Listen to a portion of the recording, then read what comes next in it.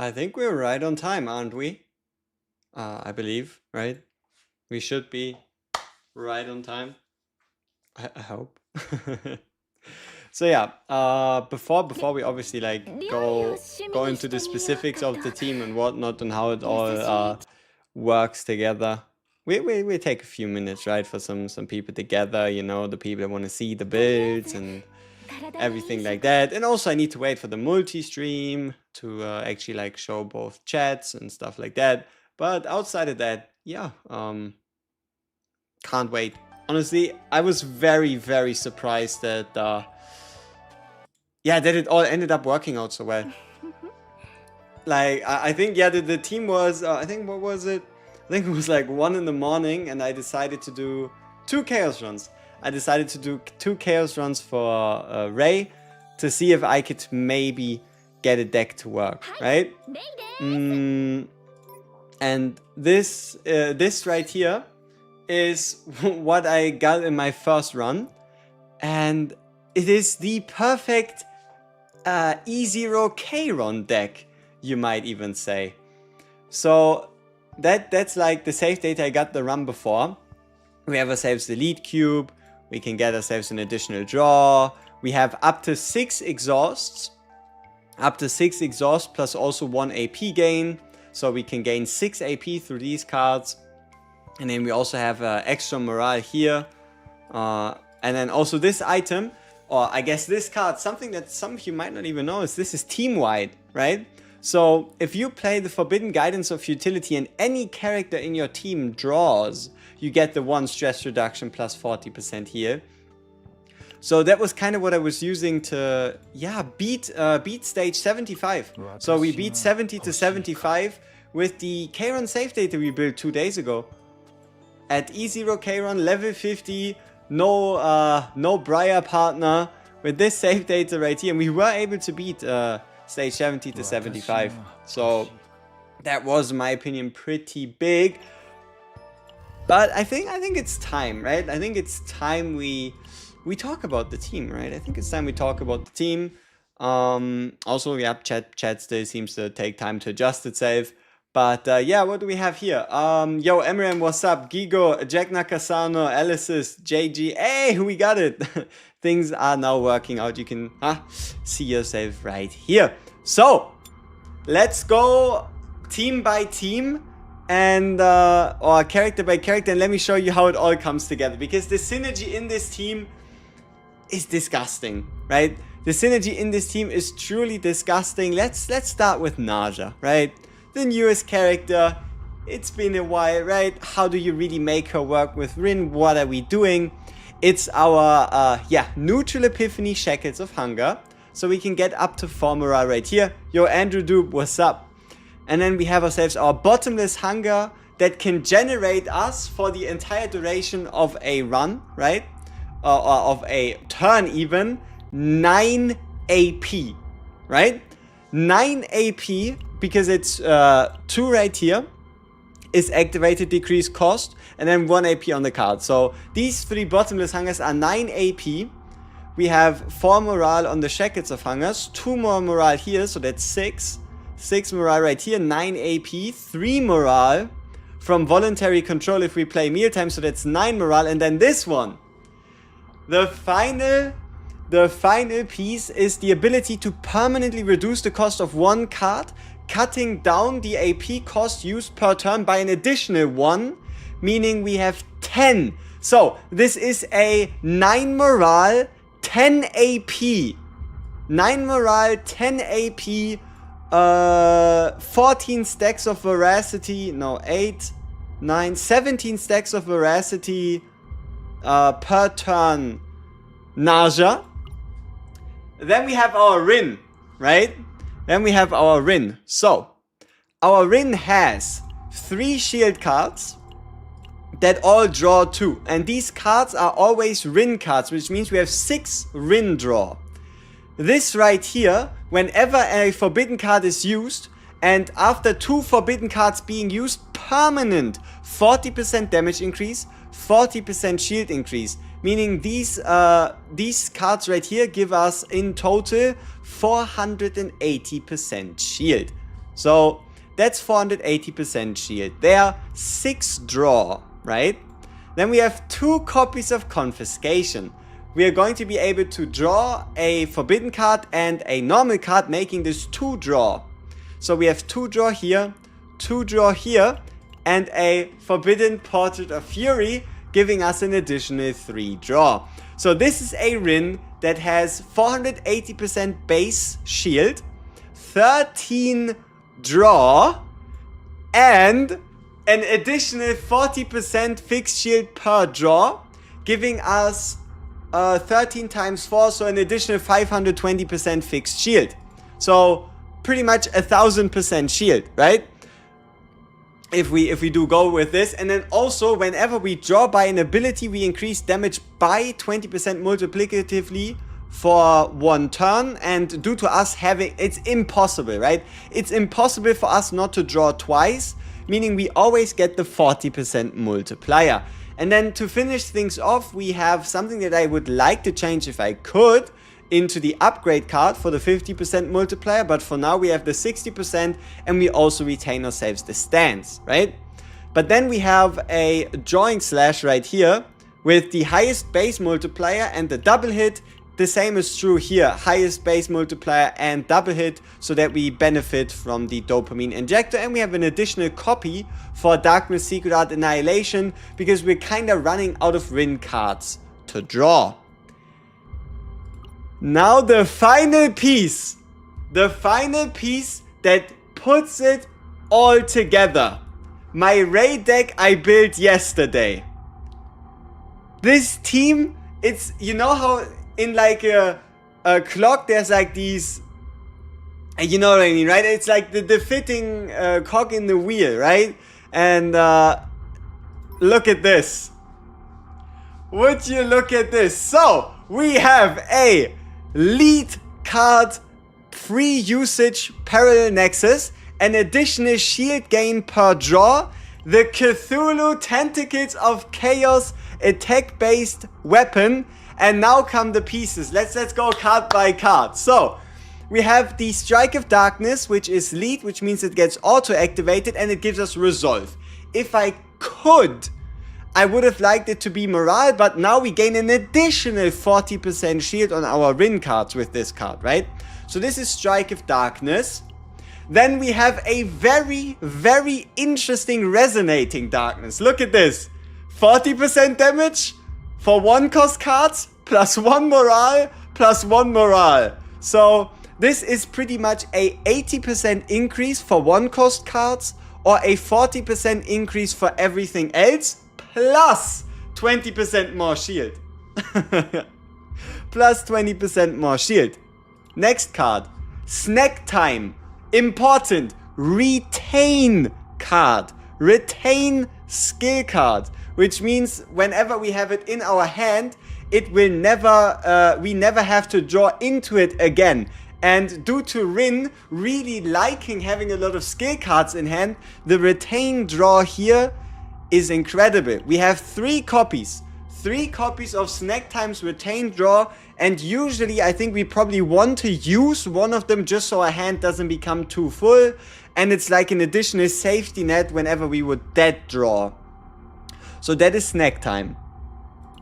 Then we have ourselves Dark Condensation, 100% damage boost for 1 card plus a draw. If we put that on our on our Black Slash, we can both use the card and replace the card.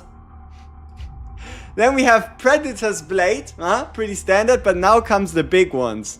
We have Forced Learning Apparatus, drawing us a card after playing 4 cards with 2 morale for a 40% damage increase.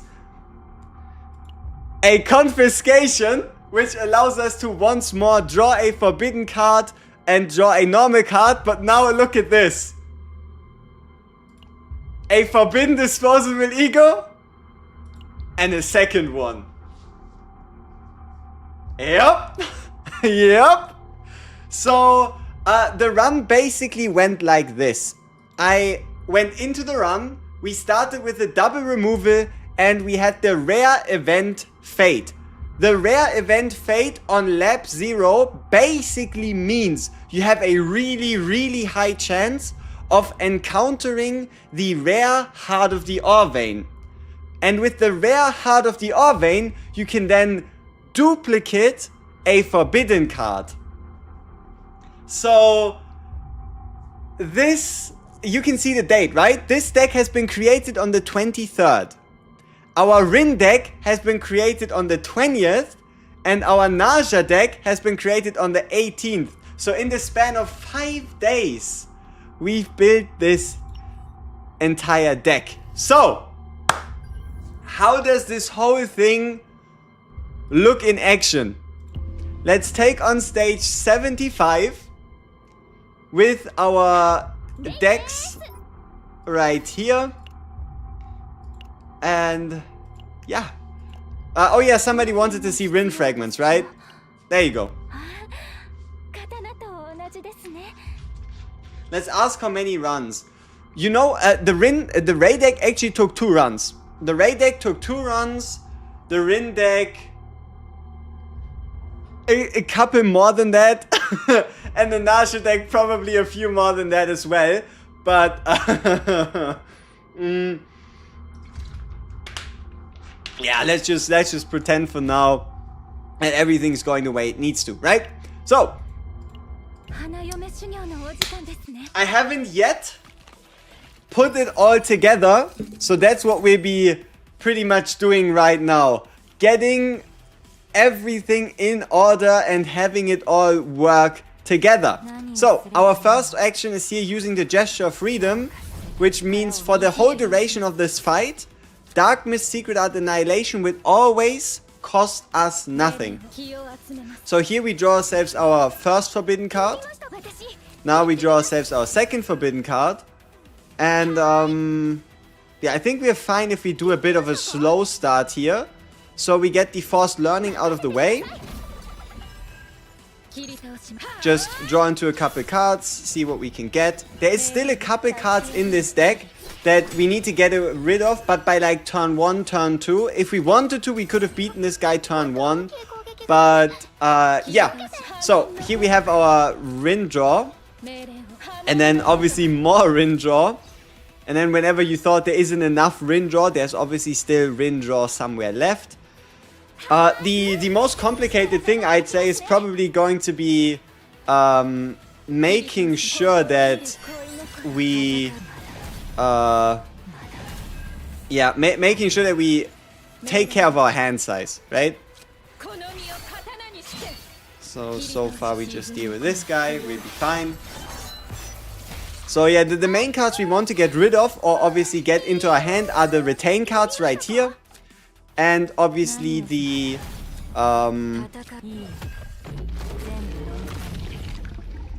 upgrade cards and whatnot, right? Because Ray has a couple of those, so we want to at least make sure we kind of make our way through those ones.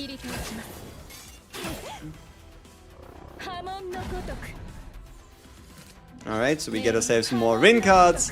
And then, who could have guessed, some more Rin cards. And then, surprise, surprise, some more Rin cards. And then, another forbidden card. And then, another forbidden card. And then, how about we play one of the forbidden cards so we can then get the upgrade out of the way. So we now have 2 retain cards in our hand. We have everything else in our hand. We have everything else we could ever need. Yeah.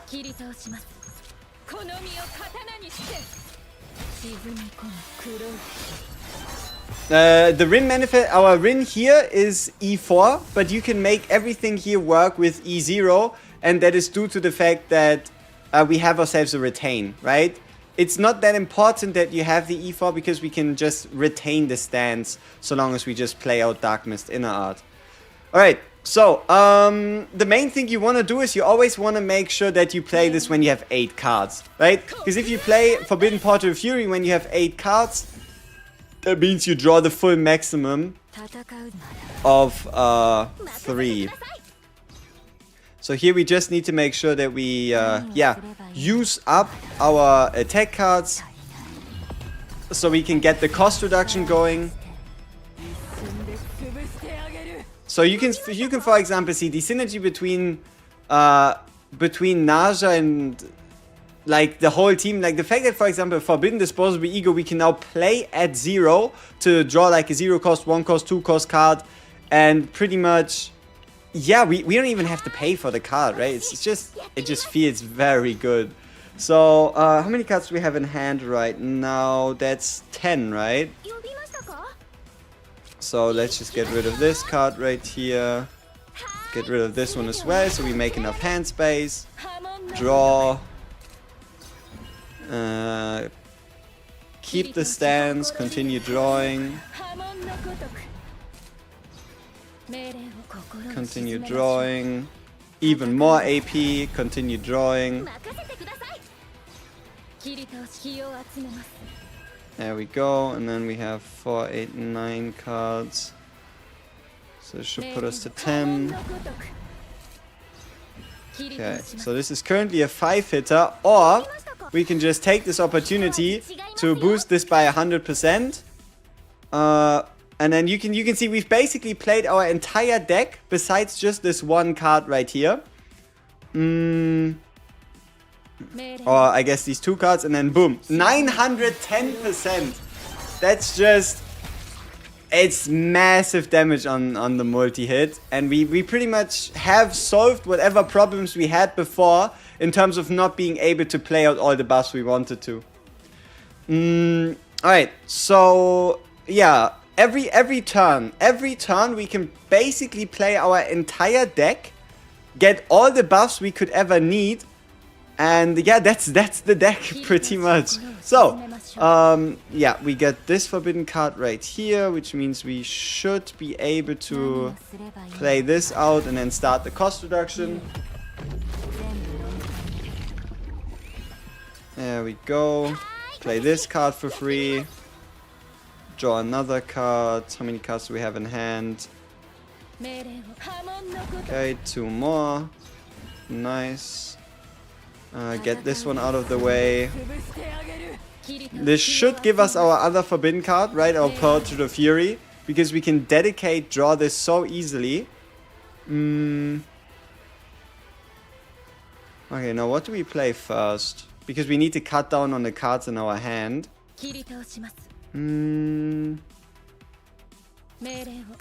Alright, let's play this one early.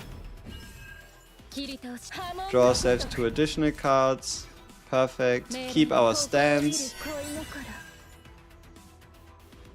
1, 2, 3, 4, 5, 6, 7, 8, 9.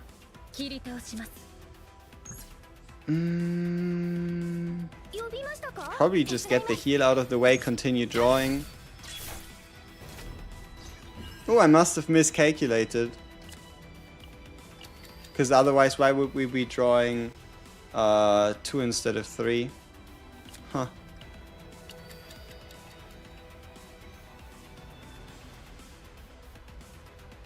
No. So here we get the 3 draw. And then we can just, let's see. We want to make sure that we obviously don't run out of AP. Let me check out my buffs. Fast learning is done. Veracity, we have a stack lying around. Alright,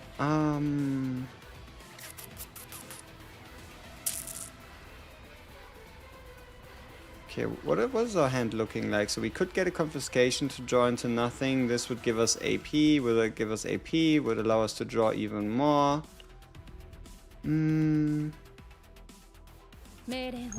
Yeah, I mean, this is already enough, right? How did you build up a character's deck? I think I just used Narja Serenial as the base. But yeah, if I could, I would just use, at least at the moment, right before Season 2. If at least at the moment I just end up using... come on, brain, think.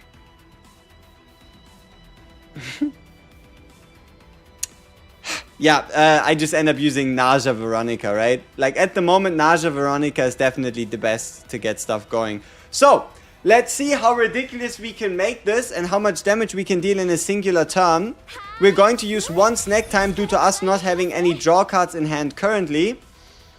Then here we should be able to draw one card, get an additional card, sweet. Also draw an additional card because we played 4 cards. Additional AP here. So we can again make up some hand space. And then we can also cost reduce. So we start getting ourselves 2 morale. Start cost reducing some cards in hand. Do the same thing here. And then use Forbidden Portrait of Fury to once again full draw. Yep. And then this card is free. This card should give us our Rin card right here. Perfect. So we have 1, 2, 3, 4, 5, 6 skill cards, which means we can play this without a DPS loss. This one should draw us into an additional forbidden card. Okay, we have 7 cards left in our deck. How do we play this best? How many Rin cards are in there? 1 more Rin card, which means if I play this, I just get an additional Rin card. We currently have 10 cards on hand. So if I draw here, we are most likely going to draw into 0 or 1 cost.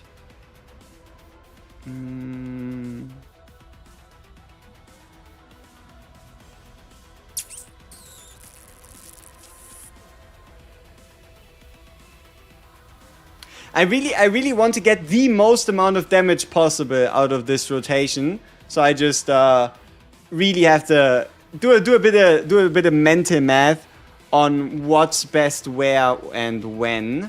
Like we could, for example, use this card here to draw ourselves the mealtime, but it would be better if we can just draw into mealtime so that we can use it after to get the additional 3 morale. So this would currently be 778%. Alright, let's just use the forbidden here. Okay, so we get 1 cost, 1 draw. We use the plus 100% right here. Then we can play this card for free to get 2 additional morale. We're currently on 885%. We also have a bunch of hand space still left. Let's count the skill cards again, 4 of them.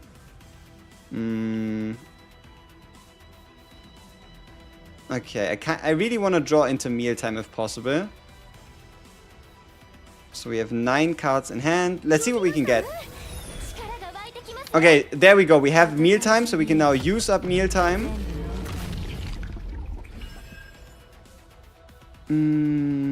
What else do we have? Do we have any tools to continue to draw into this? We do right here.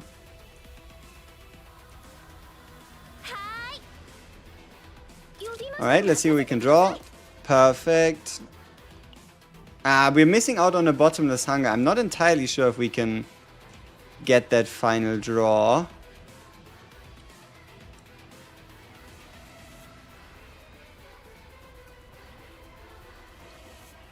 Alright, let's just use Ray ult. So we use the Ray ult so we can get ourselves 1 AP. Ooh. It's a skill card. It's not an attack card though.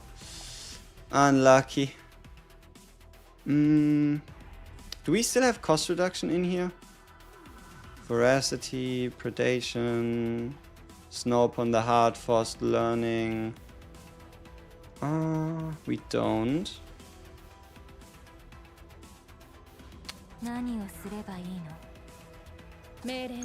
Alright, let's just use it here at 1000% times 5.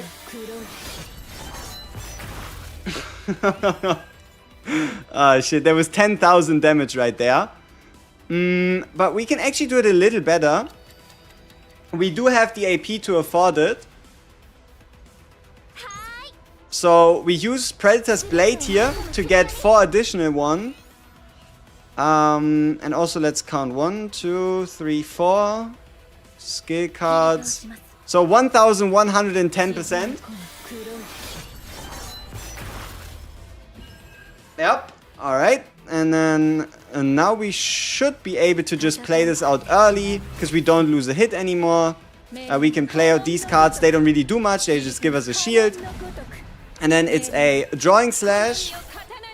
at 5000 damage, a Dark Mist Secret Annihilation at 6000 damage, and an additional Dark Mist Secret Art Annihilation at 4500 damage, and a Sheath Sword at 2611 damage. And then we can just finish him off here. So, yeah, one turn. It took us one turn to take care of the guy. And you know what the greatest part is? We can do that every turn.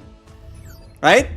Like, the whole reason why this got me so excited is due to the fact that there are no exhaust cards that we have to play to make this work, right? We can play all this massive Rin card draw here.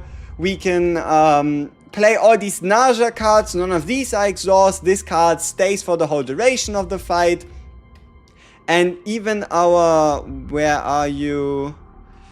Even our Ray, we can just keep these snack times on hand to make her deck shorter, requiring us to draw less cards. So yeah. There you go.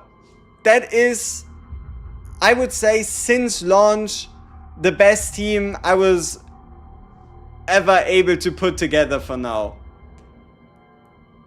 Pretty happy with how it turned out, I'd say.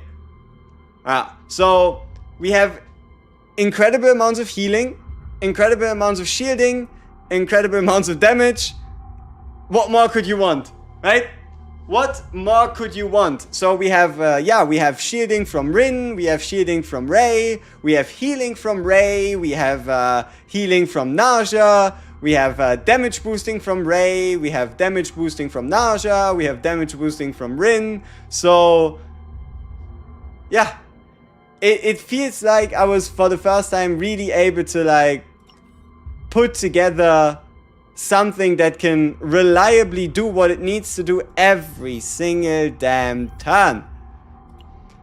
Okay, do you want to see me attempt this with a Kron? A level 50 Kron? Because I at least know it should. It should quite reliably work. I'll show you the same deck. We are also going to be doing E0 Kron, right? E0 Kron, no partner. So yeah, I can see what Kron can cook up. Yeah, for that we just need to quickly give him the memory fragments from Rin. You know, this is what I like about 2 pieces, right? 2 pieces, especially Void set 2 pieces. You could just put it on Rin, you could put it on Renoa, you could put it on so many different characters. Shizuru, right? You could put it on Shizuru if you feel like it. Yeah, so let's put that over here. Get this one on. So this is going to be our Kron. As you can see, he has no potential, right? Pretty much non-existent potential. I mean, it's non-existent, alright? Like, this is potential you can farm in, like, 60 stamina. 60 ether gets you this Kron's potential. Manifest Ego E0. Partner is a Eloise at level 50, right? And yeah, that's it. That's Kron. Team-wise, we have ourselves something that's not as important. So we have big base damage on this Accio Futility, but the more important part is that just creates 3. There is 2 better options for a Kron, and we got none of them. So the best options for a Kron would either be the plus 20 per exhaust or the plus 30 per create, right? So I think we got like the 3rd best option, all things considered, where we have the Echo Futility that creates 3. Otherwise, this one and this one, these 2 would pretty much be king, right? So that's the Echo Futility. We also have a very funny Divine, right, for Agony. What can you do? But at least we have the Scaling Black Hole at 60% twice. And then we have ourselves a single target Brand of Annihilation, a Portrait of Fury, a Initiation card for the 80% damage and heal. You know, at least for the tower, I would say I kind of prefer either the 180% damage one or the 120% heal and damage one, because it's not as important that you get this Oath of Vanity out turn 1, right? Like, if I could, like, make another choice, I'd probably not go for the initiation one, because you have the time. There is no real rush to, like, play out all those Kron cards. Yes. I sent a message to the devs, and I was asking if they could send me all the cutouts for every single card in the game. That's actually a decent question. So the devs were kind of like, all right, is there something you could think of that we could help you with in terms of, like, assets, right? Let me give you a bit of context. So, this is the website that at the moment I wasn't able to yet find the time, like, to properly work on, right? But I built this thing before the game launched, right? I put this thing together before the game launched. You can see all the characters, right? They're unranked. That's like something we can work on slowly together, yada yada. And also, if you were ever curious how were the characters during the beta, that's what you'll find here, right? Like, this is like the full kits of during the beta. And the problem is there were so many card changes, so many name changes, so many other changes. Also, the discrepancy between foil cards, so like shiny cards and non-shiny cards, that at the moment I either invest, like, I don't know, probably 10, 20, 30 hours to, like, cut out, get everything, the background rid of, put it all in, rename everything and the like, so I can get the cards up to date, so I can work on it. Or we can just get it from the devs, and it saves me like 20, 30, 40 hours of work, and then I can, like, go into fully figuring stuff out, and we can, for example, we could, right, we could give the ratings, update the overview, even though the overview is pretty much still good enough. How to play would be like simple combos, right? Combos, synergies, yada yada. Full kit wise, we could again also check out if the dupes and stuff are worth it, and then we can give them like a rating, you know the deal. Potentials, which potentials to go for. Partners should still pretty much be up to date, but obviously there's like the 5-star premium partners that we might just have to add in, but they're probably always going to be like last place because they're very special. And then team building wise, right, we could increase from like beginner team, early team to like end game team, and then obviously explain like the specific synergies between characters and also between cards. But yeah, I need a base to work with. So, what is, in my opinion, the best team for tower? It's pretty simple. It's Narja, Serenial, Cassius. Narja, Serenial, Cassius probably, like, annihilates the tower. And it's not even close. Yeah. Then again, in their team, it's more about the Serenial, Cassius, and you can just add in whoever you want, right? Okay, so let's get this run on the road. So we get ourselves our futility change. We get this card out of the way, play Predator's Blade, and then perma reduce the cost of Black Hole, should we ever need it in the future. And then let's go into our next turn. Alright, so we have ourselves the... See, this is what I really like. Look at what happens here. We play out the Bottomless Hunger to play out the Echo of Futility, and the hit of Echo of Futility already like reduces the cost of a card, which could have, for example, been a futility itself.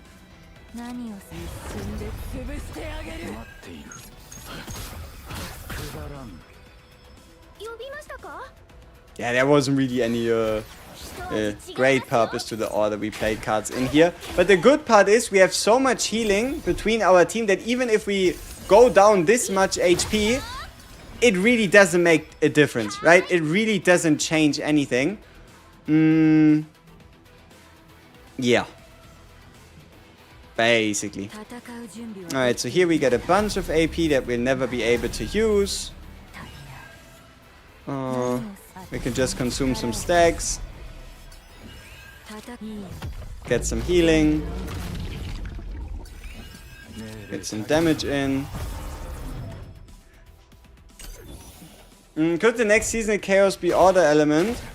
I would assume it's gonna be Justice and Order. but it might be a lot more wide in variety than what we're used to.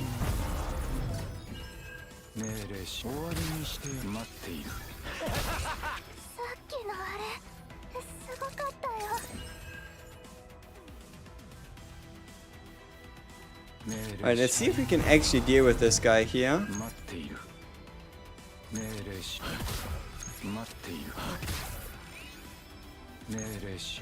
Not quite. How much do you hit us with? 349. We had a bit of an unlucky start without really being able to draw into stuff. But let's see. Maybe we still make it out fine. We'll have to see. Yeah, there we go. So yeah, now we can just. It looks a little bad, right? It looks a little unfortunate. Like, is this really working? But as you can see, we are clearly still standing. So we have to do something, right? Yeah. So here we can get rid of another one of those. Continuously start and continue to stack our futilities. And then here we just get ourselves a massive amount. One of them gets sacrificed.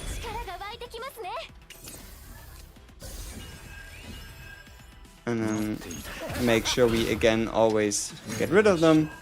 And now we're already up to like 2000% damage.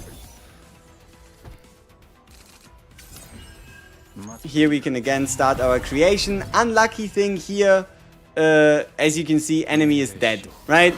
That's like the biggest issue. Enemy dying and putting these futilities into our deck before we can actually play them. But this is kind of how like a usual turn looks like. We get our Bottomless Hunger out, we get our Echo of Futility, we hit, we get the cost reduction already applied to the futility.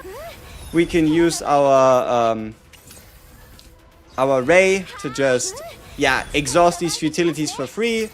Hopefully card cycle into, as you can see, another futility.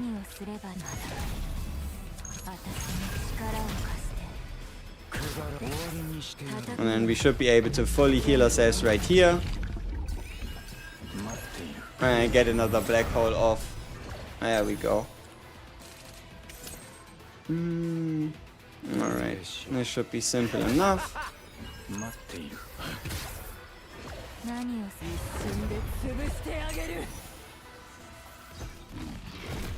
Is my Kron still E0? Yes, he's E0 level 50, no partner, no Briar with level 50 partner. He is as attainable as it gets.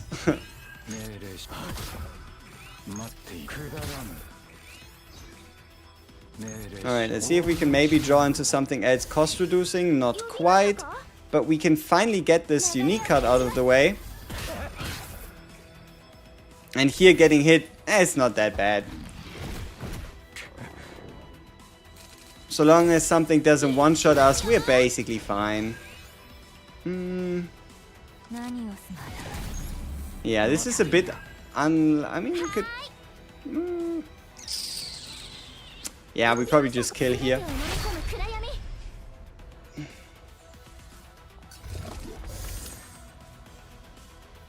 Alright, so double draw. Create a bunch of utilities. Use snack time to eat up the futilities. Get the cost reduction. Go in. Heal up. Our best Yuki team. You could probably run Yuki, Narja. Let's see. Yuki, Narja, Ray should go quite well.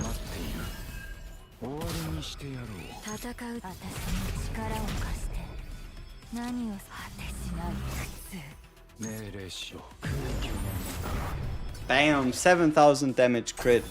Not too shabby. Alright, and then let's continue doing what we've been doing the whole time, which is create more futilities. So we continue stacking. Is that worth it? That might just be worth it. So we use the Ray ult here so we can get ourselves 1 AP from the break. The exhaust making this card free.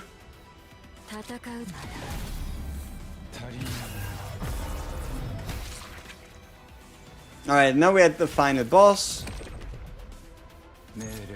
Same thing as we did before, right? We start creating some futilities. Get rid of a futility. Get more AP. Start using it up.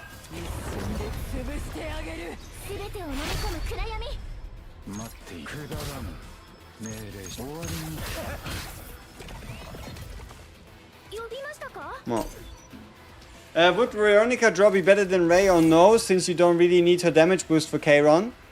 I mean, the damage boost is still useful, right? The 1-cost damage boost, the other, like, additive damage boost. It's also about this one right here. Forced Learning Apparatus. Whenever we play 4 cards, we get 1 draw each turn. And it's also about this snack time, right? The ability to, throughout the duration of the fight, use this card up to 6 times. And every time, exhaust a card, draw a card, get 1 AP. Because in comparison to like a more developed, right, you could say a more developed Kron, we are really very reliant on playing out the futilities because we don't have a easy way of just exhausting them, you know?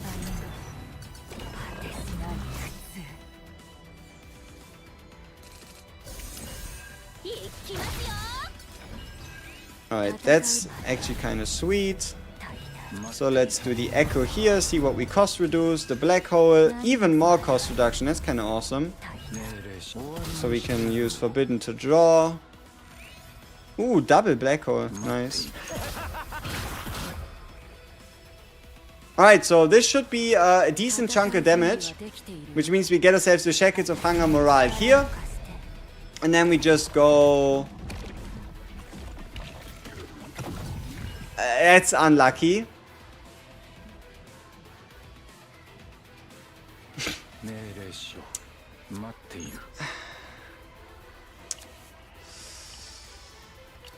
Maybe we can get at least 1 black hole in before he goes invulnerable. 258. Yeah, let's just use this one. Ah, didn't even crit. Scam.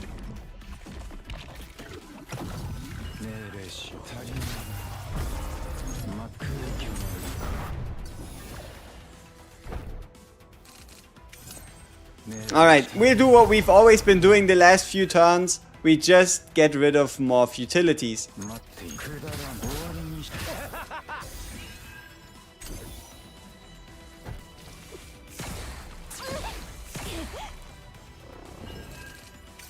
And then here we should be able to mealtime.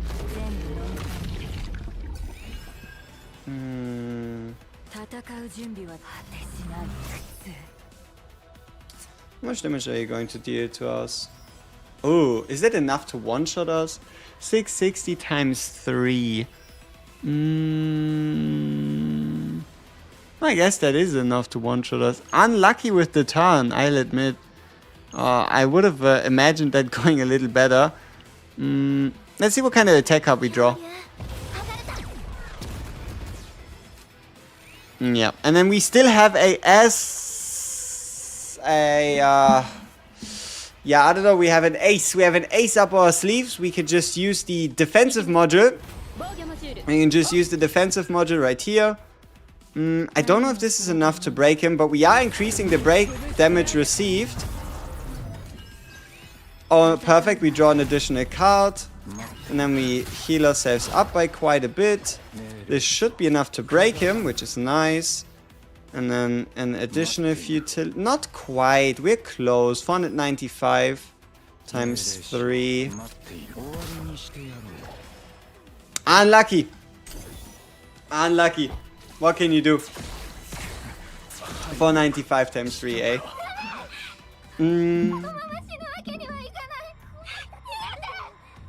That's an odd Rin skin. Yeah, crazy, right? Gender swap. But no, obviously, so long as we were just to invest a little more into Kron, this wouldn't even be as much of a problem because, once again, dollar store potential, no manifest ego, don't have the partner. Could get the partner if I wanted to, but I don't know. I feel like I want to save my resources so that we can, like, insta-max on day yeah, on day 1, right? When it comes to 9. So yeah, but I hope you get the concept, right? If everything goes properly and he doesn't just phase change and you crit, you can expect around, what is it gonna be, like 10,000 to 12,000 damage on a crit from the black hole, which really isn't that unrealistic. Yeah, it's not the best showcase ever, huh? But I also don't want to do another 12 turns. But it definitely works, and it's not like you have to beat the tower over and over again to farm it. You can just do it once. Why am I keeping it at E1, E0 though? Not entirely sure. It's I guess a bit of a principle thing. You can see we have ourselves Mei Lin E0, Magna E0, Haru E0, Kron E0, Renoa E0, Narja is E0, Kalip is E0, okay, Yuki is E1, Shizuru is E2, Luke is E2, Rin is E4, and Serenia is E6.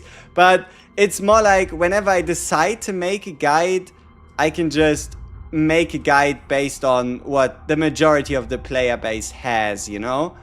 The big part here is you cannot go back, right? You cannot go back in time. Favorite Enfield streamer? Shut up. Yo, Futamura, I appreciate the follow. Thank you very much. Yeah. Need 20 turns to beat 75 for your Kron. Am I gonna do some Chaos runs? I don't know. I mainly wanted to at minimum show off the Rin, Ray, Narja team we worked our way towards. I think we did that. I'm very, very happy with how that came out. And now, I don't know. I think I did what I wanted to. We could obviously do another run, but... yeah, no. I think the next thing would be waiting for what? Tower... Tower stage 100? I'm not entirely sure. Drew, when's the next Enfield Reroll? No, wait. No. We're not gonna do that. Owen run? My Owen isn't built. I mean, if you wanted to, we could do another Chaos run. But I feel like it kind of goes a bit against the thumbnail or whatever, you know what I mean? Like the stream title. Yeah, I mean, I still didn't yet get the one Rin deck I was really looking for. Which is like this create spam Rin. See if I have that one. I think it's probably one of these ones.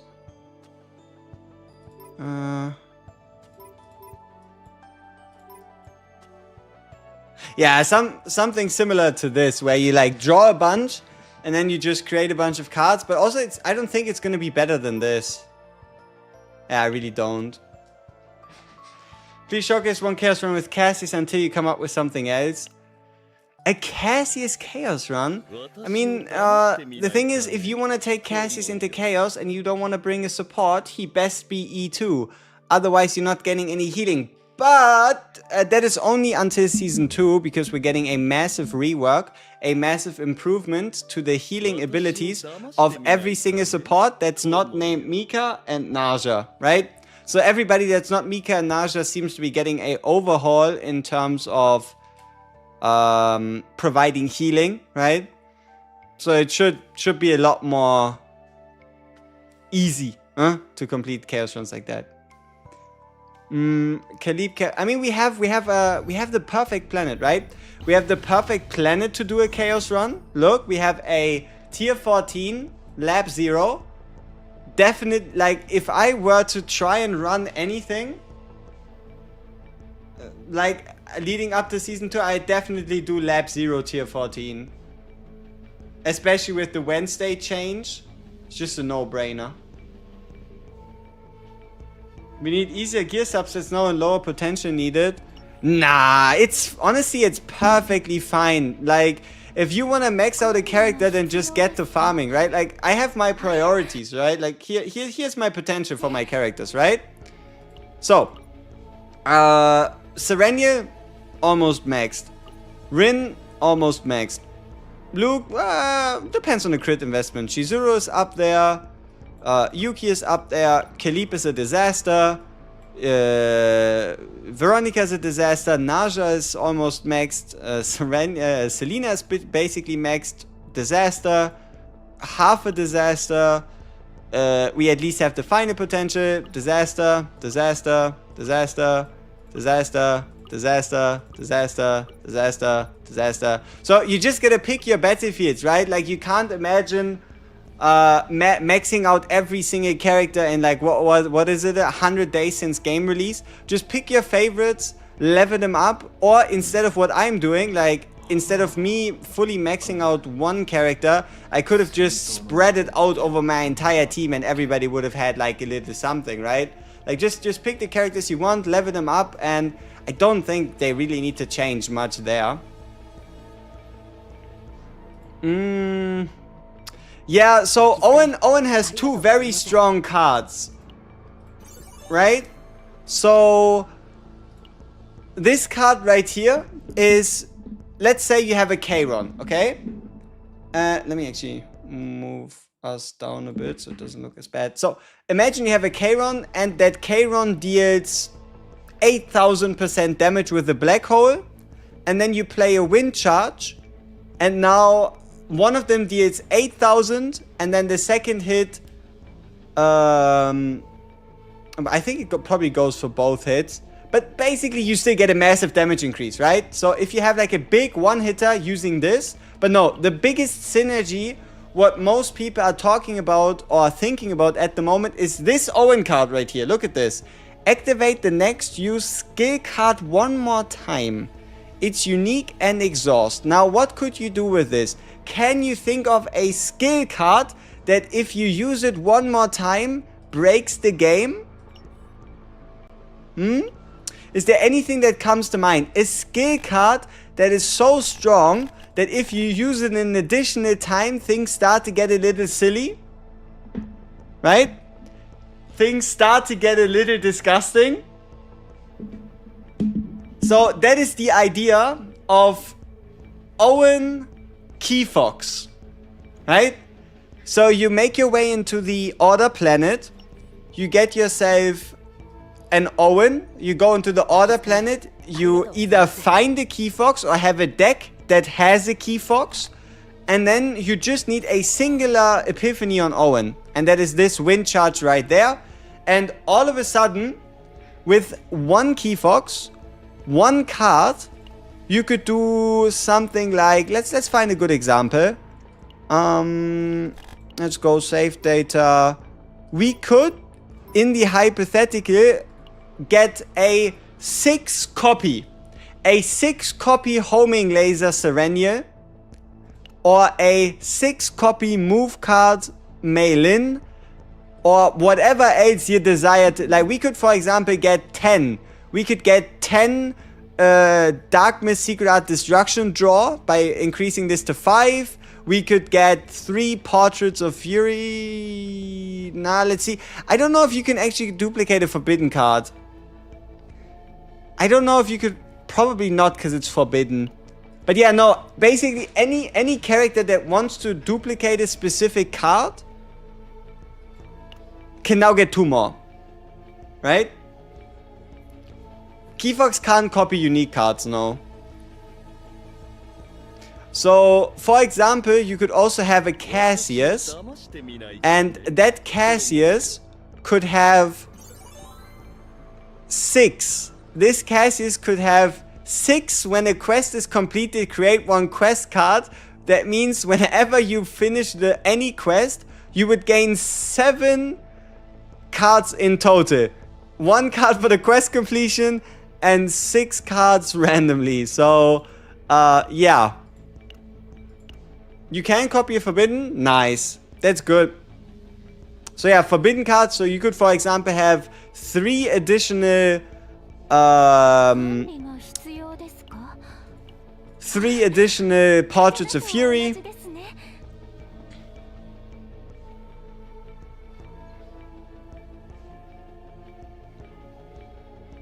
So yeah, that's kind of the idea behind Keyfox Owen, right? Just simple synergy. Keyfox, skill card, and job done.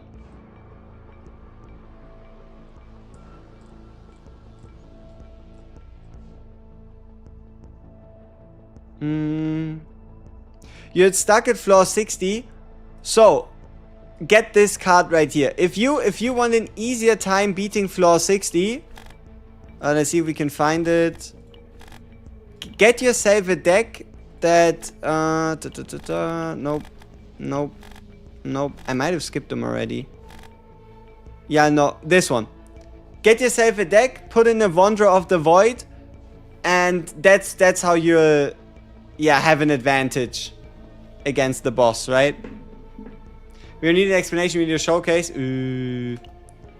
I get a nice idea, gonna make 2 units with Keyfox and unleash 8 or 9 Iceberg Cleaves.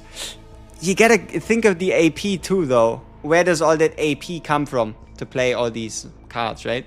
Should you level up, Owen? If you feel like it. I'm supposed to check out the Serenia deck you showed, you pinged me in. Okay, but why did you ping me in Narja strats? Alright, sure. Let's have a look. What is this?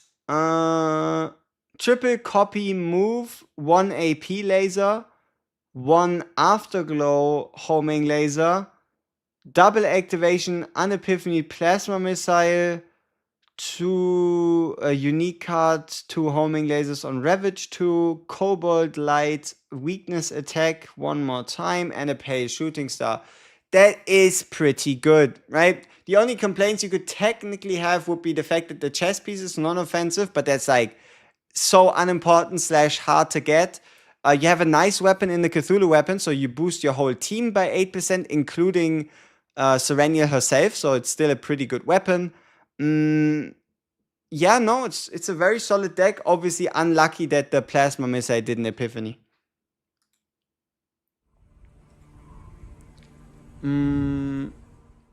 What the hell was that? So, I need the website that tells you which areas exist in the chaos. Sure, I'll link it to you real quick. Why not? Bing, bang, boom, bang. There you go. Enjoy.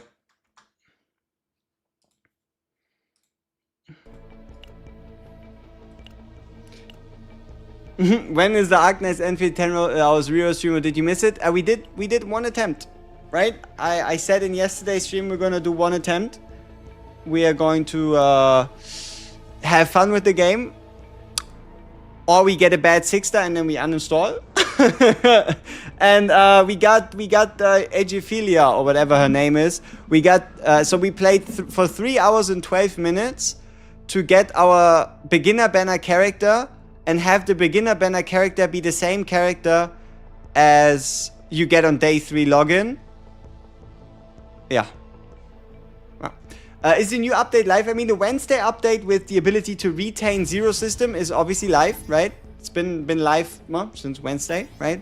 But the season 2 is February 4th, which is 12 days from now. Can by any chance possibly upcoming saved data deck edit tickets can epiphany a card that is not epiphanied?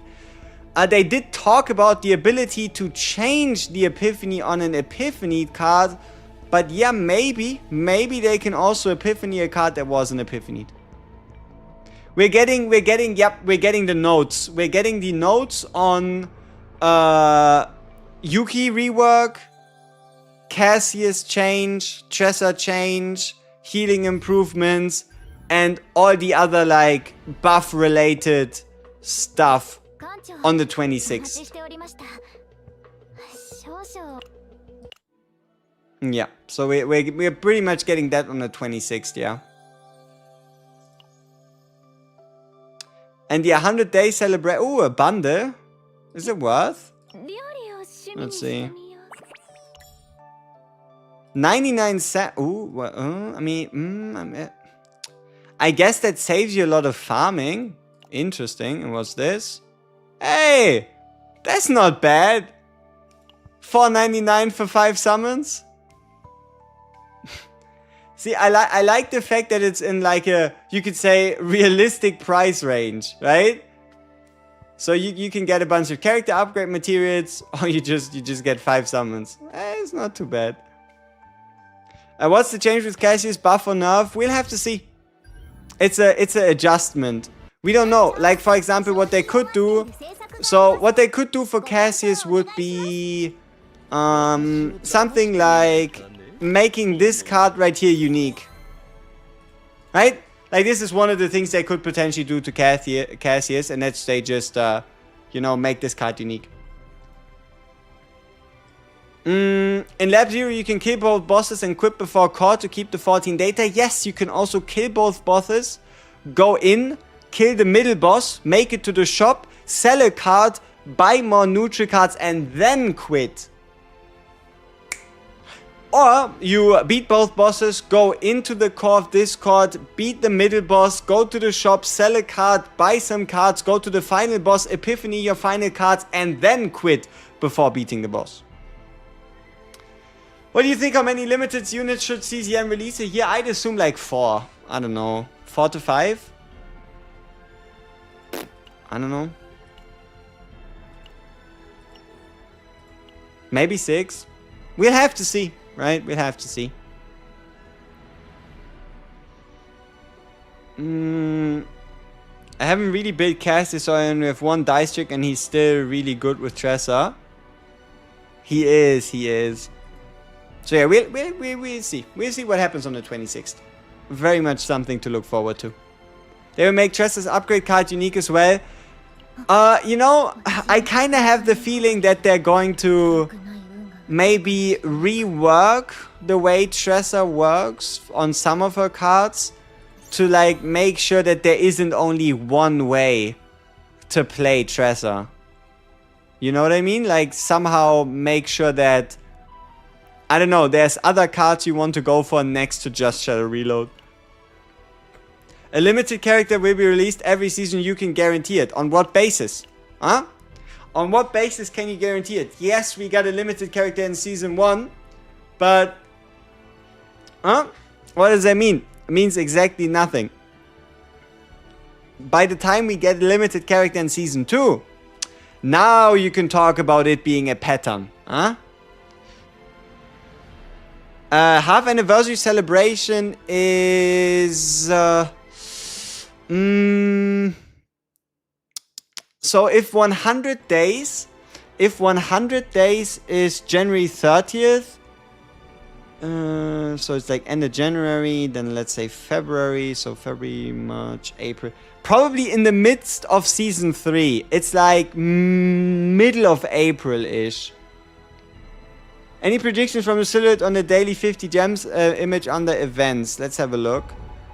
I'd probably say it's the partner. Like, I don't know, I feel like this purple unit, I don't know, it gives a bit partner vibes. Like 9 and then her partner.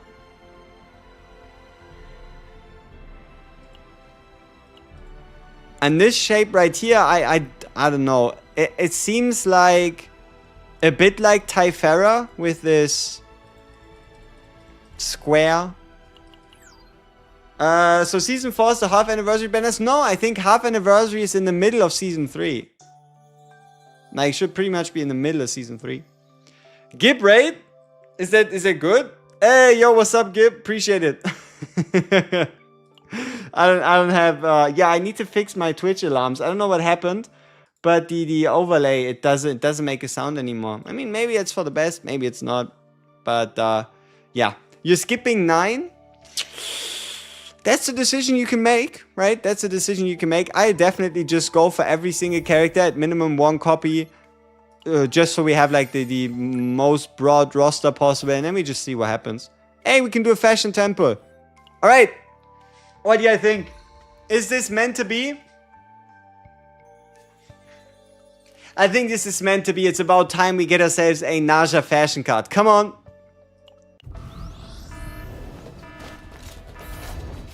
Come on. You know, the fun part is, even if it's Forster animation, you can still very much get a 5-star fashion card. Because the game never bothered fixing the animations for the fashion pulls. Which character would I pick for the 3rd season pass? Probably Nyx. Right? If I had to make a pick, I'd probably just say, I don't know, at this point, start stacking Nixes.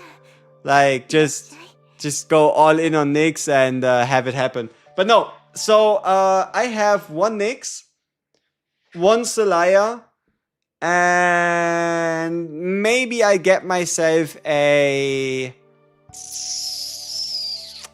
it's kind of between Serathea and Taya and Aisleen. I don't really want to get myself a Priscilla. I might just get myself a Serathea. I don't know. Or maybe I just get myself a second Nyx. We'll have to see. Love your content, though, brother. A Jail Empire or Jaleel Empire. Appreciate it. So, we got a Tressa fashion card. I could have sworn I have all my Tressa cards maxed. Apparently, I'm not even close. So... which card are we doing? Let's do Vital Attack. Okay, so how close am I to having all the 4-stars card maxed? So Selena has every card. Here we have 3 out of 5. Also only 3 out of 5. 4 out of 5. Damn, 2 out of 5. Wow, 2 out of 5. I'm not even close. Beryl is 5 out of 5 though. Emir is 5 out of 5. Owen is 5 out of 5 if I wanted to upgrade him. Maribel is 2 out of 5. Huh. So half decent. Obvious question, but the team you posted is the team marathon for today, or are you doing Owen?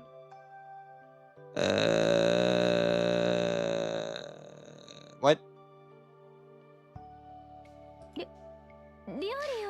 You wish you could preview the animations in-game? You can do it on the website at least.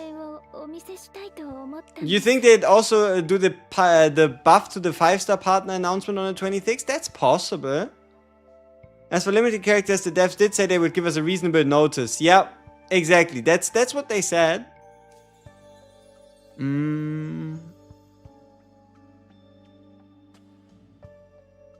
no, you can't do it in-game. You have to go to the website. So, you just go to Chaos Zero Nightmare on Stove. You swap over. So you swap over, and obviously, yeah, you don't have to zoom as much, but then you could just go to your characters, and then let's say you want to do like a Narja card, and then there you go. You can check out all the Narja animations before having to commit to a fashion choice. Oh. Can I do a guide for a Narja buffer build? I mean, it depends on what you want to buff, right? Like, if you want to buff defense-based and counter-attack damage. If you just want to do, like, a general buffer. Because if it's general buffer, then this is my preferred way to do it. And that is a morale or the 3 veracity on break for domain of veracity. Either the 6 veracity or the 2 morale veracity for shackles of hunger. The 1 AP or 1 draw epiphany godly on bottomless hunger. And then either the 6 with 2 morale or 6 with 1 draw voluntary, or the 9 veracity voluntary. If you have no other choice, voluntary control with the 3 morale is good as well. Yeah. And then here you can also something similar, right? It's just like the bottomless hunger with base epiphany. I don't really like this as much, because the problem here is you're kind of starting to lack the veracity to even trigger the effect of this bottomless hunger. That's like my main problem I have with the neutral epiphany that gives 1 morale.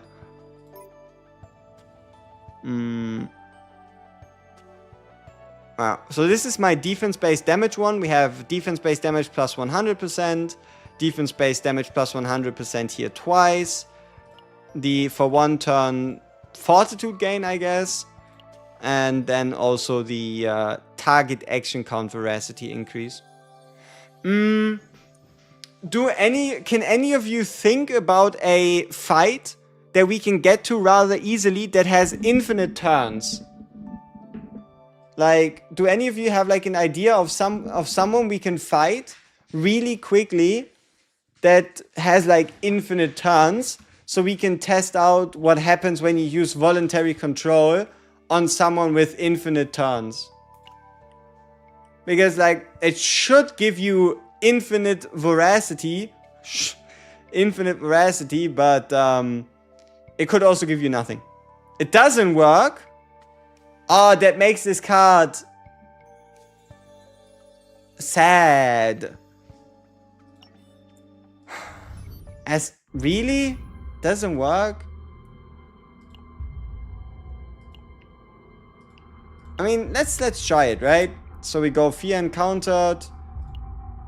We bring ourselves the action count decrease.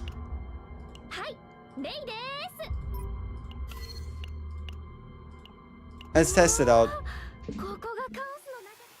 Probably because infinity minus 1 is still infinity. Alright. So we just do a bunch of actions.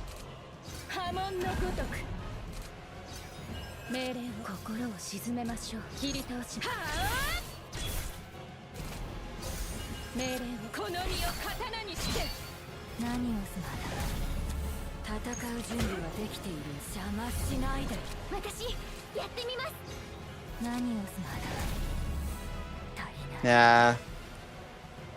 I guess we don't have enough AP. Okay, so here he is on 5, which means if we skip now. There we go, infinite turn. Let's hope we can draw into what we need.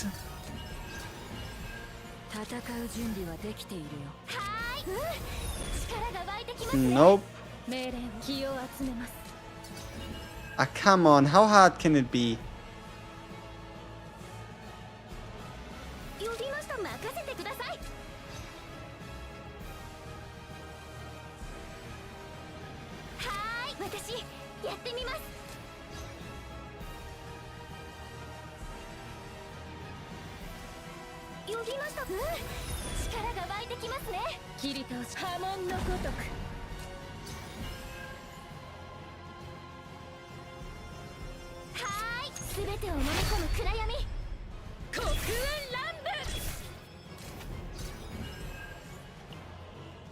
Okay,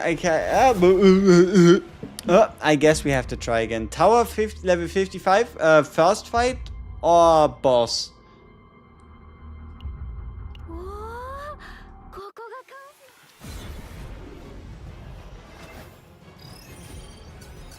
Why so hard to get the level 30 blue pot that unique gear never appear?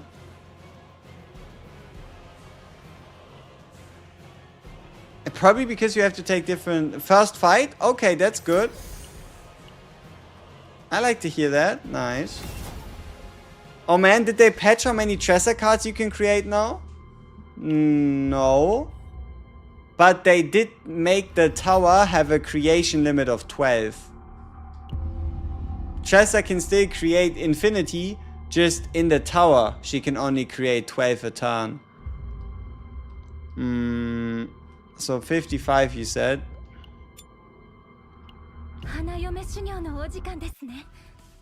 Alright. So how do we get this guy to have infinite turns?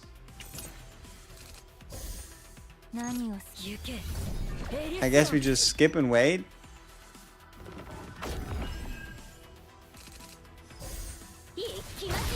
This doesn't quite look like infinity, you know?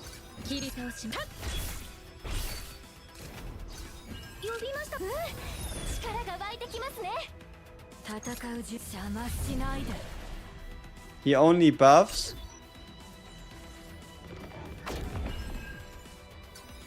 Yeah, but I didn't mean for me to have infinite turns.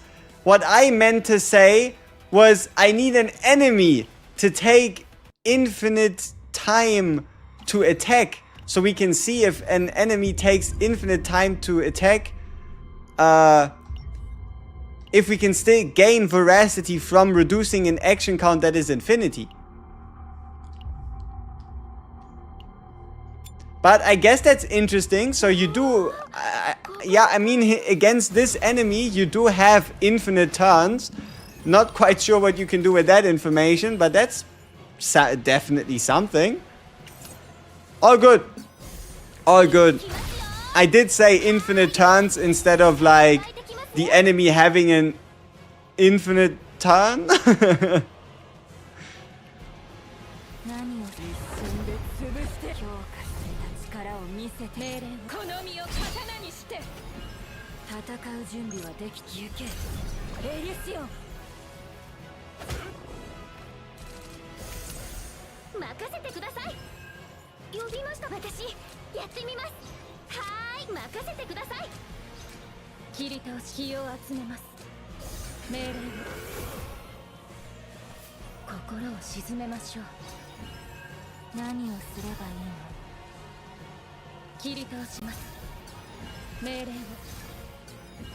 Okay, this should work. We now have the buff applied for the next three times action count decreases.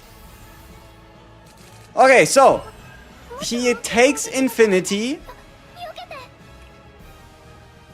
We play a card.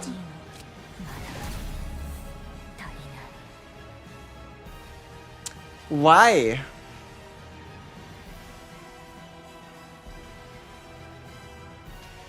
Why does the card work this way?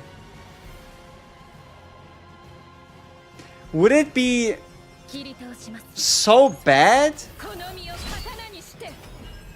if this were to grant you one veracity? Like, this just makes it even more situational. So you now need to face an enemy that has a high action count, but not infinite. Like, I mean, how high would that action count ever go, right? Like maybe 10? So the best thing you can do is what? Gain 10 veracity from that card? I don't know. I mean, the base version gives you 6 veracity, so that means if over 2 turns the enemy has 6 or more action count stacks, I guess then you're gaining more, but it just feels bad, right? It just feels awkward to have as a card.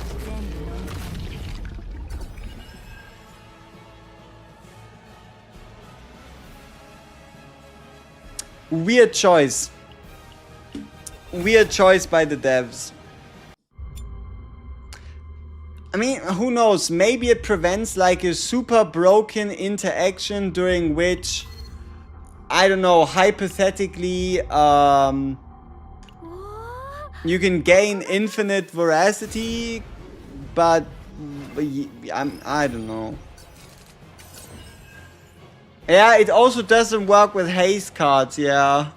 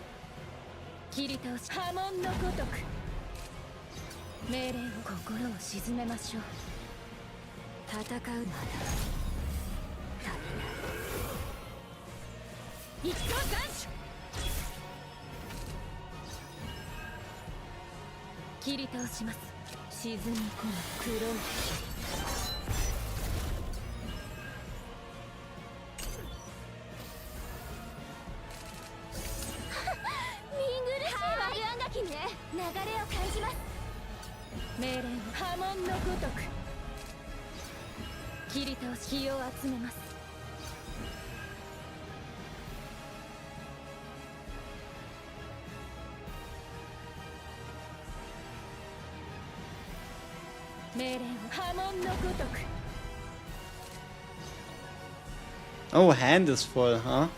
So we missed out on a potential 1 draw.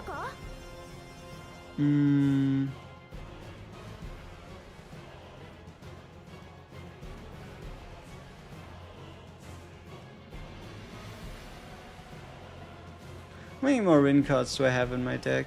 3, 4, too many. Yo, Syed, what's up? Also, it's not an AoE, not even good against the Fear and Hunger type bosses on the season 2. True, true, true.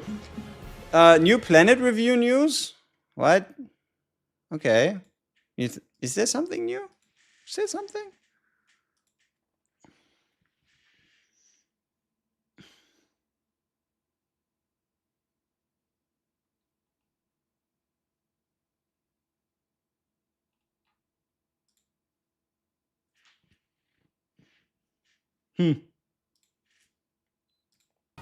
I don't think there is. Or maybe there is and I'm just blind. New to this game, need help with the Narja team. Let me see if I still have the image lying around. There you go. That's Narja team building in a nutshell. So, if you wanted to build one of the most successful, one of the easiest teams, you put Narja, Serenial, and Caleb or Veronica. If not, you take yourself a Narja and then pick anybody from the left side, anybody from the right side. And the bigger the images, the better the synergy. Yeah, so you could, for example, run like Narja, Mei Lin, and then, for example, even a Shizuru, Narja, Mei Lin, Rei, Narja, Yuki, Rei, Narja, Yuki, Orlea, Narja, Yuki, Cassius, Narja, Yuki, Mika. A bunch of options. Could I use any hypothetical dev connections to get us a Yuki and Shizuru rerun? I mean, I don't know. Maybe the devs want to rerun Yuki when she gets her rework or update. I have no idea. It would certainly be a possibility, no? At least a little bit of a one. We don't have enough draw space. And we're not drawing into our AP gen cards. Our hand is, as you can see, full.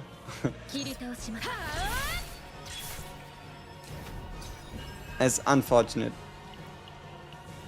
We need more Shizuru, we need more Chorizo right now. Okay. Do y'all want to see us build a basic attack Chorizo?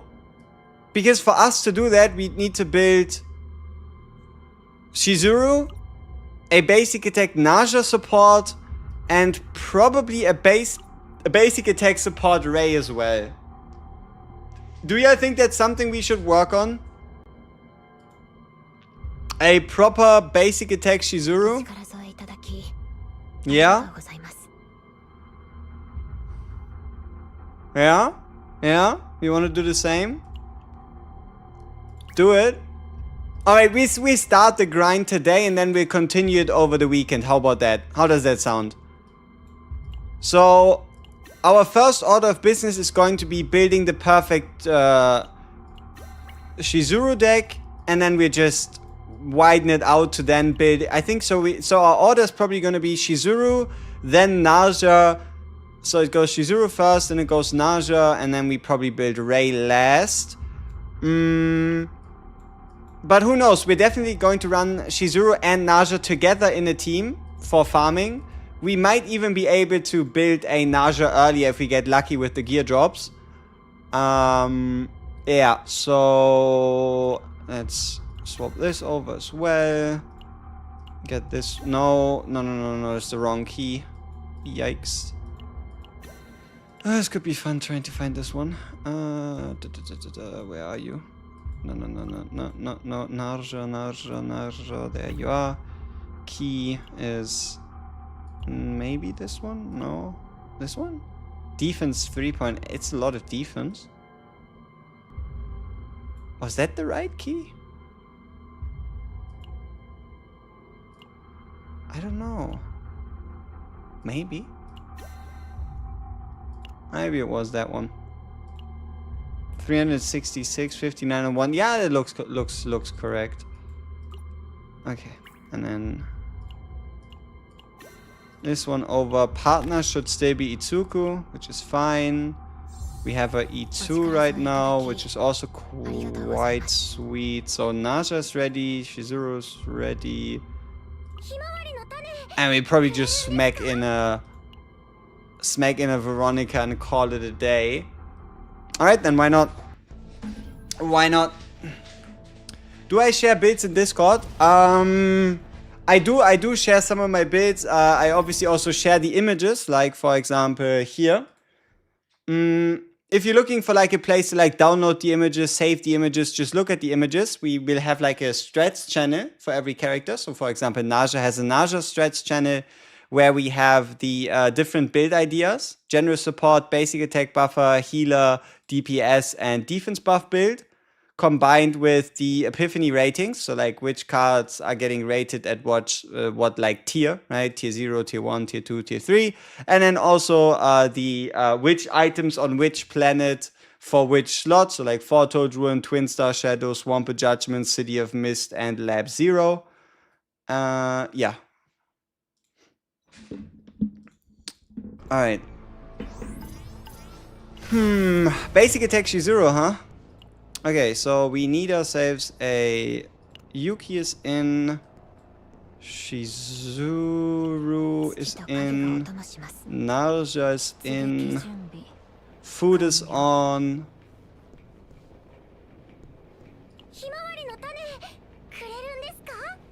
We can definitely change the partner here. Hunter, Vanguard, Ranger. There we go, level 60.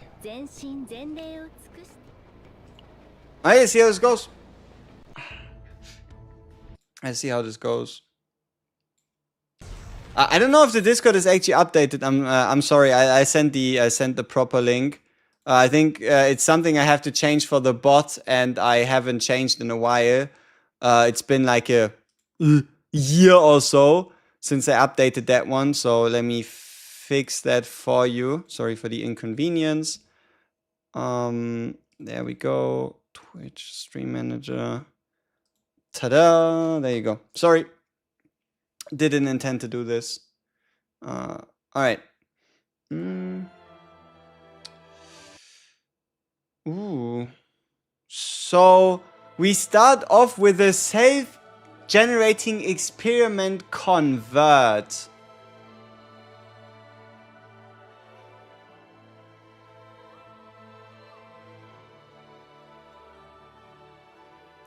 Alright, why not? Let's get funky.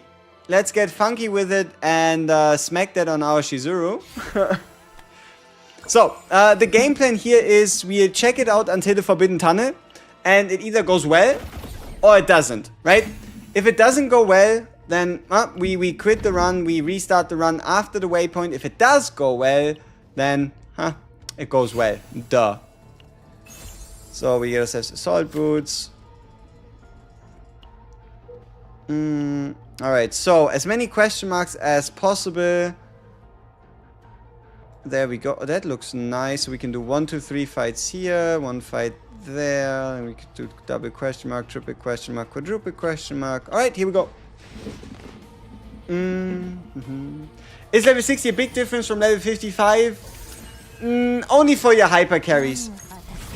Only for your hyper carries, and the reason why is the higher your character's level, right? The higher your character's basic attack, and the higher the basic attack, the more impactful the multipliers, right? The more impactful the attack percentage multipliers, but it's not a big difference. Alright, so we have a pretty decent start. So we have a convert, or you could even say double convert at the moment. I don't know if I want to keep the card in those self-generating experiment. It does sound at least a little fun on Shizuru.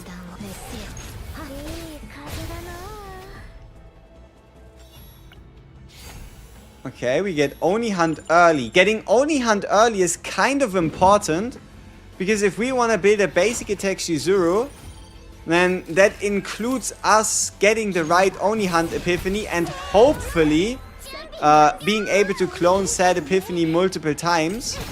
So if we don't get the card early, if we don't get it before the first boss, how are we ever gonna clone it? Okay, Guardian of the Boundary. Contamination, give me some credits. So no Owen Marathon. I don't have the resources. We can maybe build Owen in Season 2, but for now I'm scared. I'm scared I couldn't even level up a 9 to like higher than level 50 right now. Because I'm really broke on experience. And if I wanted to improve that, I'd have to... Let's see what I have to do if I wanted to improve that. Yeah, I'm kind of hoping Trauma Code. Trauma Code gives some experience. Or maybe the devs have mercy on me and they release more battle missions, you know? Maybe they release more battle missions randomly so I can get a bit more XP as well.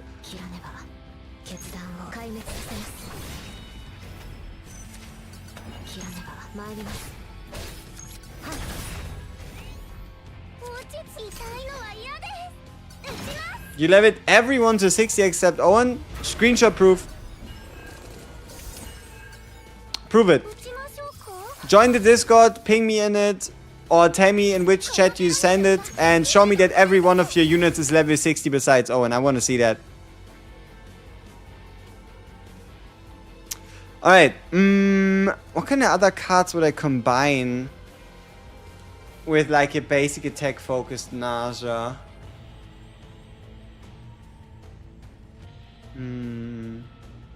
The Shackles of Hunger wouldn't be too horrible. Let's just go with the basic one.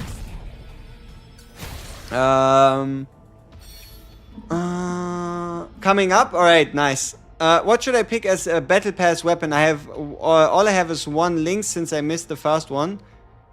So you have one Nyx and you missed the first one. Who should you pick up? So the easiest option, the safest option is picking up another Nyx. And then otherwise you could pick up a Solaya. You could pick up a Serathea. Or you could pick up the Vanguard lady.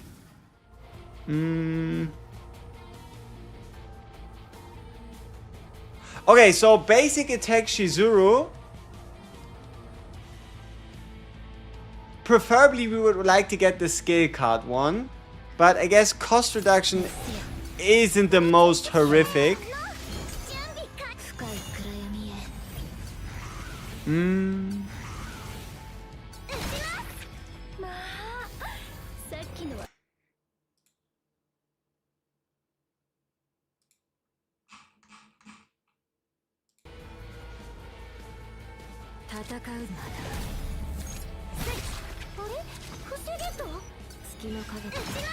No, never saw me try Renoa either. He diverted to Luke. Then you haven't been here since the beginning. Because especially throughout like the first half of the preseason. Especially throughout the first half of the preseason. So like first 1 to 2 to 3 weeks of game launch. We played a lot. We played a lot of Renoa. But yeah, she is currently on my account level 50, right? But I just haven't yet found the time. So, we have unique here. We can get rid of repos because it can't epiphany unique anyway. I'm still struggling to copy the same card 3 or 4 times, especially with homing lasers. Need my help. I mean, if you want to do it efficiently at the moment, you need to play Serenia, you need to bring Narja, and you need to be bringing Veronica. And then what you want to do is you just want to make sure that every card outside of Serenia's card is preferably unique or non-existent, right? Because if that's the case, then you're basically almost guaranteed to get your homing laser copy. And once you have your homing laser copy, yeah, you have your homing laser copy, huh? Duh. Feed away about Karen, haven't touched him since launch. He, honestly, I think he probably has quite a lot of value in the tower, seeing as throughout those waves, he really has the time necessary to, like, scale up to some pretty scary numbers.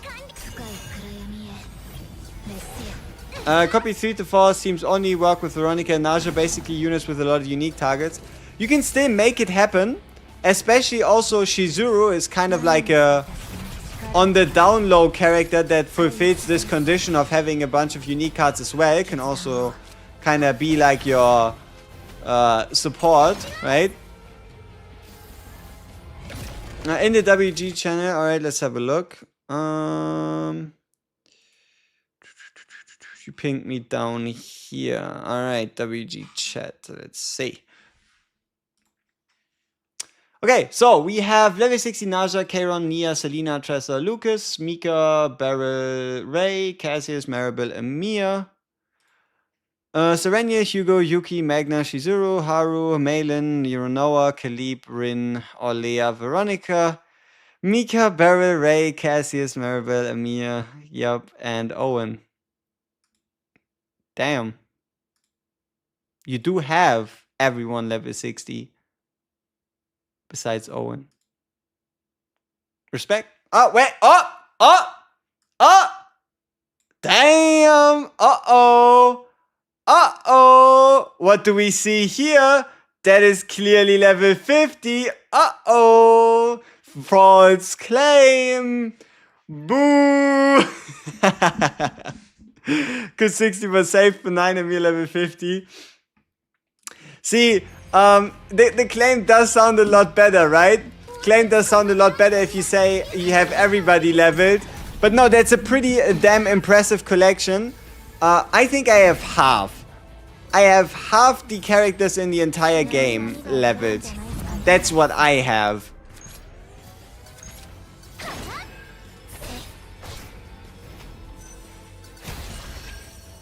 Fraudulent, yep, clear scam. He tried to trick us and deceive us and is horrible. Obviously not, it's not that deep. Alright. So this is unique, this is unique. This could still Epiphany unique, this could Epiphany unique, which means we can get rid of this card right here, because this one's already Epiphanied. Zehi.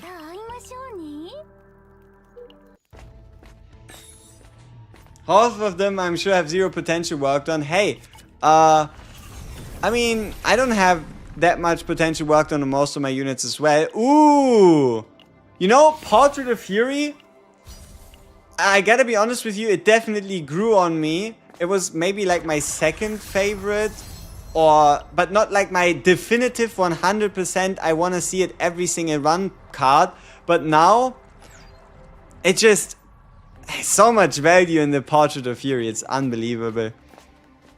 Alright, so we get a Divine. Now, best case scenario, we get ourselves our Shizuru Oni Hunt upgrade, which is a 1 and 2 on Shizuru. I could be generating experiment as well. So it's like a 1 and 3 on Shizuru, a 1 and 2 for Narja. So it's a 1 and 5. 1 and 5, we get our perfect Oni Hunt right here.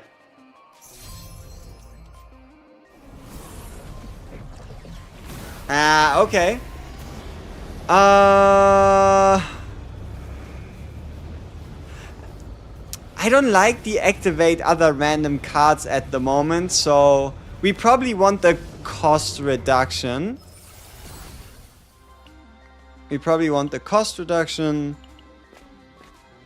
Yeah, let's see if we can maybe get the Epiphany before the boss. That'd be great. Okay, so we have this out of the way. We can get more cards in. Hit this guy. Get the cost reduction for next turn.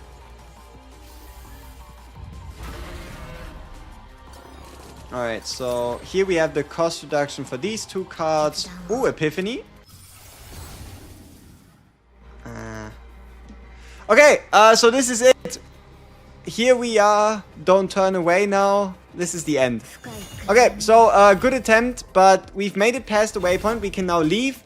And because we are hunting for basic attack Shizuru, not getting the basic attack Shizuru kind of defeats the purpose of basic attack Shizuru, if you get what I mean, right? If you picking up what I'm putting down.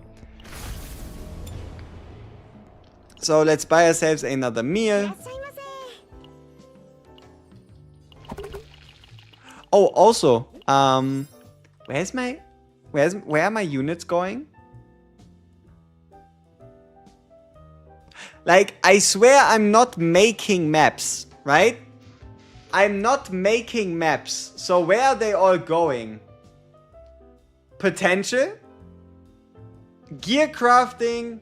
And probably unit level ups. Like character level ups. But damn, so we burned through 8 million. We've lost 8 million, probably way more because we obviously gained credits as well. But we got a 9.8 million, no, I think 10.5 million refund on December 3rd. And now in a month and 20 days. In a month and 20 days, we lost we lost 9 million. Huh. Would you look at that? Yeah, it's crazy. Crafting gear is 10,000 a piece, yeah. You know, I think I actually used up 500,000 cash for the gear guide video I did today. Yeah, it probably was like 500,000 I used. Kind of ridiculous. Just dismantle more save data. It's getting there, I guess. Yeah, it could help. Okay, so we could do 2 here, go down, get this one, which is awesome, which means we go here, 1 down, 1 through, 1 up, up, down. That's great pathing, I like it. I like what I'm seeing here in terms of pathing. Now we just need to hit the right things on the path.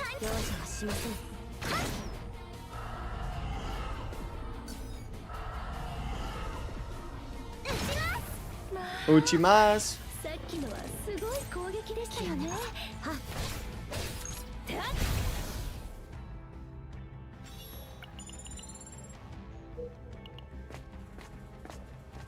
Alright, perfect. 1 removal.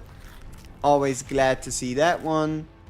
Probably get rid of I don't know. Probably get rid of Bottomless Hunger. Both of them have around 1 unique, right? Both of them have 1 unique option that we could roll into, but none of them really that important. Why do my units hit this hard? Because they're level 60 and they're wearing gear. I think that's why. I don't know, that's my best explanation I can come up with on the spot, you know?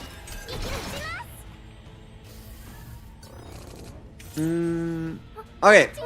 Okay, new card here as well.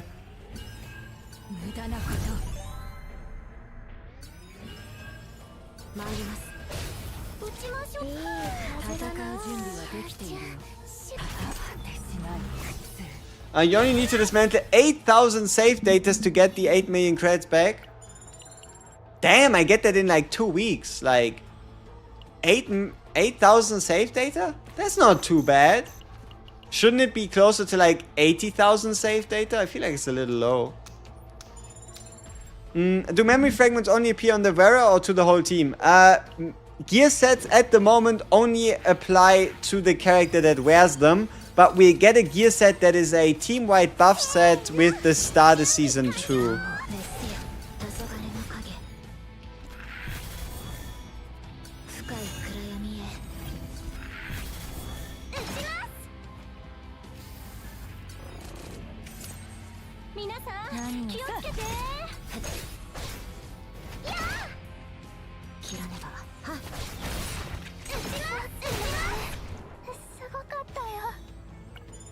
But yeah, no, our substats are quite good. So for example, our Veronica is on 41.4% crit chance, 205% crit damage with 46 extra attack at 977 attack. Oh, also our zero system. Our zero system is max level, so we get stat boosts that way. Our Narja is on 60% crit chance, 190 crit damage. 10% crit damage comes from the food, right, for the chaos. And yeah, so 59 on 190 on 451, and our Shizuru is on 1000 attack with 58.5 on 219 on 16%. What did he mean by that? Who mean by what? To where have you cleared the tower? I have completely beaten the tower for now.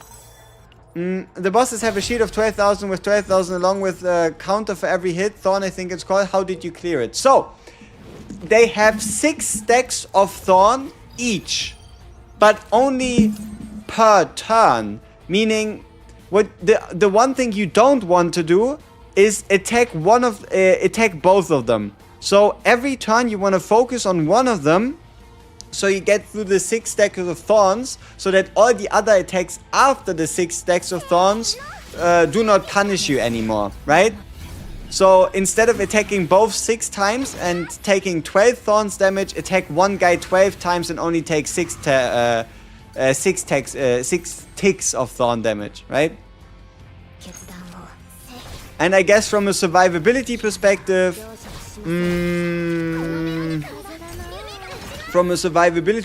you probably want to bring potentially shields or something like maybe even a Kron who can just heal on doing the attack so that the thorns don't hurt as much.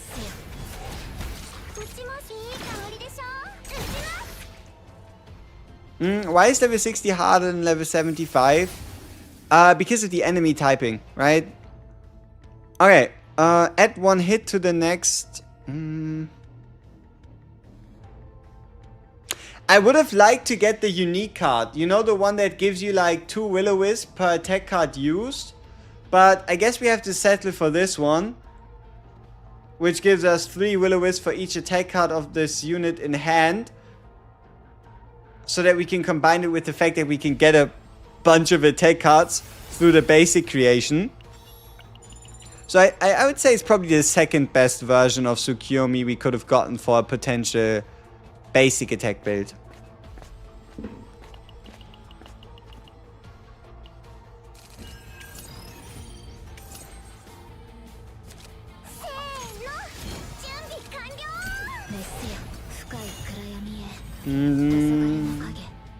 My decks are really great except Sereni. I'm running Sereni E2, E0, Narja, E1 Cleep and still getting screwed. My gears are too bad. It might be the deck. It might be the deck, it might be the order in which you play the fight. It might be the synergy in between the decks. It's a bit hard to tell due to there being so many different factors kind of coming together, right? Oh, are we getting exploded? No, we're not getting exploded on. That's great. I'm stuck on 66 out of 70 because it's such a counter for Serenial. Yeah. But you could just Wander of the Void, right? Get yourself a support. Obtain the Wander of the Void neutral card on that character. Smack it on the boss and all of a sudden you can do as many attacks as you want. And the boss doesn't lose action count anymore, right? How do you lose with E2 Serenial? I mean, it's quite easy. The boss punishes you for doing too many moves. And with E2 Serenial, it's quite easy, or with the Serenial in general, it's quite easy to play 5, 6, 7, 8, 9, 10, 11 cards a turn.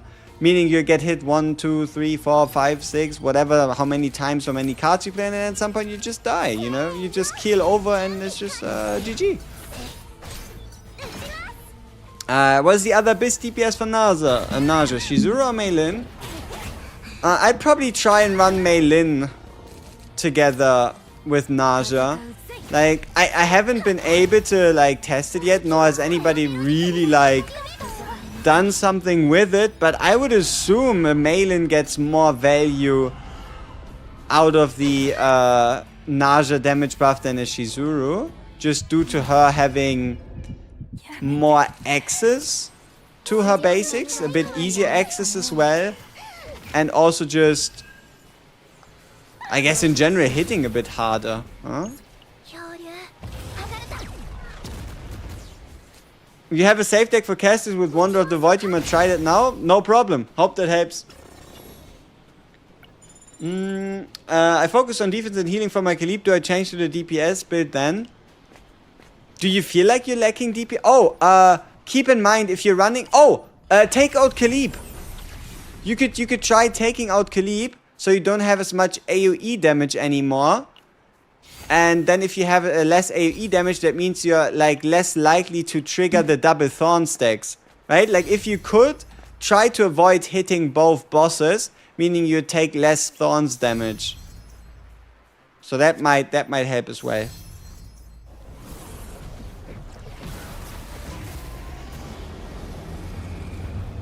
Okay.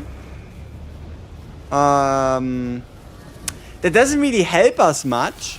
But we found the right voluntary control on Narja. Though I'm quite certain we already sold some Narja cards, yeah. So this Narja deck is pretty much irrecoverably damaged. You know, I'm tempted. I'm actually kinda tempted to pick the selected combatant option and then select Shizuru, so we have a chance of getting the epiphany before the boss. But yeah, the core of this Discord is kind of a bit more important. Core of Discord is kind of a bit more important probably, so that we don't lose the map as easily.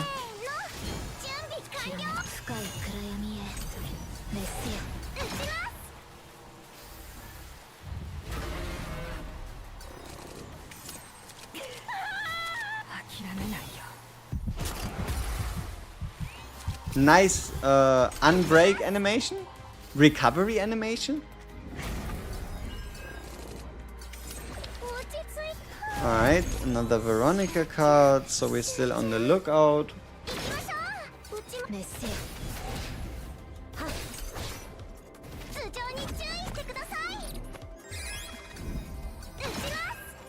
Yeah. Narja, Shizuru, and Mei Lin. Hey, interesting.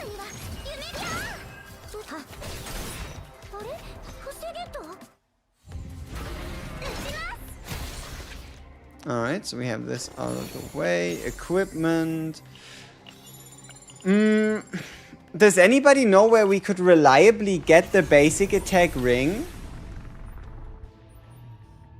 Like, I know that we could, for example, get lucky and beat the first boss and just stumble into the basic attack ring, but is there like a way for us to get reliably get the basic attack multiplicative ring? You appreciate it. Thank you very much. A good day to you as well. You wish you knew? I'm kind of feeling like Blue Pot. Blue Pot just might have a higher chance to drop it. Maybe it just drops from passion enemies, which would be in line with Mei Lin. Elite boss drops. Should be passion elites, right? Passion elites or maybe just a boss drop. Yeah, I feel like Blue Pot might just have the highest chance for that to, you know, happen. 1 cost reduction, 1 morale. Activate 2 lead cards. When Shadow of the Moon is used, cost to reduce. I don't know.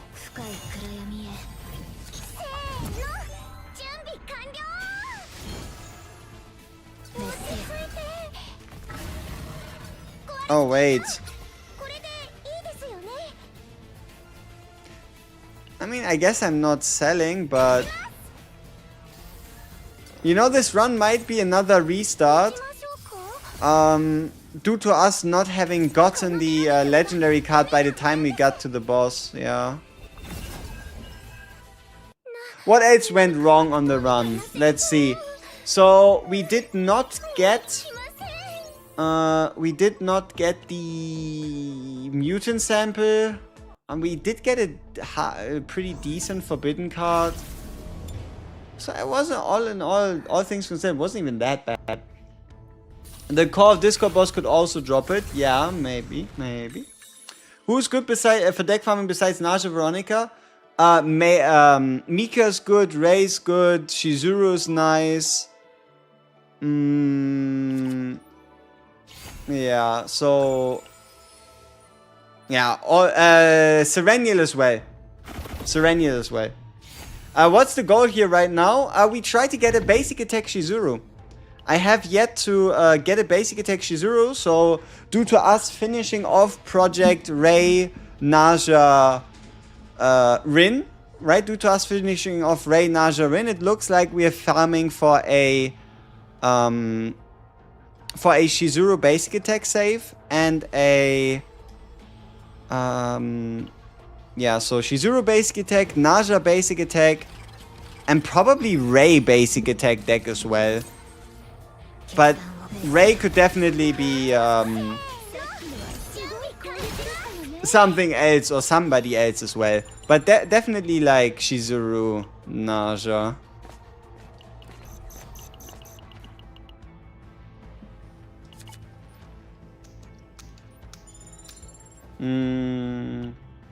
I keep forgetting to build another Shizuru deck. I got the Divine one for activating 2 random cards. I'm mostly user with Hugo and Cassie, so that Bound of Dusk always procs. Shuffle. Damn. Why the basic attack? Because this now that Narja has this beautiful plus 50% basic attack damage card, as well as also basic attacks do not consume stacks of veracity, or better said, they consume stacks of veracity, but they also grant stacks of veracity. It makes him a lot more attractive in terms of being a good Shizuru build. And also due to the, you could say, at the moment, generational hatred the devs have for attacks that are higher than 7 hits. It might just be her best bet. We do also, I think we have a blue pot lying around. Nice. I think we have a blue pot tier 14 lying around as well, if it comes down to it. So we could also farm this deck on blue pot, all things considered. What up? Love the content. Hey, appreciate it. Thank you very much. See, you even came in here and blessed our luck. We got ourselves a situation, right? We got ourselves a mutant sample, so that's a, yeah, decent start. We also hit an unique card, so we didn't have to waste an upgrade. Means this run is definitely salvageable. You don't have Narja, didn't know she increases basic attacks. Yeah, it's an epiphany. It's an epiphany of her veracity control. Is that the name of the card? Yeah, no, what card I mean. the hand, right? Alright. Kron's best teammates? I would say Narja Ray. I really like Kron, Narja Ray. But if you have like if you have E0 Kron and if you don't have the partner, Narja Ray is pretty amazing. If you do have him like, let's say E3 or you have Briar, then I'd probably just instead maybe run somebody like a Veronica or any sorcerer like outside card draw. Huh? I could improve my Sansa time to 25. I could, but I kind of want to buy the upgrade material for 1,000 at the beginning of the next month. So I want to first like spend the 1,000 points there, or get 1,000 points and then spend the rest. Voluntary control. That's the name.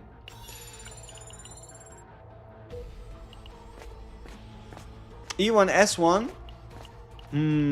Yeah, you might already be better off just sprinkling in a little bit of like draw support for the rest of the team. But yeah, no, the end goal still for Kron always is and always will be is... Ooh. Hey, it's the unique lead one. When an attack card is used, 2 Will-O-Wisp. So... this is probably my favorite option I could think of when it comes to the basic attack build. But yeah, no, the goal of Kron is and always will be how many futilities can you exhaust, right? The more futilities you can exhaust, the better your Kron performs.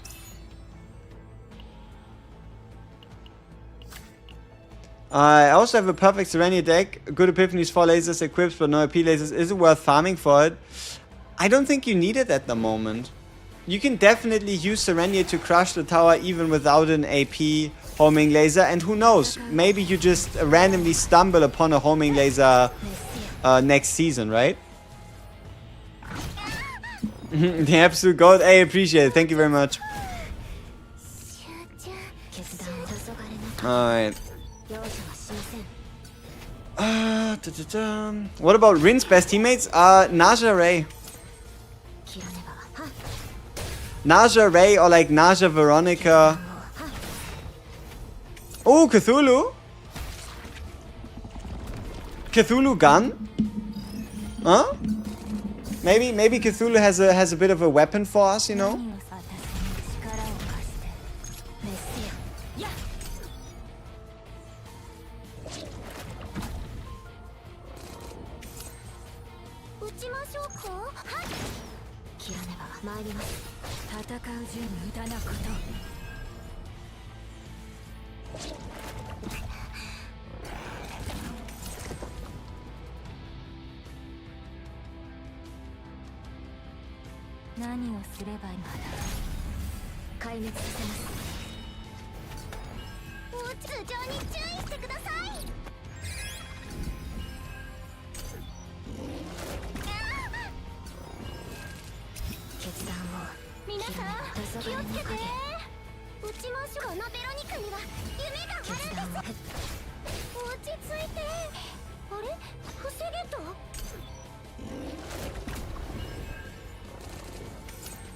Hey, who discarded my Shadow of the Moon?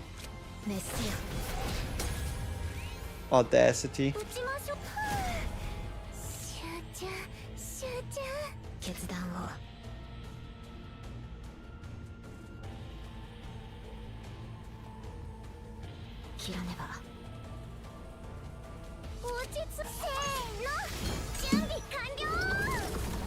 Oh, did I mistime the order? I guess I did 2 Veronica cards in a row. That's not good.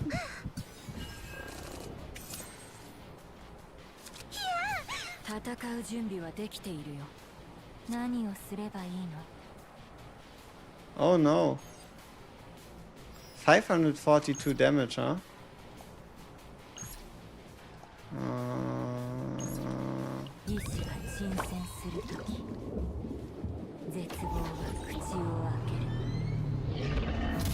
Ah, there we go. Wasn't even close. I don't want to hear it. Ah, shit. Was it worth it? Not really.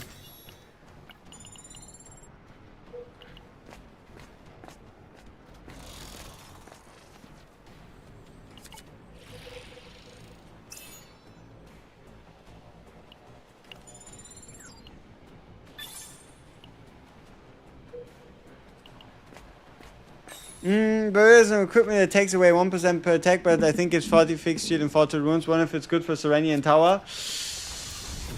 No. The one time where that item truly became good was during the very first ranking, and you used it on a Tresor to artificially reduce your HP, so you had more HP to heal due to damage at some point not giving as many points anymore. And then you healing yourself, allowing you to climb higher in the rankings. Great Rift is the name. Yeah, I think that thing is gonna hurt you more than it's going to shield you. Like, let's say you have 2000 health, then you're going to lose 20 health to gain like a shield worth 25. So you gain like a shield worth 5. That's not a good trade. Yeah, Chains of Obsession. Yep, Chains of Obsession Cassius days. Okay, we're getting a gear-based season. We need new items at some point. I don't know if you've seen it, but we did already get like a crazy amount of items just from Lab 0, right? So we did get the Forbidden cards and we get a bunch of items from Lab 0. But yeah, I'm very interested to see what these items can do. Especially some items are meant to be able to give you cards. And then like these like upgrade hammers and whatnot. It definitely looks like a ton of fun. Oh, and also they specifically talked about like opening up more build options with these equipment pieces. So yeah, we'll have to see what the devs are cooking up. Unique? Shit. Okay, so we still haven't found our, when an ally uses a forbidden card, recover, blah, blah, blah, blah, blah. We still haven't found our target, right? Our copy target. Mainly for the CZ and Miyabi. She's looking very spicy, I agree. Does Veracity proc Shadow Reload? Nope, because Veracity is a buff. Shadow Reload only gets procced by skill cards. It needs to be a skill card that triggers the... it needs to be a skill card that triggers the healing.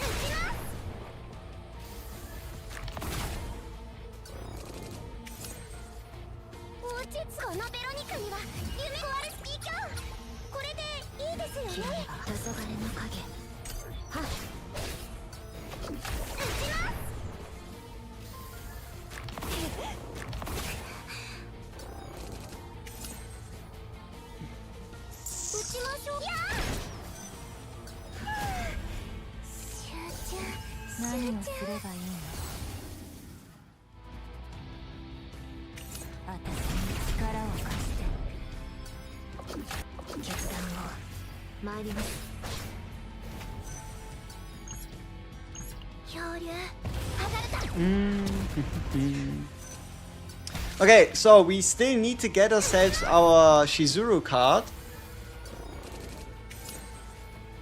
What kind of epiphany do we have here? On Oni Hunt.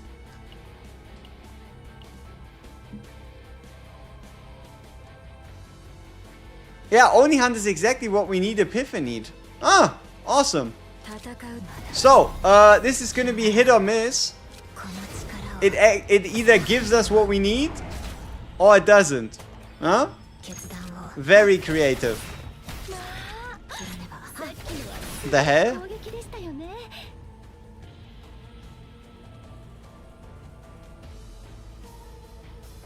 Is Rin E0 viable? 100%, I'd say so. I'm just like, y'all saw what we were, you know?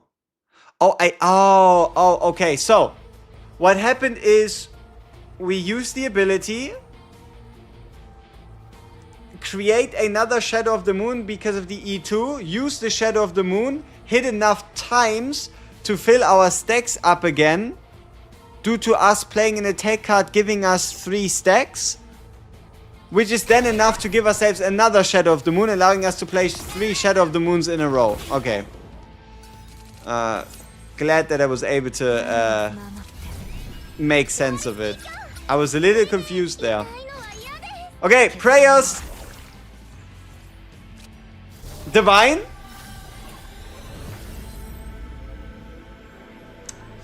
Alright, we are 0 for 2.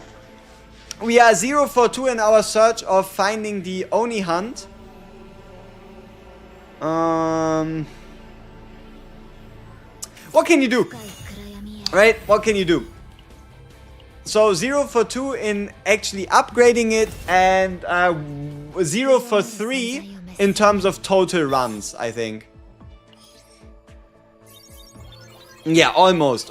You know, imagine us getting a divine variant of it. That'd be, you know, chef's kiss.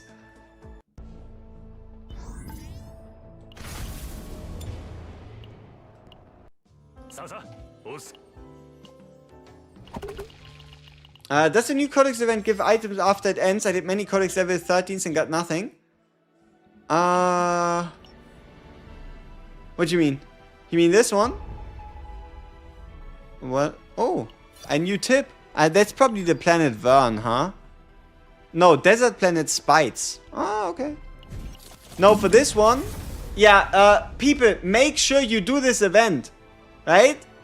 Because it will reset in a day and 23 hours to another wave. This thing goes 3 times, which means that is 6 normal summons, 6 premium summons, and 9 fashion summons. Like, make sure you do this before the week ends, and then you can use your codex again to do another 105. How do you do this? So, the way this works is you go into codex. You go into your codex and you need to be on difficulty 10, right? you need to be on difficulty 10. This doesn't have anything to do with this down here. You need to be on difficulty 10. And then it's about this level. You see how this says like level 95, level 76, level 79? So, the first step is crafting yourself a planet. The planet is 76 to 80. And then you get yourself, let's say, the 80 planet. You clear that one, you get the level 80 reward. Then you beat a planet, and the planet goes up to level 84 or 88. And then you beat that planet, and then it goes up to 92 or 96. And then you beat that planet, and then it goes up to, because it goes up by 4 to 8 levels every time you beat it. Meaning then you go from 96 to like 100 or 104. And you only need to go to 105. Or realistically, you only need to go to 100 or like 90, whatever, right? Like, realistically, you only need to do level 90. Like, you can not give a fuck about the fashion summons. This really isn't that big. Like, this is one gear craft. You can ignore the 120, but make sure you at minimum do 2 codexes difficulty 10. So you either insta-craft it 80 or you play it one time. And then you need to play like 3 codexes total to get level 90.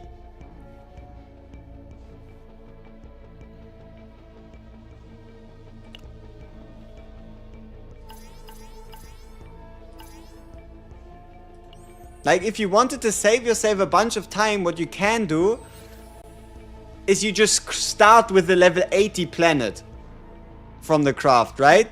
You just start with the level 80 planet from the craft. I just saw a, hey, Lennon Kent, that's why you're the best. Hey, appreciate it. MX, is that Mexican? I don't know. I'd assume so. I'm not very knowledgeable in the currencies, but appreciate it. Thank you very much. I also don't know the conversion rate, nor do I care about it. Thank you very much, bro.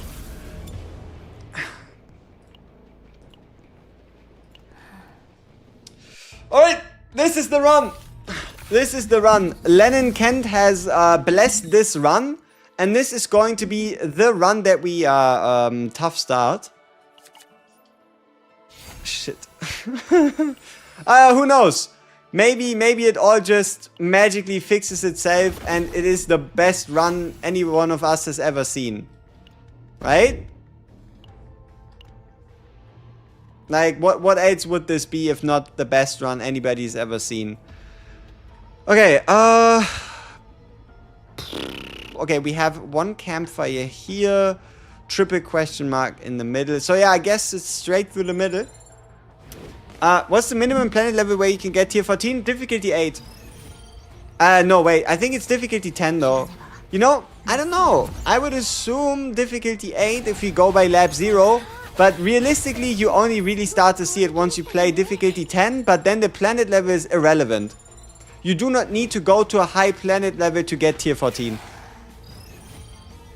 You altered 50 to 75 with Magna Calip Amir. Nice. Good job.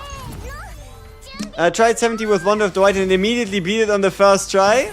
Nice. That's awesome. Congrats. Now you can take on 70 to 75. You probably won't be struggling as much there. But yeah, good stuff. Hey, another remnant. You know what?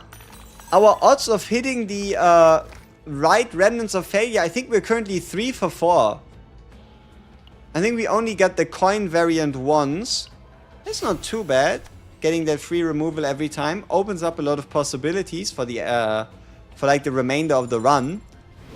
A bit unfortunate that we're like 1 or 2 removes behind, right? Because we didn't start with the remove. But that doesn't mean that this run is irrecoverable or bad. You failed the roll for mutant sample like 9 times in a row. Yeah, that's where Ray. That's where Ray, Veronica, and Narja come in because they give you the chance up, right? Ray, Veronica, and Narja are the ones to give you the chance up for the fight.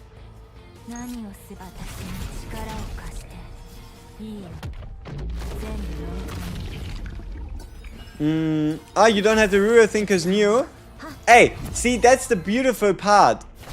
You get it at some point, and then you're gonna be very happy and very glad about it, because trust me, everyone that's in the chat right here went through the same thing you did. Nobody started with those rerolls unlocked.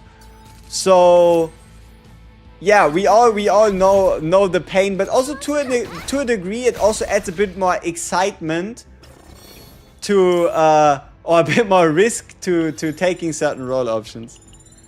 The best planet for removal events is the green planet.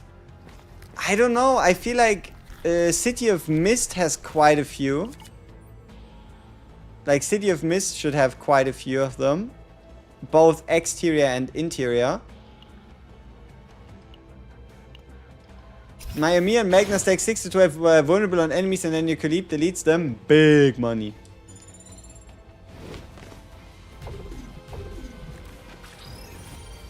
Alright, what do you do? Weakening. Ah, doesn't matter. Bye bye.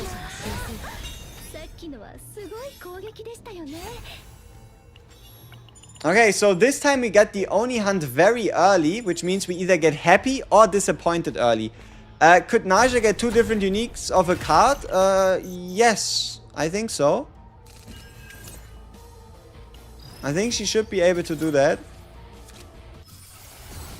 So you just have to clone the card first and then epiphany it into 2 different uniques.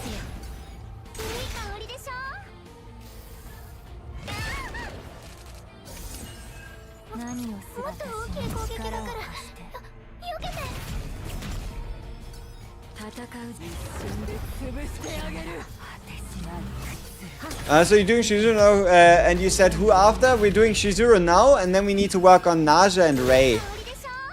I might have a Ray deck lying around, but I know for a fact that I don't really have a good basic attack buff Narja.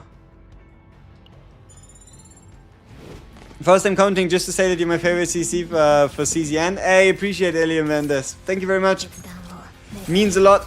It really does. Alright, we have that out of the way. Let's get ourselves some more munition stacks? I don't know. Boom, big damage. Double Keyfox farm? No. I will do Owen Keyfox at some point. You know, the fun part is I could make a really good Owen Keyfox deck due to the fact that I don't have any potential. I don't have any potential on him, so we might even be able to get the Keyfox and then sneak out really quickly with like a 2 or 3 card deck, you know?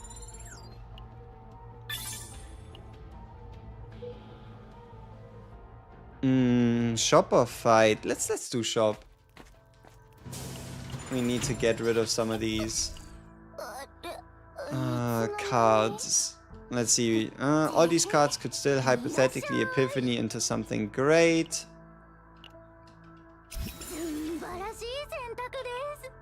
Amorphous Cube wouldn't be too bad to pick up, but a bit early.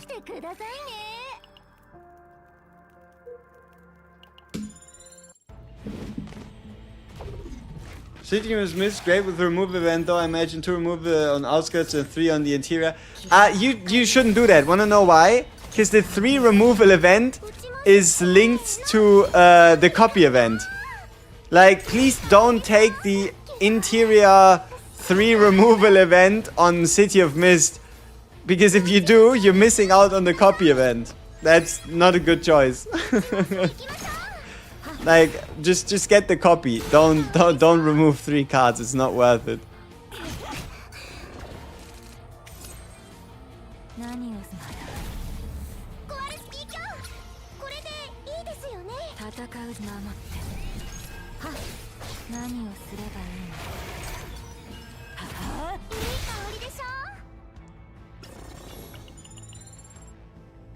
Alright.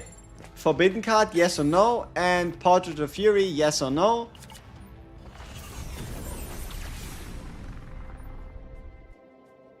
Nope.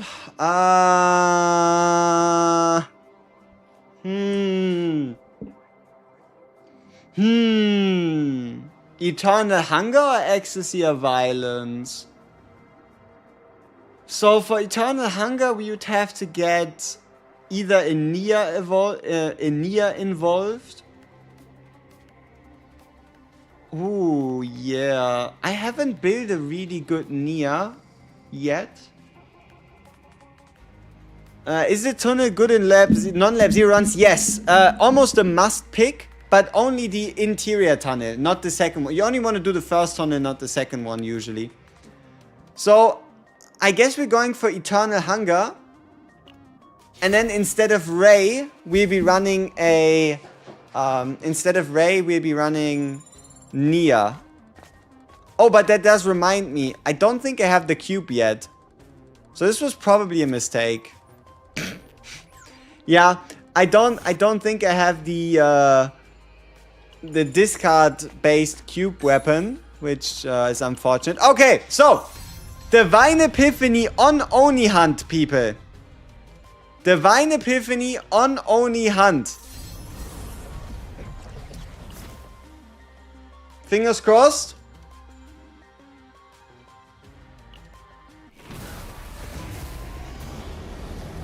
Close. So, we found the Oni Hunt.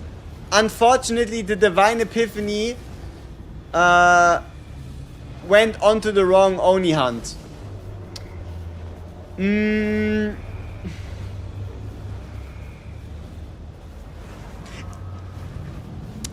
Why is Oni Hunt one cost? Right? I'm not quite sure.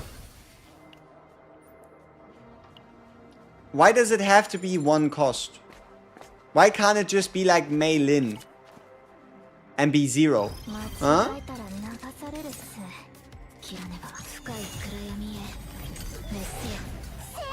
Yeah, Narja can still make it free. Yeah, that's one of those things we're heavily going to be relying on. Now we just gotta hope that we get a bunch of unique epiphanies for Veronica and Narja. I don't know how many we can still get. And then B, that we get some useful epiphanies on the side for our Shizuru, right?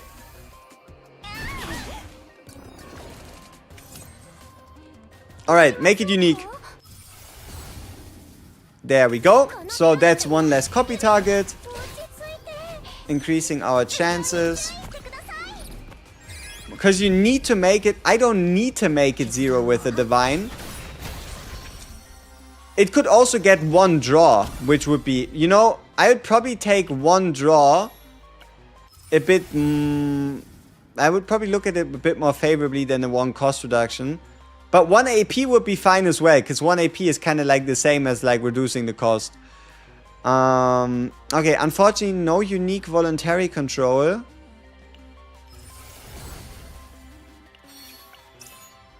Alright, give me the counter attack. Okay, where do they spit us out?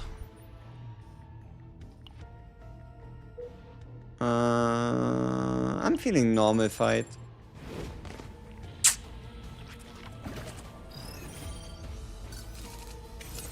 Okay, Bounded Dusk with Divine. Okay. Yeah, no. We're just gonna go with the middle one. That reduces the cost of up to 2 cards. I don't really feel like paying nothing for a... I don't really feel like paying nothing for a 2 lead card activation. Especially because it also cost us 20 save data. Not the best deal ever. That was an explosion. Did you hear that being a little louder than usual as well? I feel like that was yeah, not that great. Like my ears are bleeding a little, just a little bit. All right, no Kowalski. What am I looking for here? It bugged a little. It did. And we aren't even on the bug planet. It's crazy. Alright, so can we use our trick of not doing the epiphanies until we have the copy ready. Probably. How effective will it be? We'll have to see. So...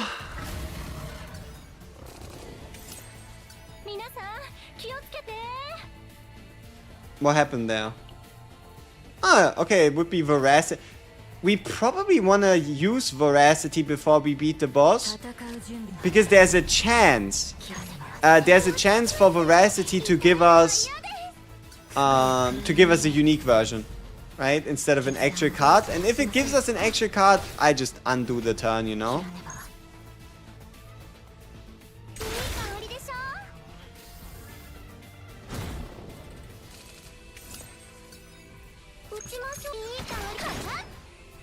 Seven hours, huh?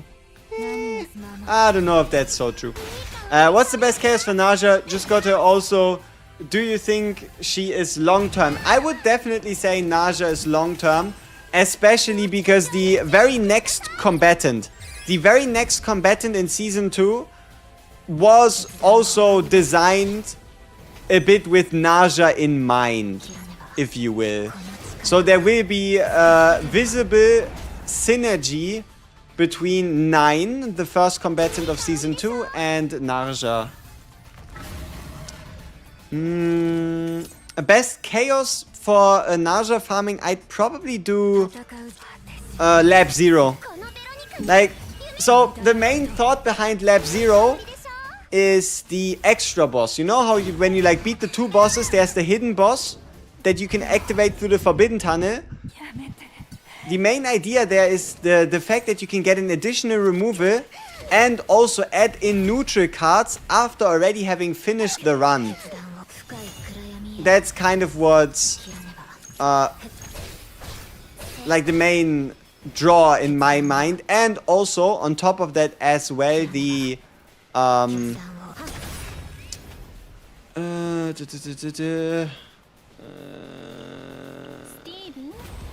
mutant sample, right? The mutant sample and its ability for us not to have to be as careful with our save data if we want to build like a multi-divine deck.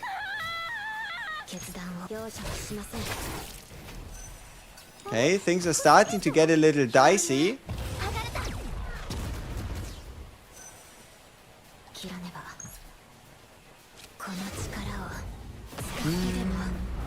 Same, pulling the cat girl too. I think it's a dog.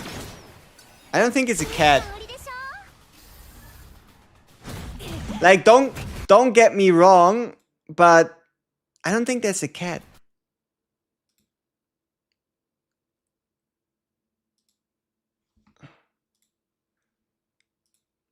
Like, this looks like a Doberman, or maybe you know, like Anubis, right? Whatever the hell an Anubis is, you know what I mean? Like, this is probably not a cat.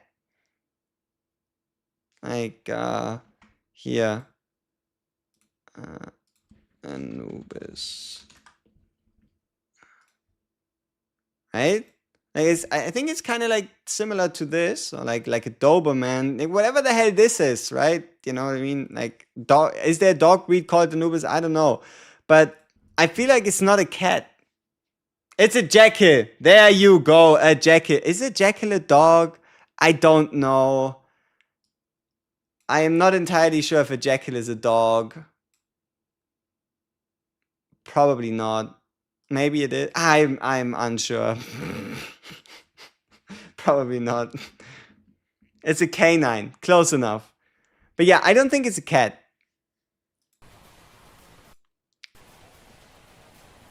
So it is a dog. Aha!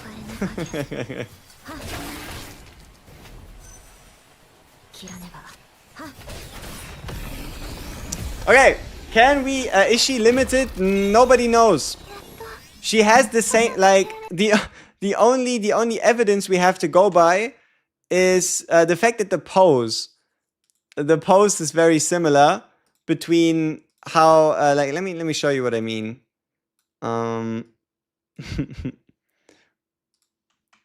So this one right here, and then I think I should have the, I don't know where the other one. I just show you. I don't know how to find the doc. I just show you a picture from my video. All right. I just show you a picture from my video. Should be fine. Is my own video, right? So, ta-da, ta-da. Shut up. There we no. There we nope. Almost. There you go. Right. The only thing we currently have to go by is look at how Serenian is positioned. And look at how she's positioned. Both are like to the right, looking to the right. But that's about it. that's about it. But yeah, and who knows? Maybe she ain't even a combatant. Very unlikely that she's not. And then we have this gender ambiguous person in the top.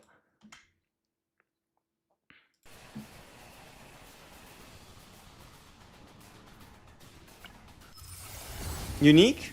Unique. Nice. Okay.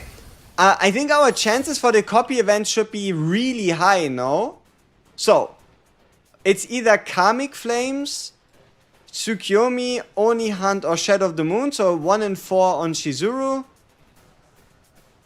Ah, shit. It's a 1 in 6. Okay, 3 out of 6, so it's like 50-50.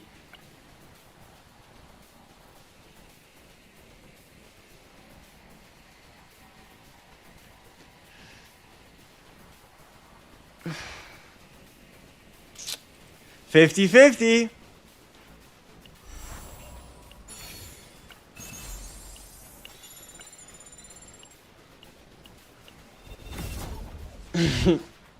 Is mutant sample unique now? No, but they coded it in a way where it can never appear as a copy option anymore. Right? Like, don't ask me how they did it or when exactly they did it, but the devs basically made mutant sample impossible to pop up as a copy option, even though it's not unique. Could I advise the best build for a Khalib along with the Narja and Serenia? You don't quite get this synergy yet. Okay, so the simple idea in terms of synergy is all of them are instinct, all of them can run exactly the same set, right? The other part is you have this ability to draw highest cost cards, which either draws you Vulture Ejections or Narja cards or Serenia cards. The Celestial itself can be triggered by both Narja and Serenia, with them having access to 2 cards or higher cost cards. And if you want to build a Serenia, if you want to build a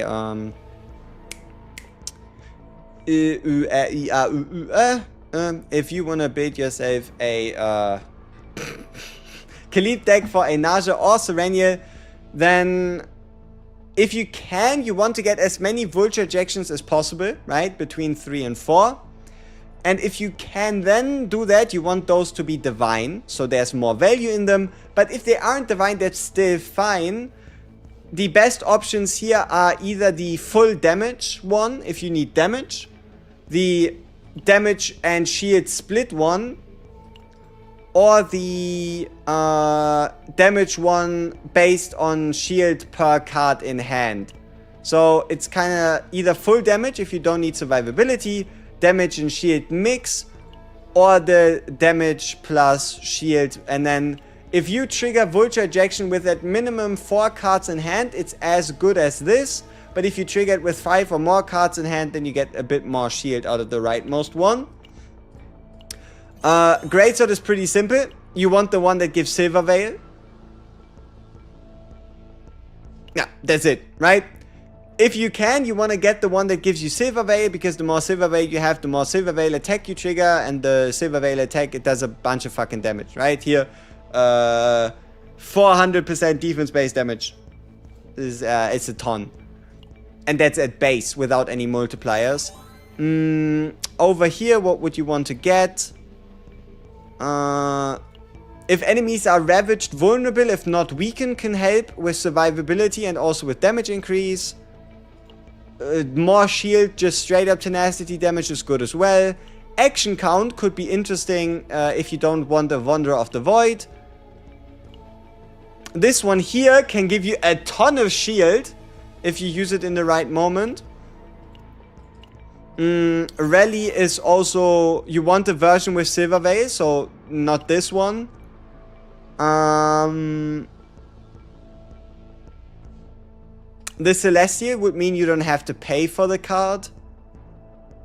This one would specifically only draw you the Vulture Launcher. And this one is just generally better in terms of base. Yeah, so that's Khalib. And then if you wanted to, you could also add in even more defense with a card like... No, come on.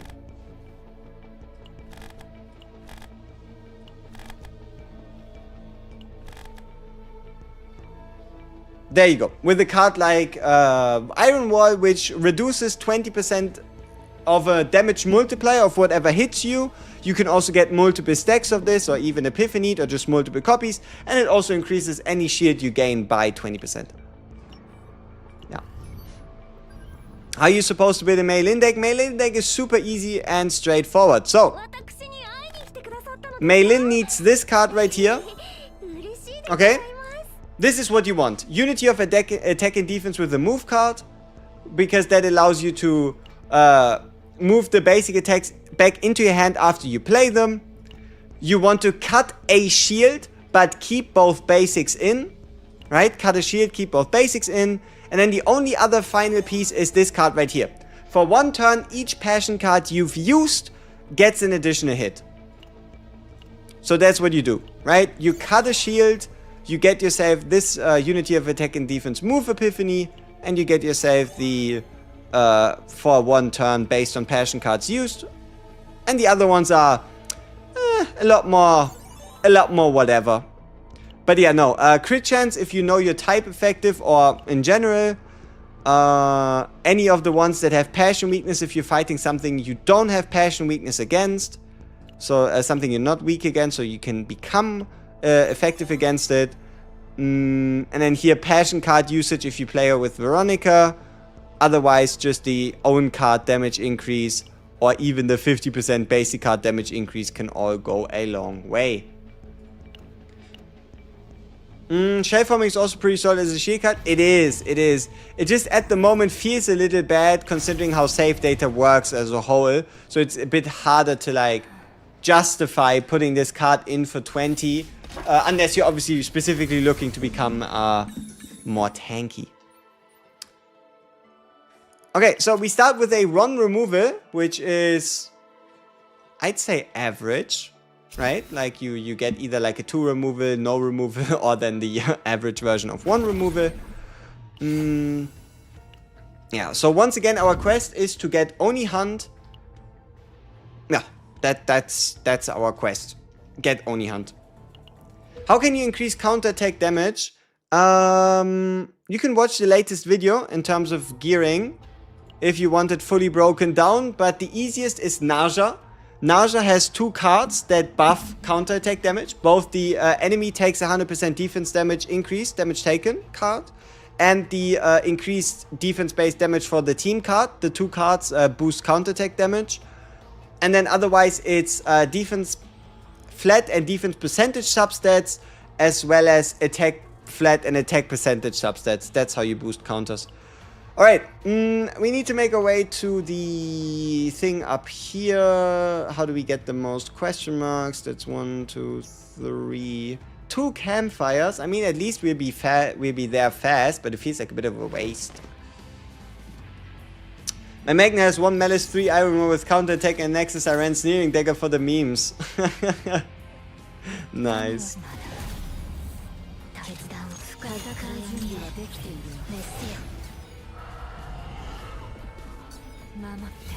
Yeah, no, extra attack damage doesn't increase counter damage.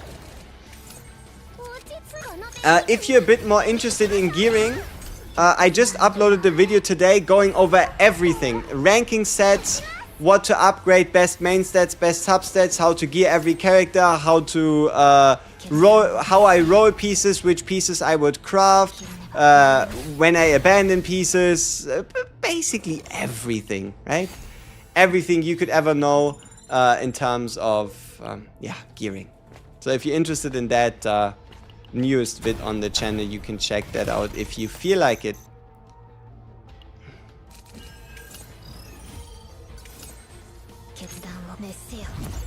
Oni Hunt? Oni Hunt, okay. See, I like getting Oni Hunt early. Because not only does it confirm that our run will at minimum have a chance to copy it unepiphanied on the boss. So at minimum it's valid, but also if we get Oni Hunt early, that means there's a chance we epiphany it early. And if we epiphany it early, we either get the right epiphany or we don't, and that means we can like, abandon the run earlier, saving us a bunch of time rather than having it come down to the wire if we if we do or don't get it.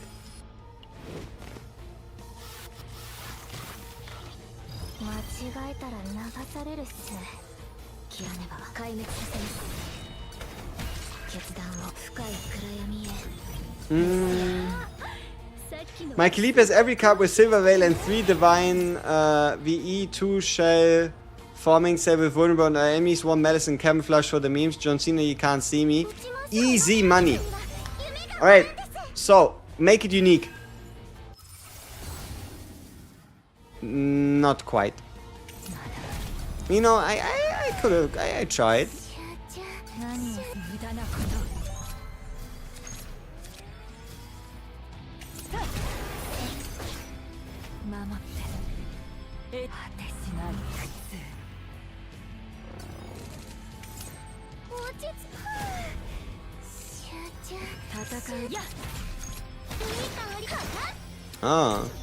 Monster card.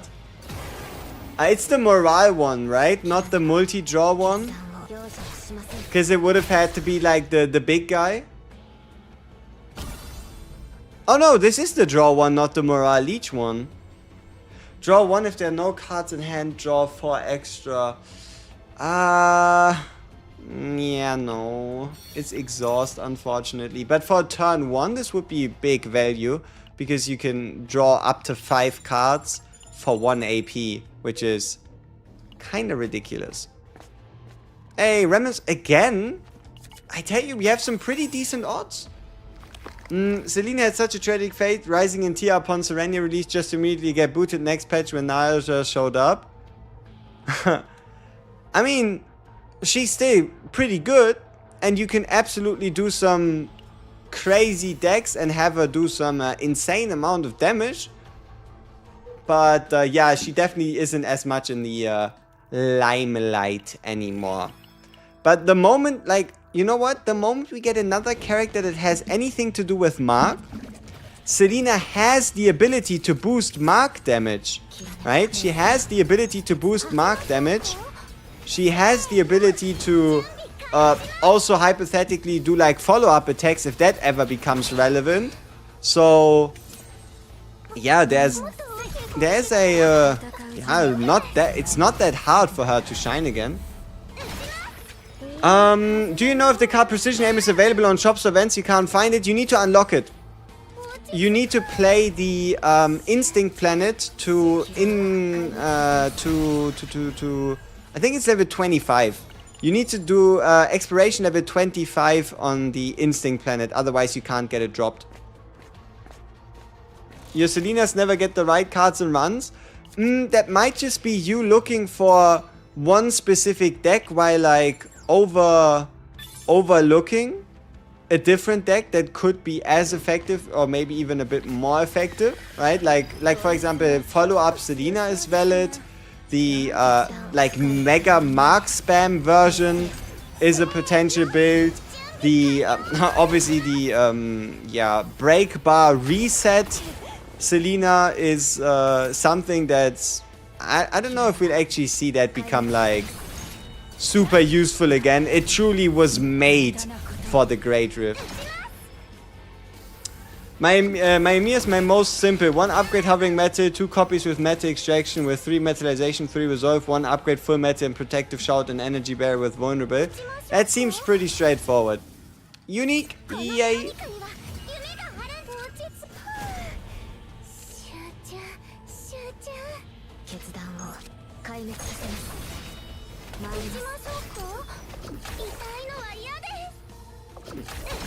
Jesus, that's why. Thank you. That's the only map you don't play. Makes sense, huh? Now it all makes sense that people start talking about all these fancy cards and you can't quite seem to be able to build a deck with it. So yeah, enjoy. Is Lab Zero the best for copying cards or depends? Lab Zero is the best if you want to build if you want a deck that has multiple copies of a divine card. But it's one of the worst when you just want a like 3 or 4 copy deck of the same card that isn't divine, right? If you're doing divine hunting or super min-maxing, Lab Zero is the best.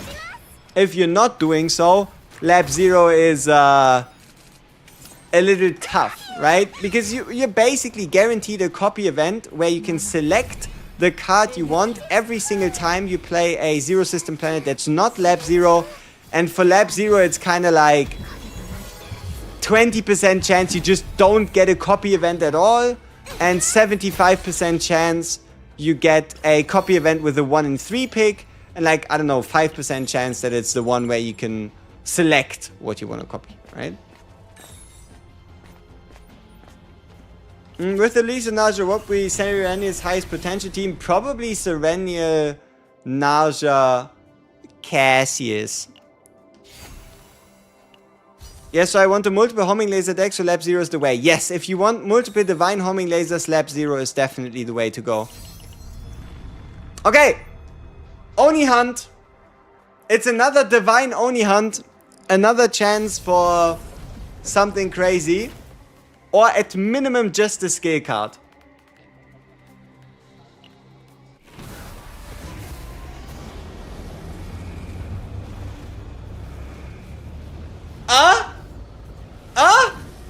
Now isn't that a little something, huh? Huh? Huh? How about that? How about that? Zero cost Oni hunt.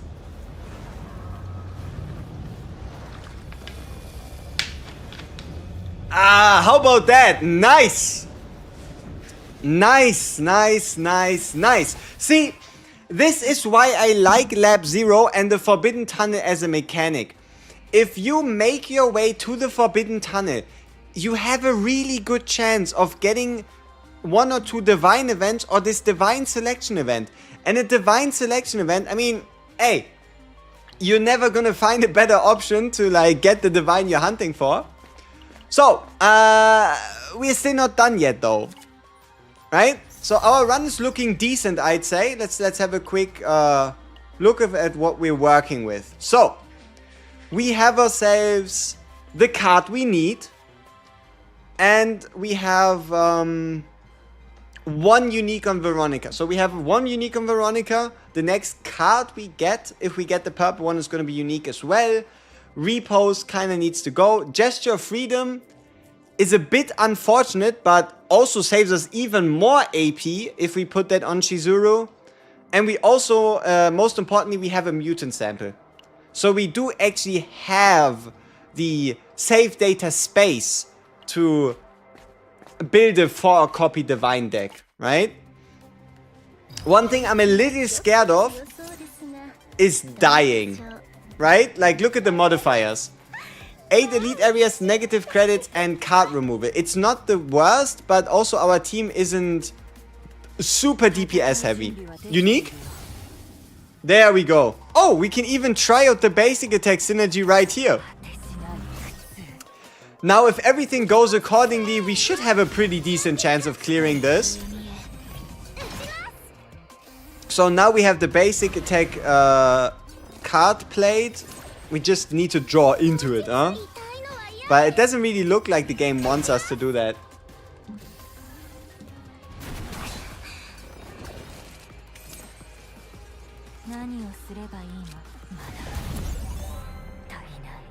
Alright, so we get the domain.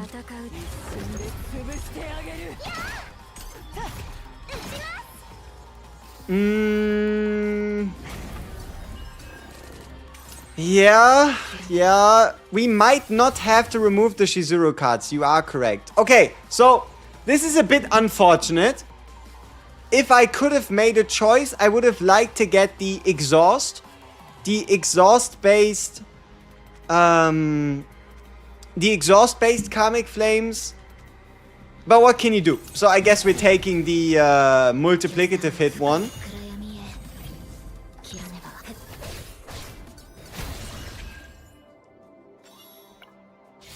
Okay, bombardment prep out of the way. Reinforced combat suit we can sell.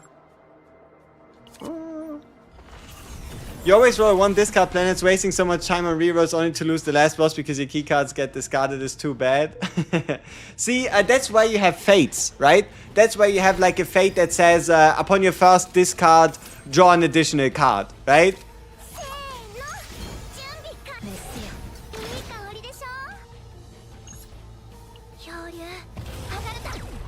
Do you think Khalib, Narja and Cassie's team would be good? Khalib, Narja, Cassius. Yeah, I mean it could work, but I don't think it's something that would like blow people away, you know? Okay, let's get ourselves some healing here.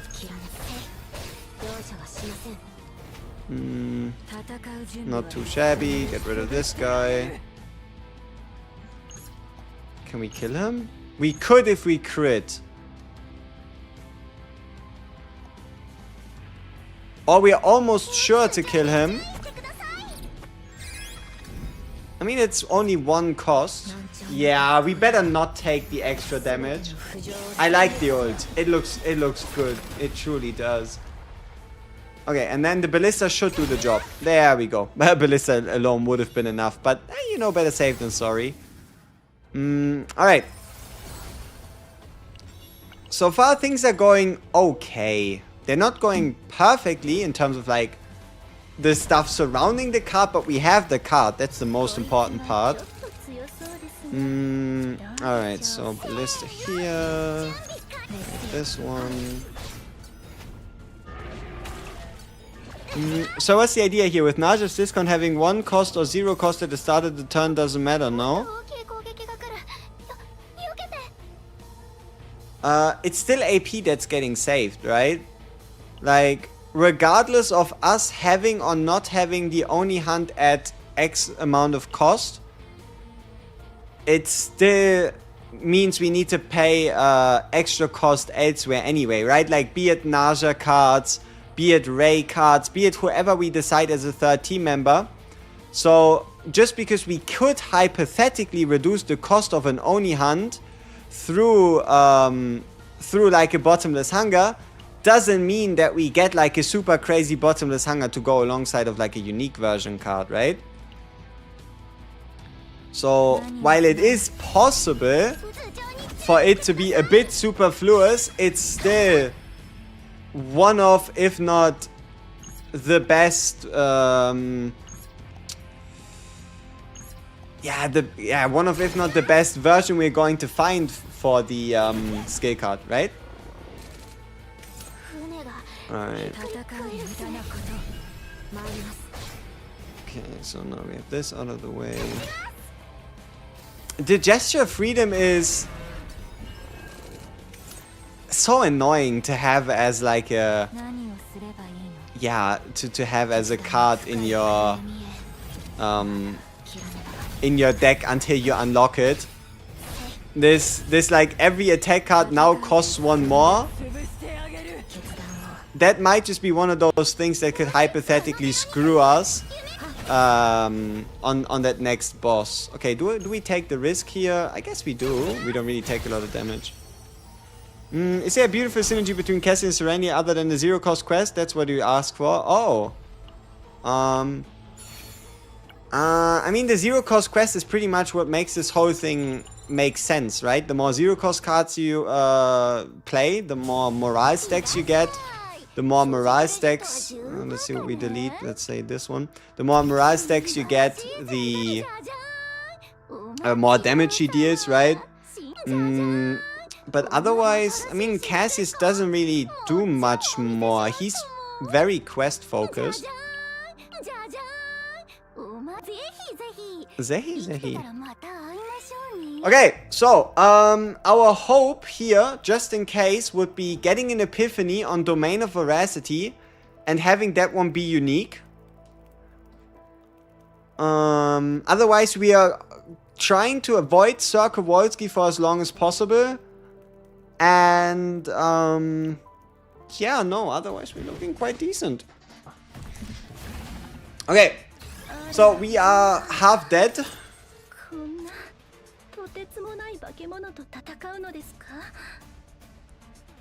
We are kind of in trouble if this is not an Epiphany.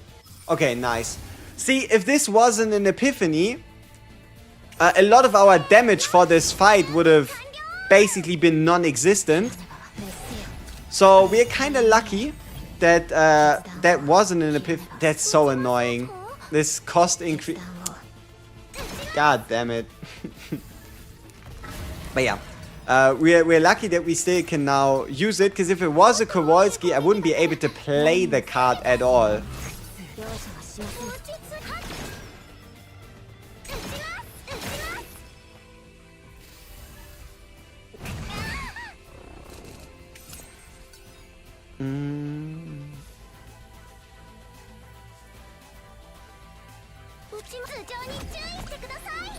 Okay, let's increase the max stacks. Let's create more stacks.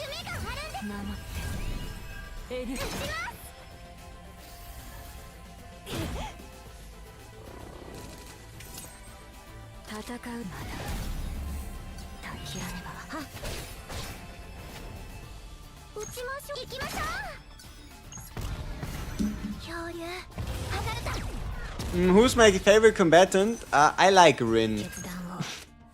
I really do.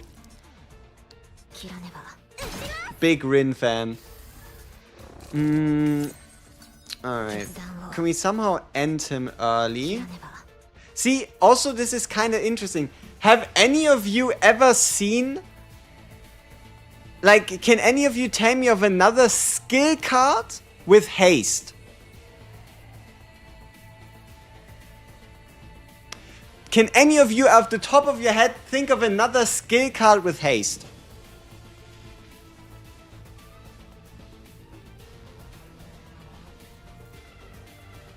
Totally not, because I am rather prone to losing my 50-50 with the Rin. No, totally not. Shining Core.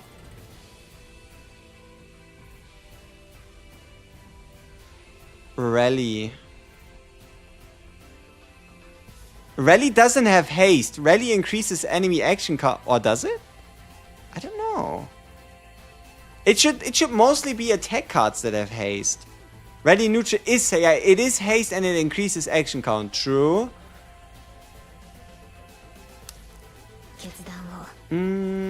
Hugo is probably mostly attack cards, right? Alright. So we get our haste out here.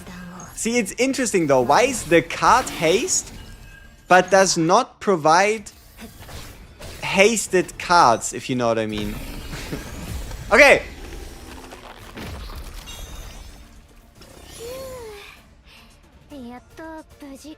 We're looking at a...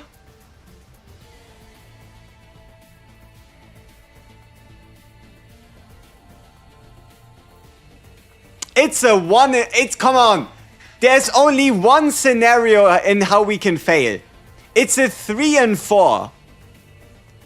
Right? There's only Karmic Flames, Oni Hunt, Bottomless Hunger, and Domain of Veracity. Those are the only 4 cards that can appear. It's a 3 and 4. Come on. Whew. Okay. Step 1, success. That shit was close. We only got 1 Shizuru card. So it was 2 Narja cards, 2 Shizuru cards, and we made it past the first copy. Nice. That's important. That's huge. That's big.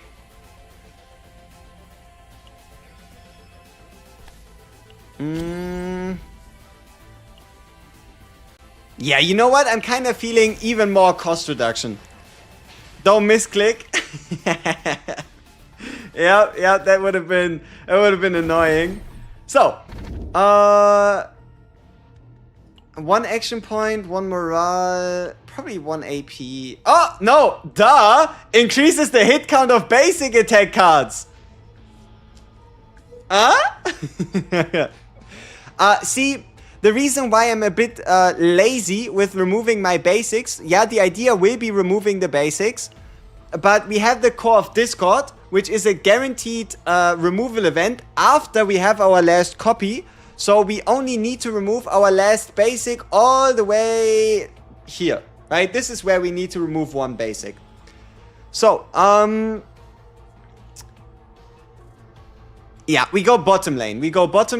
We also get a shop where we can sell another card.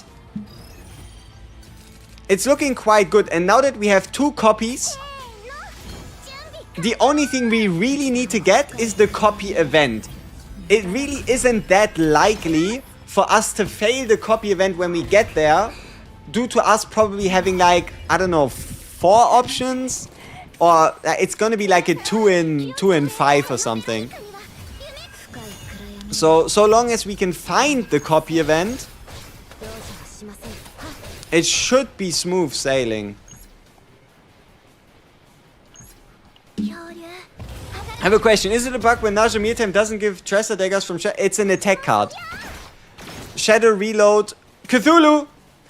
Shadow Reload needs to come from skill cards. So it needs to be a skill card that here. It can't be an attack card. Okay. Cost reduction. Firing preparation. Karmic Flames. Do we risk it? Taking extra damage to get this card out?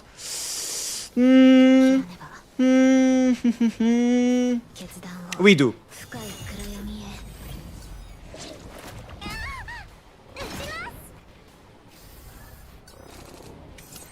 Okay, so, one here, one here, one here, one here, one here, one here, and we finish with this card. Oh, and then I guess Shadow of the Moon, you know, say less. Alright. Uchimas! Okay, can we get Narja out of Horny Land? Nope. Maybe now? Nope. Ah, she's out of... Hey, welcome back. Welcome back. Yo, DJ Blackstar, appreciate it. Thank you very much. Welcome to the gang. Alrighty. So, Cthulhu gun? Huh? That'd be something, wouldn't it? Ha! Let's go! Woo! Nice! 18% attack increase. Ah, beautiful. Ah, it's awesome. Okay, now give us a useful divine. Alright, Void.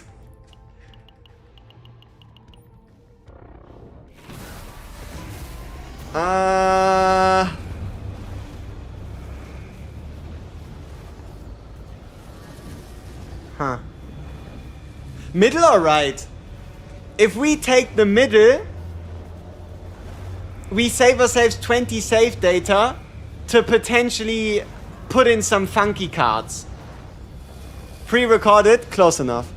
Yeah, I feel like it might be worth it, because one morale, one resolve might be great, but the ability to later add in neutral cards, it's probably worth it. So we take the Shadow of the Moon version,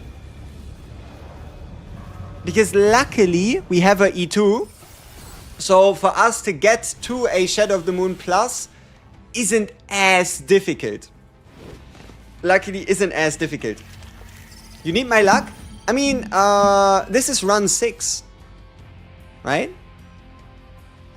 It's not like this is just like the first run. But yeah, it's going well. It's going well so far. The only problem is, why do they do so much damage? Like, we just entered the stage. This is turn 1. how are we taking 800 damage? And how is there nothing I can do about this? Or like there's almost nothing I can do against this. How's that fair? What kind of card did they discard? Karmic Flames. Awesome. Fantastic. Yeah. Okay, so we get ourselves the 10 Veracity stacks for the 1 cost. And then here we could get... Okay, nice. We can stop him from attacking us. Misplay, misplay, misplay, misplay, misplay. Undo, undo. Attack the other guy. Use the basics to stop the guy before that. Okay, so. Hit him because it's a 4-hitter. Hit him with the 3-hitter. And we're back in the living territory.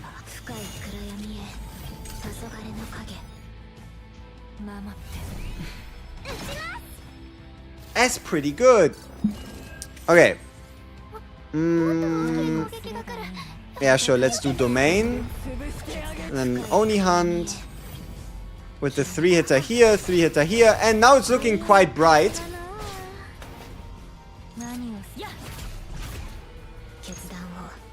Hey, we almost full HP. Nice. So this stage was actually a blessing in disguise. Could I do a solo Nia for level 75 tower? Brother, where does the damage come from?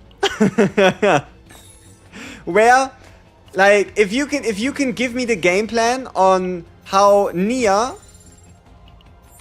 is going to do enough damage, then sure, right? Ooh. You know what I was hoping for? The amulet. The ring, the 40% basic damage ring. I know it's very greedy, but sometimes you gotta be greedy if you want to succeed. So, 1 card needs to go. These are all unique. This one can still Epiphany, which means this card goes. But this card is kind of useful.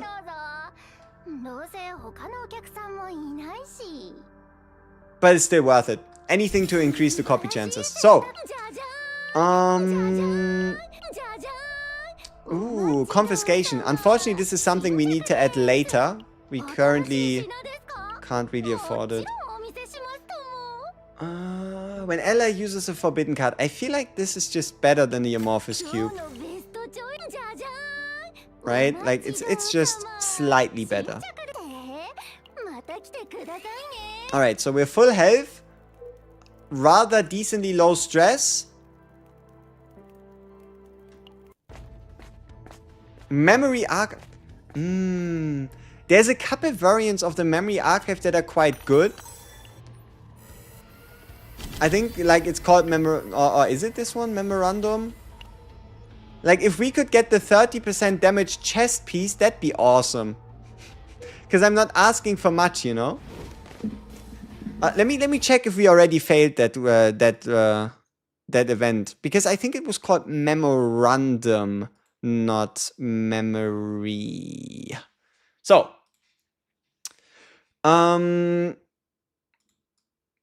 So we are on Lab 0. No, it's Memorandum. Yeah, so we failed it. Yeah. So there's... Oh, no, wait. No. We didn't. We didn't get it yet. Okay, it's still on the table. We did Memory Archive. And, okay, so what I'm talking about here is this event.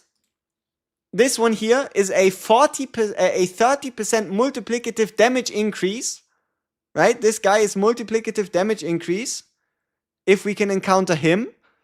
If we get this dude, then we get a draw 1 damage reduction at the start of the fight, which is okay. All things considered chess pieces. Unless you're talking to support, then it's pretty awesome. And this one here would just be a Divine Epiphany. So yeah. If I could get... if I could get the... yeah, if I could get the Memorandum common with the 30% chess piece, I'd be over the moon. Wings of Freedom, yeah. No, the Wings of Freedom are multiplicative.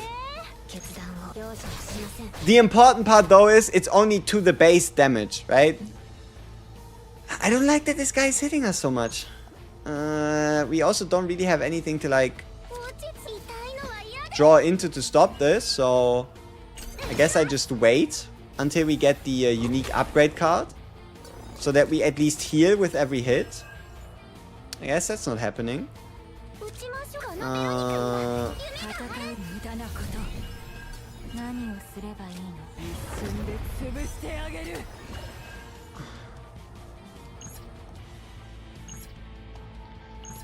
Can we kill him here with 2 ballistas?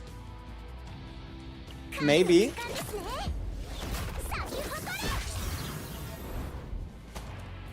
$2,000 damage is a tall ask.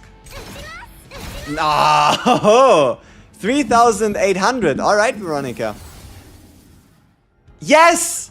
Look! We have the unique lead card. Huh?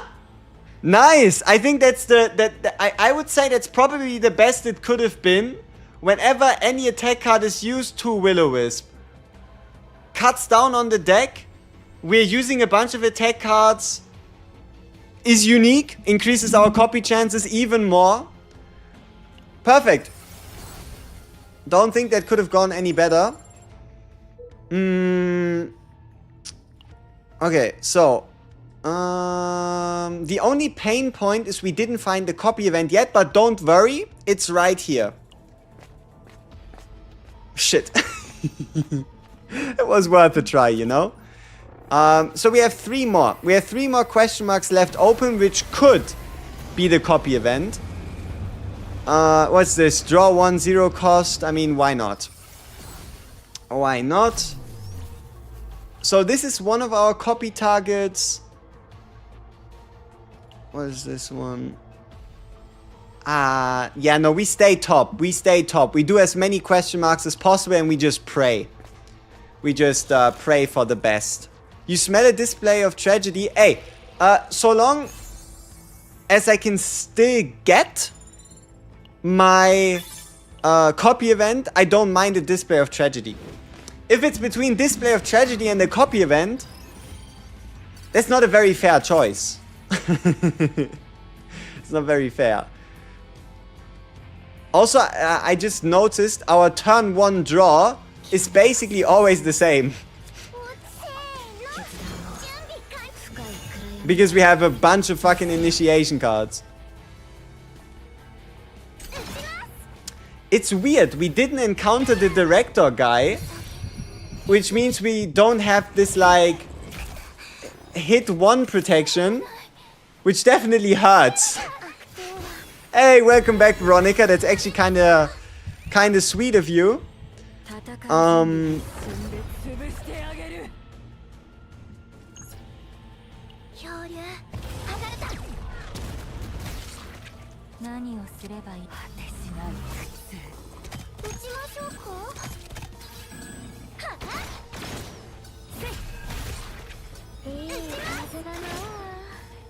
Ay. Oh, what's this? What card are we missing?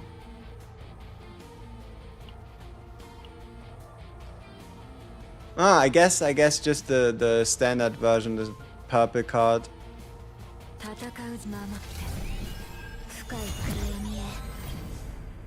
Yeah. Alright.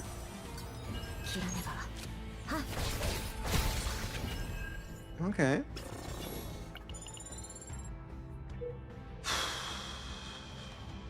Luckily we don't have a lot of fights. Okay, Owen! We found the copy event. Our odds should be incredibly good. Like, our odds should be ridiculously good. So there's 3 Shizuru cards that we have. 2 of them are what we want. 1 of them is not what we want. And that's it. Okay, there's 4 Shizuru cards. 2 of them are good. 2 of them are meh. There's 1 singular Narja card. So it's a 2 in 5. So it's like a 2 in 5 at 3 tries. Come on. There we go. Copy number 3. And now failing copy number 4 is going to be harder than... yeah, it's going to be a challenge, right? It's going to be an actual challenge failing that last copy. Alright. See, I don't know. I don't think it's 40% because it's a 2 and 5 3 times, right? And like, because if you fail the first card, it's a 2 and 4. And if you fail the last card, it's like a 2 and 3. Right? So the odds should actually be significantly higher. You know, I don't want to fight them.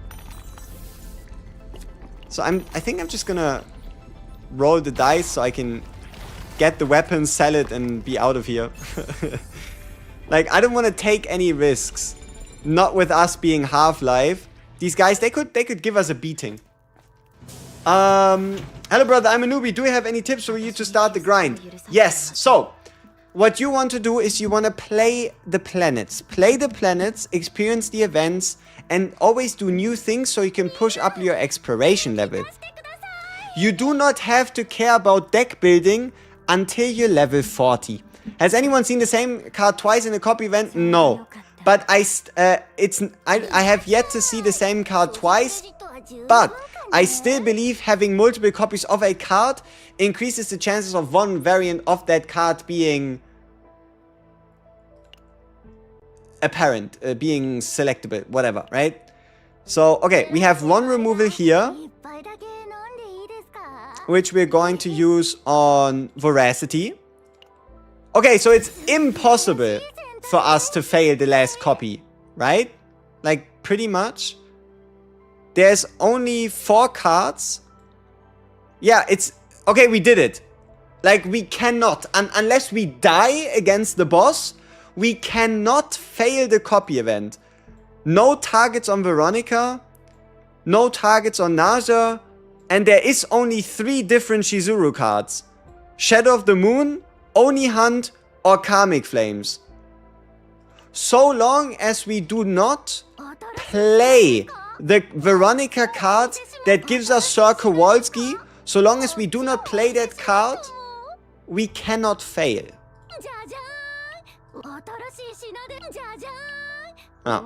So long as we don't do that, we can't fail.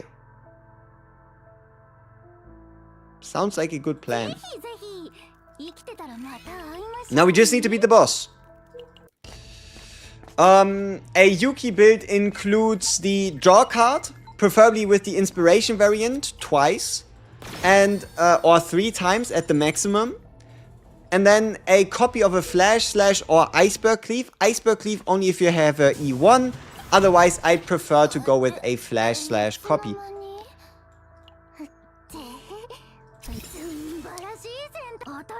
Okay, I think Incomparable Carapace is quite a decent, like, in-between chest piece for now. We can afford it. It doesn't really hurt us. It's better than no chest piece.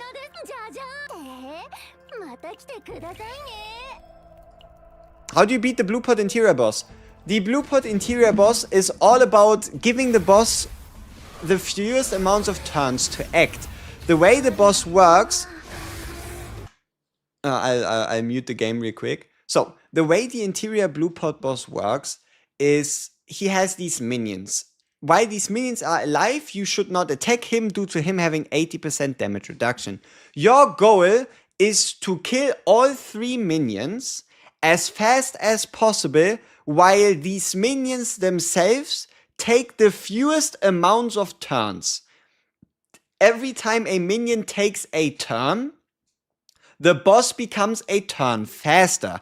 The boss starts at, I believe, 11 turns per action, but can go down to 2 turns. If the boss is at 2 turns of action count, you're basically fucked, right?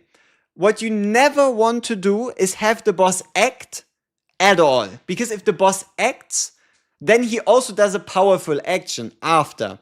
So kill the minions as fast as possible to keep the boss's action count high and end your turn when the boss is at 1 out of whatever for his current turn count. That's like the tips on how you can approach this. How much FM left after you move that card? How much faint memory? 60. So 60 left. Additional. Yeah, I think we need to pay. How much do we need to pay for the divine? 40 for the divine. So we're going to be 150, and then we can fit in one more neutral card from the final shop.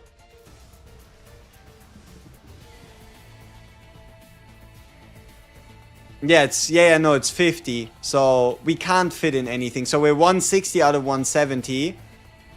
It's what it is. Yeah, it's 50. Yeah, maybe we should have put the gesture freedom on somebody else. Not entirely sure. Maybe we should have done that. I don't know. We'll check out the way it looks after we beat up this guy. It's still enough. Yeah, that's see, mutant sample. If you want 4 copies of a divine card, you better have a mutant sample, or you need to keep 2 or 3 basics. On the bright side, you get the basic attack boosting build on Narja with the gesture freedom. Hey, that's something. We can safely play this, right? Because it's going to give us mealtime, which is unique, yeah. That's quite sweet.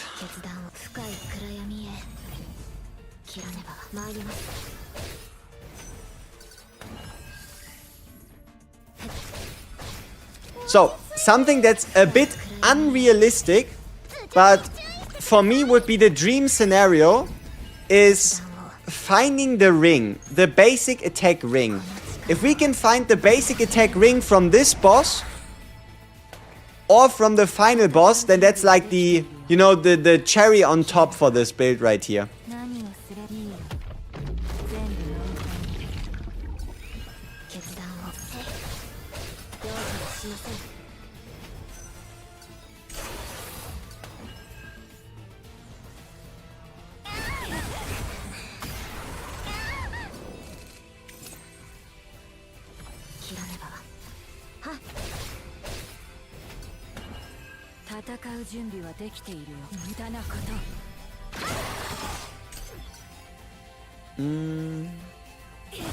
One 1,200 attack. Yeah, we have a Cthulhu gun, almost 1,300. But that's also due to the stat boosts from the stage itself. So much damage. Yeah, keep in mind it's the fate, right? We have a fate on the basic attack, so every basic attack is 1 more hit as well, right? Okay, so let's skip. Wait. Did we already get a Kowalski and delete him? Huh, I didn't even notice. Alright, so there isn't even a Kowalski. So, this cannot fail. It did not fail.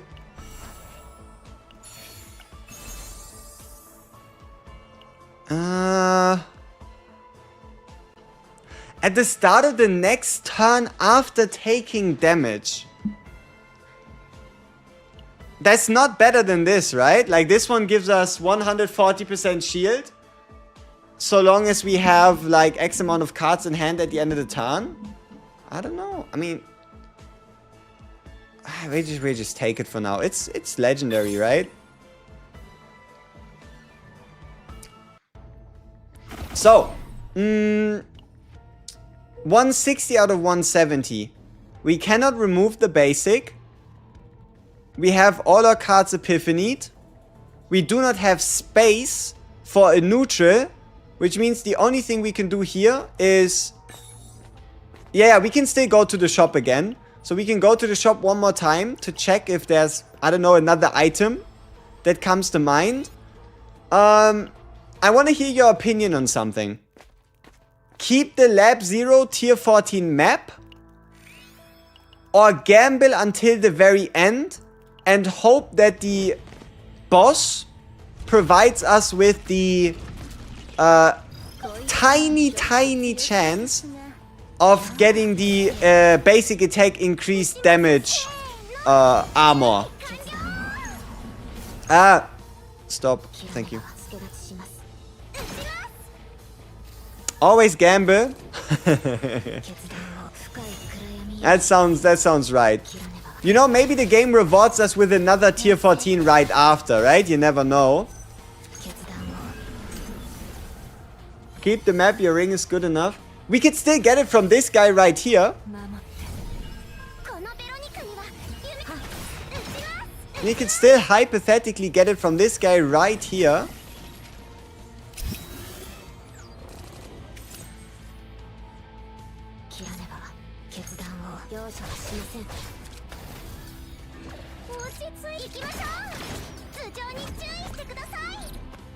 Do I have enough resource? I mean, I have 2 tier 14s lying around. The only problem is they're not blue pod. They're not lab 0. Right? They are, I think they are... no, yeah, one of them is blue pod, which would work as well, but it would be annoying to play. But we can play tier 14 blue pod. And the other one is the...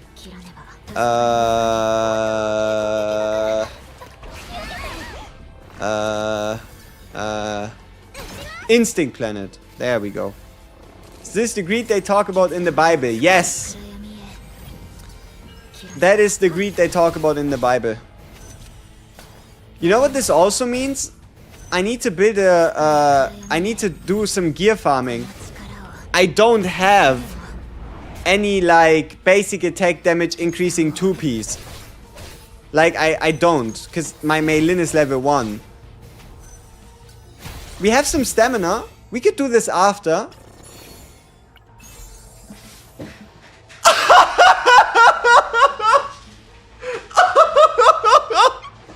No way! No way! We got the Eye of the Eyeless and the ability to keep the map. We have the ability to keep the map. We don't even need to get rid of it. There is no way. Holy! What? I don't know the odds. Like, I know I've seen it drop like six times or so since doing the... But I don't know. But holy... And it's even... Oh my. Oh my. This run is disgusting.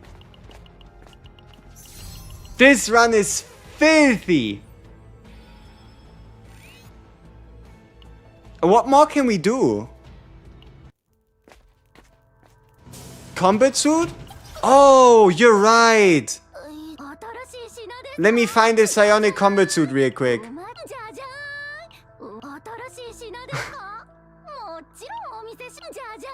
Come on, come on. No. No. Last one. Psionic combat suit? Nope. Whatever. Like, honestly, whatever. Okay, people. Play the boss fight? For psionic combat suit? I skipped it? Nah. Did I? Am I washed?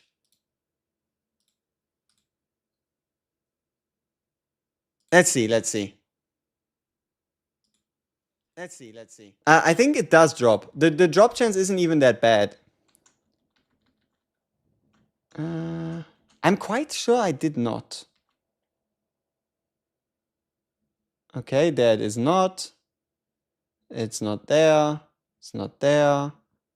It's not there. It's not there. No, yeah, I did not. Okay, I got one guide. Shit. Alright, I guess we got one guide.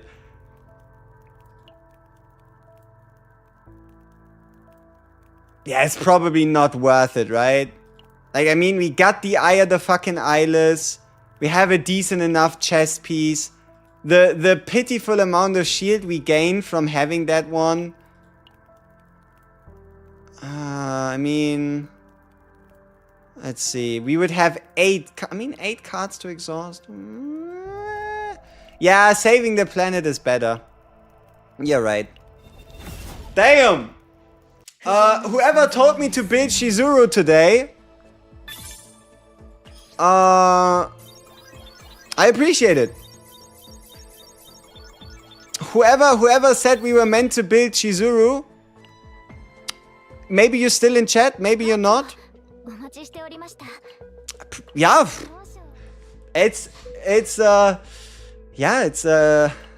it's definitely something. So let's see if we can 100% Shizuru. 50%. 100%. Easy. Shizuru speedrun.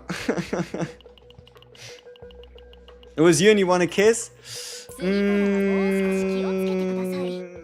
Shit. Yeah. You know, and the great part is this run at some points was even like close to the point where things could have definitely gone wrong. But okay, where's the deck? 58,000. Holy fucking shit. This deck is clean. This deck is clean as hell.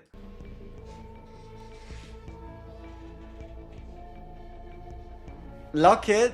Okay, yeah, we make a save data design for it. Why not? Wait, no, this is different. This becomes a 2. This becomes a 2. This becomes a 1. Okay, so customize favorites. I mean, it's looking kind of good already. Let's do the pink. Yeah, no, let's do this background.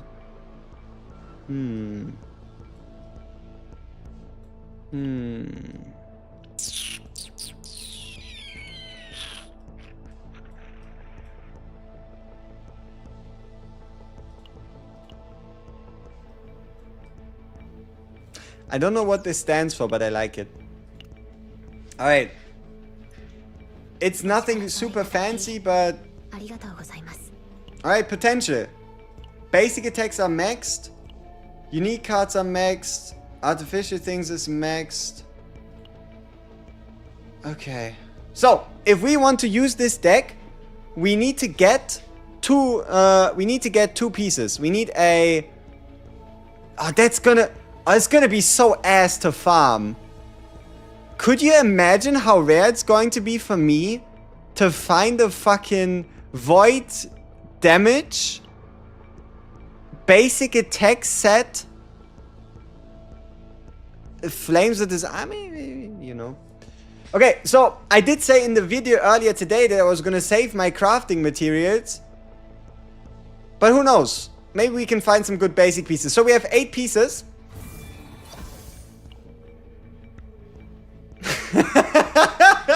Hey, that is closer than I thought it was gonna be. Alright, we have 7 more pieces. Justice damage, attack, attack, defense, health, extra attack damage on health percent, attack, crit damage, crit chance, but double defense. Okay, so there's 2 potential pieces. Let's try the void one. Maybe it rolls crit chance. It does not. Maybe it rolls all into crit damage.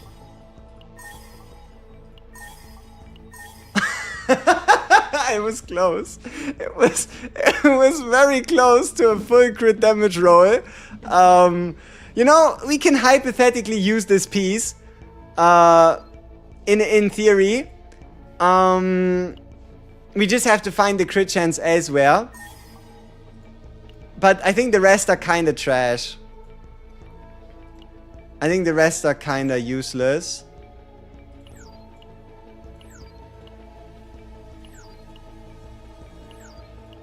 Yeah, I think the rest are kinda useless, so we can burn them.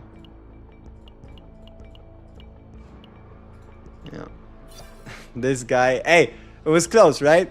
So, one more basic, and then we spend some stamina.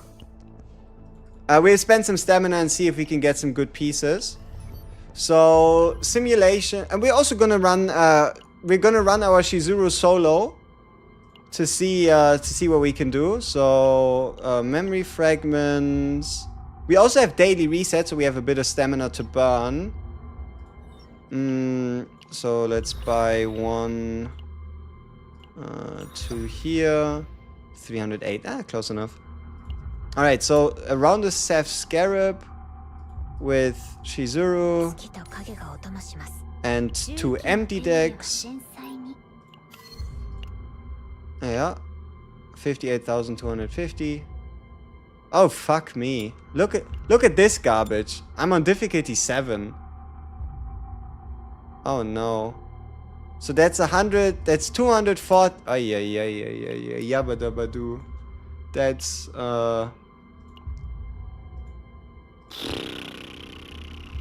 that's a lot of stamina for not getting the best loot, but hey, whatever. I guess we have to farm it anyway. Yo, Mr. Lord, what's up? So, can we beat this guy? I mean, we have to be able to, right? So, this one permanently becomes 0 cost. We hit him, create this. Hit him, and hit him again. Alright, so far so good.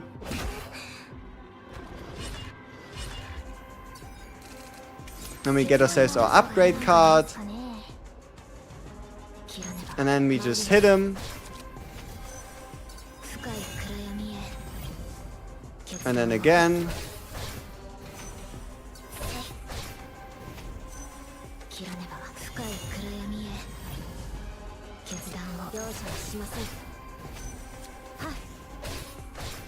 Huh.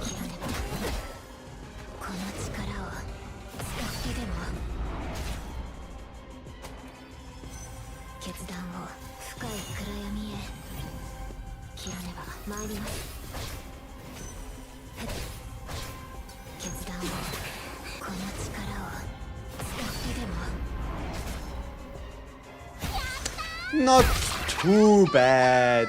You love the videos, they help you a lot. Started playing 3 weeks ago and got S3 Selenia. Hey, nice. Ooh. That's big. Like this piece? This has potential. This has a lot of potential. Alright, let's do next difficulty. Lucas is as good as long as you have his partner create bullet every time using bullet cards.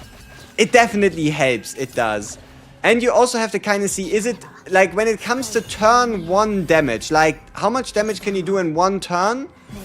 Luke goes nuts, right? Because he has very, very strong retain, retrieve / exhaust cards. So he does go kind of nuts in that department. But you can also build him for, like, longer fights.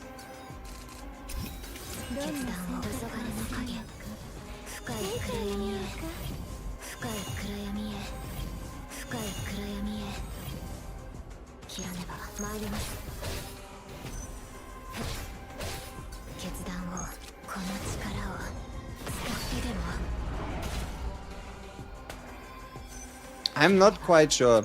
I don't even know who we're talking about. I'm mainly paying attention to what's happening. And then...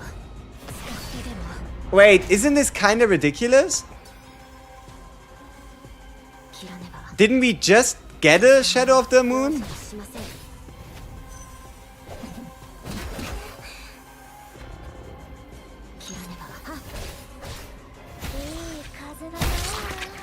Damn. The Shadow of the Moon spam is real. This one kind of looks pretty hopeless. I should have marked them for discarding. Forgot. How good is Lucas the red-haired one? Ooh, you know, in AoE content, people are, as of this moment, definitely heavily underestimating the guy. Like, my guy in AoE content can do incredible damage.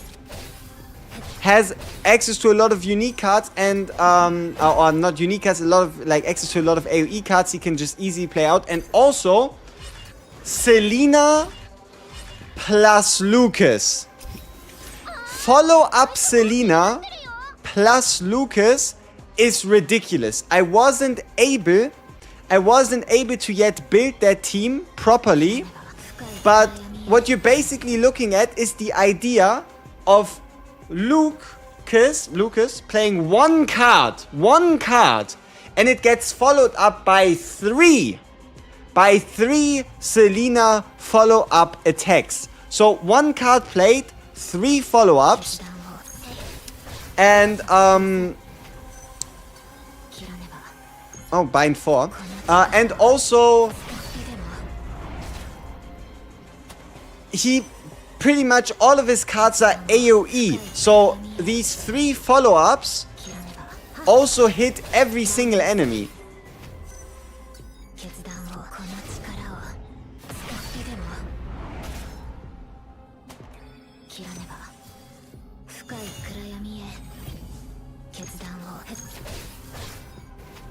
So, 2 Shadow of the Moons equals 1 Shadow of the Moon plus, huh? Like, so one of these cards just allows us to... Alright. It's kind of chill. Attack, maybe if it rolls crit chance. Crit damage, that's kind of a no-no. Have a deck of Lucas with 4 RPG 7s and I pair him with Luke. Absolutely good at clearing enemies. Yeah, it's a big amount of damage per bullet used. That's definitely true. Okay, so we mark this guy here. Get ourselves 4 attack cards here. Any idea on the best team Nia build? So, if you haven't done it yet, if you want to play Nia, you need to play Blue Pot until exploration level 30. Right? It's, you know, in the same way that you're currently feeling like you're wasting Nia, not playing Nia with your DPS having the discard damage increasing related cube is an even bigger waste. So yeah, make sure you have exploration level 30 on Blue Pot if you really want to cook with Nia.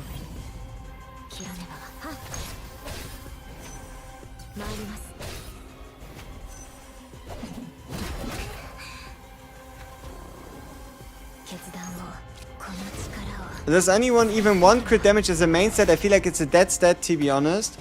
You know, as a main stat, Rin. You could run Rin with it as a main stat. It's not 100% optimal, but it's definitely doable, and it really isn't that bad. Yeah, exactly. So step number 1 is making sure you get yourself the discard cube.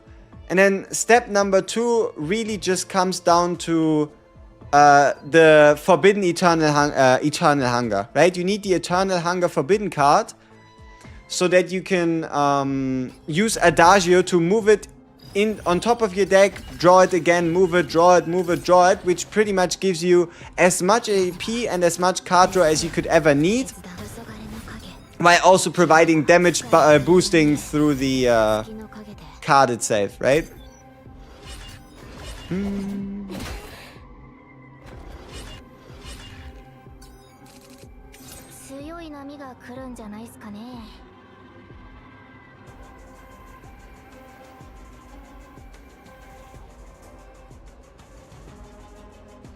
Pania with Renoa? That's disgusting. I agree.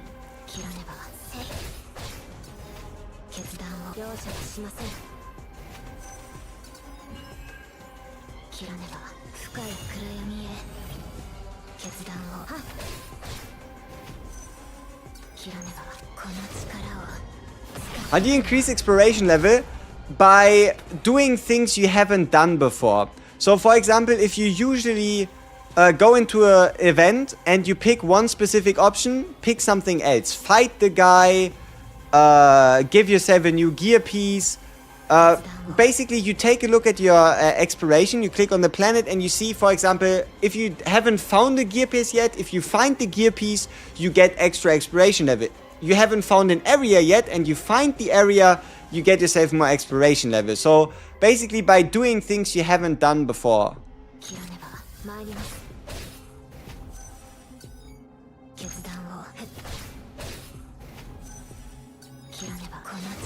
I think we might just die here.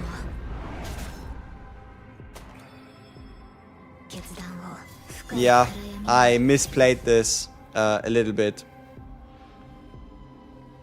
Shit.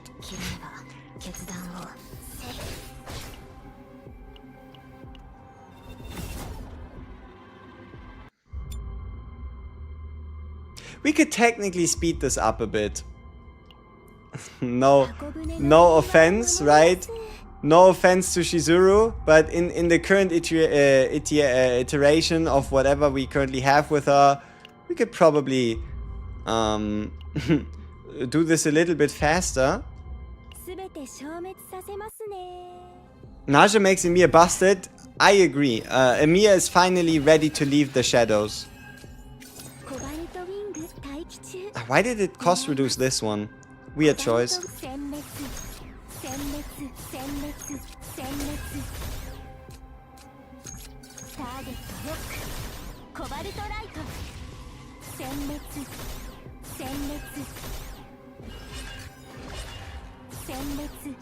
Yeah. I think it's Senmetsu, Senmetsu, but I'm not entirely sure. Not entirely sure if that's the case. One here. One here.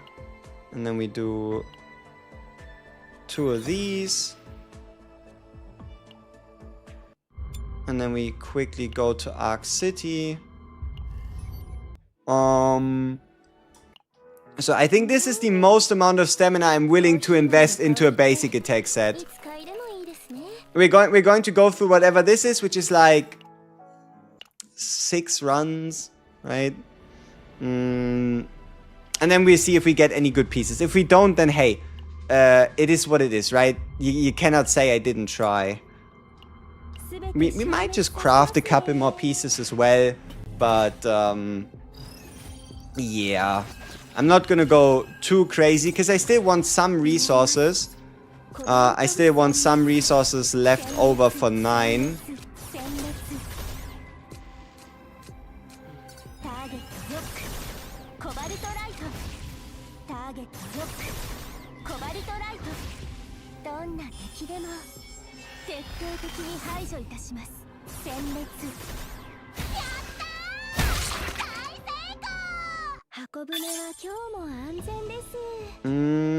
No.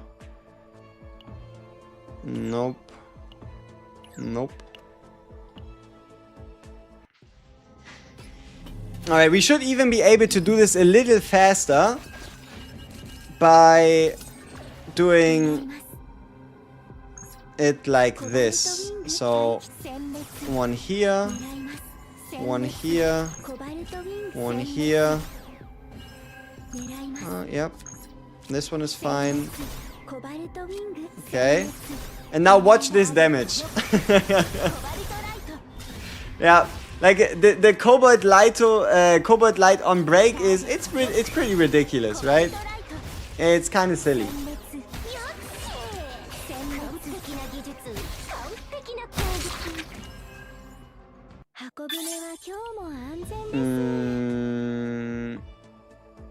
You know what? This has potential.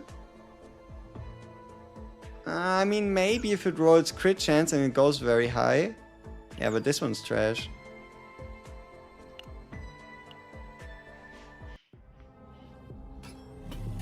Still one cost Cobalt Light is vastly superior? Hell no.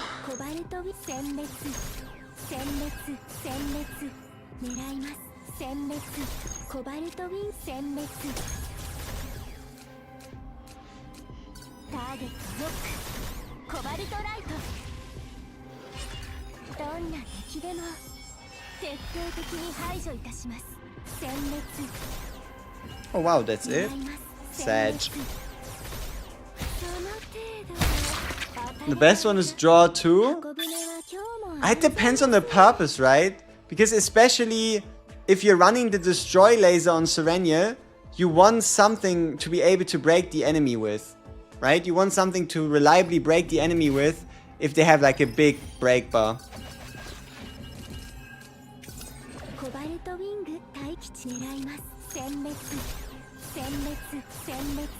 But you know, also one of the reasons why I like my homing laser, whoops, so much is because it has tenacity damage increase. So not only does it do a ton of damage, but it also breaks, I think it's 7 bars of tenacity. It breaks 6 on its own, and it breaks 7 bars of tenacity if I have a stack of, you know what, right? Her unique resource. Okay, last attempt.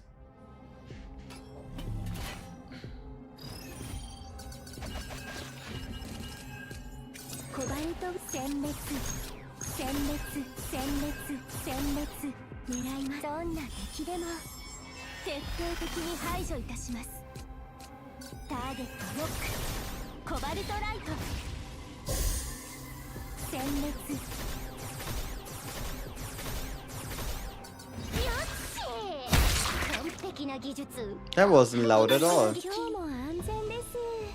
Ooh, that's a highlight. It's kind of trash. Okay, so we got 2 pieces. We got 2 pieces that can actually be considered. One of them that hypothetically could still roll rather well. So let's clean up. Let's make sure we get rid of all the pieces that we do not need. So it's kind of a highlight. I don't want to start with that one. This one here, does it roll crit chance, yes or no? It does not, which means this can go into the trash. This one here, does it roll crit damage? It does not, which means this piece can go where the sun doesn't shine. Does this piece roll crit damage? It does not, so this piece can also go. Why did I keep this piece? Because I forgot to mark it as why did I keep this piece? Same thing. This piece, this is our hopes and dreams. What are you? Where do you come from? Why do I have you? Crit chance, crit damage. Huh. Okay. Not quite sure where this piece comes from. But we're gonna roll it anyway. Okay, forget about it. One more try. Yeah, no, forget about it.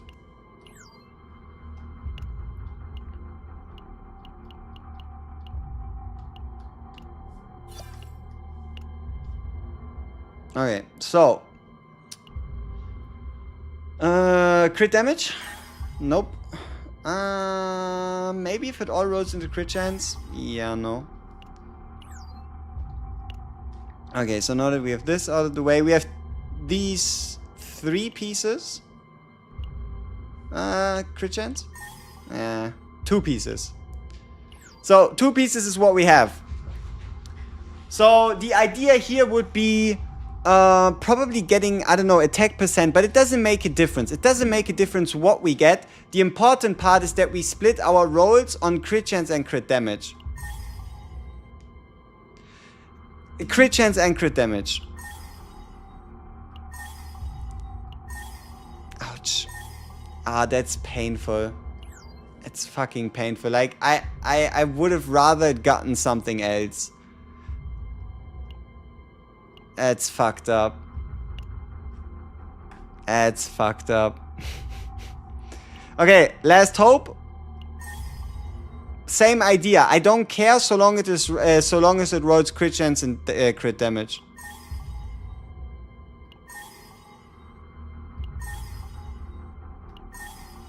Close, but it's a good piece. It's definitely one of my first usable pieces. We almost got a perfect 4 out of 4. 3 out of 4 is good enough. 5.1 and 5.5, I can work with that. Yeah, nice. That's pretty decent. Yeah. And we can craft a couple more pieces.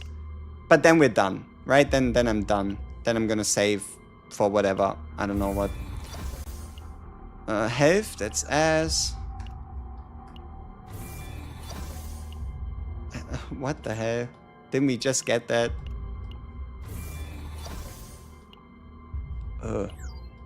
Atrocious. Leave me alone. And yeah, no. Okay, so if we sell all of these failures, we have one more attempt.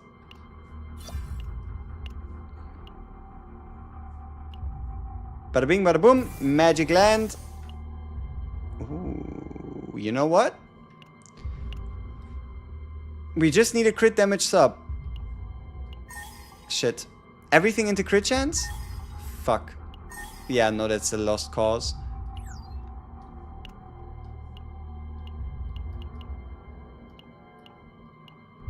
Okay, now what? Let's go to Shizuru. Memory frags. Sort by...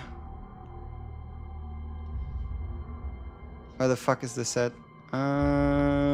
Seth Scarab. What is this? Void damage with crit. Hey, you know, we could hypothetically use that. Nothing here.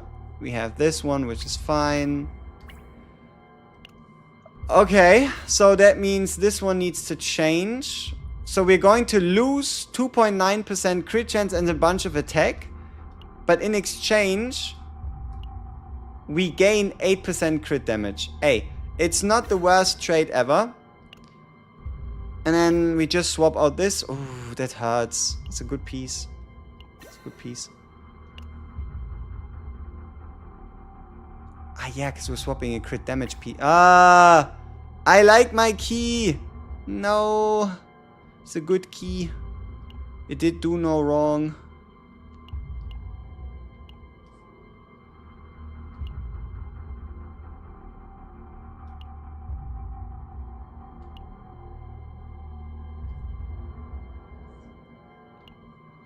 Select set. Executioner's tools. 3.4 on 6.3, 1.7 on 10.7.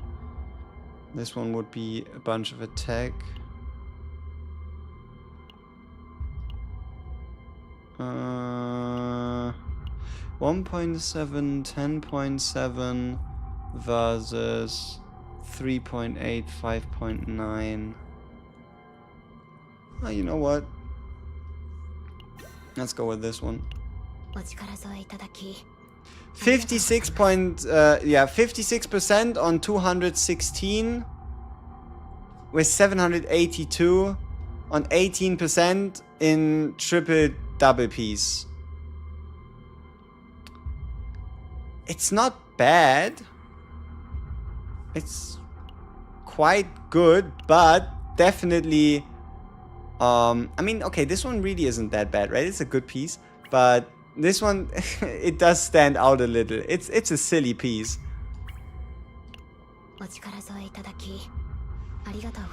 Good enough for now. Yeah, good enough for now. 56% grid chance, good enough for now. But you know, in the future, you kind of really wanna, you know, improve that a bit. Like, it's still pretty good.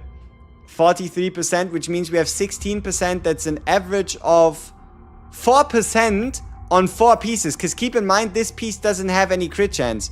4% crit chance here, 4% crit chance here, 1.7% crit chance here, 5.1% crit chance here. Like, it's good. You know what? Alright, sure. Let's give ourselves 58.1 on 211 on 793. I think that's better, right? So we sacrificed a bit of crit damage for some more crit chance, and we also gained a bit of attack. Alright, easy. We also have the unique potential, we have the basic potential maxed out, we have crit chance maxed out. Crit damage, we could still gain 2.4%, but I would have to... you know what? We might be able to do it. Yep. Alright, sure. Why not? Fuck it. There we go. So, but I don't have any of those to use, so that's not what we're gonna do. So, 58.1 on 214 on 793 on 2-piece, 2-piece, 2-piece, 2-piece. With a 40% basic attack multiplier, a 18% attack multiplier, and a quadruple copy of Oni Hunt at 0 cost, plus an additional decreased cost of 1 random card in hand by 1, and the Bounded Dusk here, and the right unique card, so...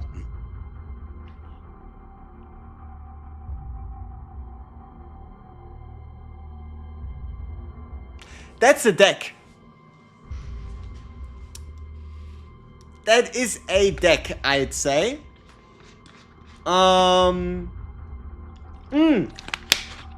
You're right, the fucking 5th potential.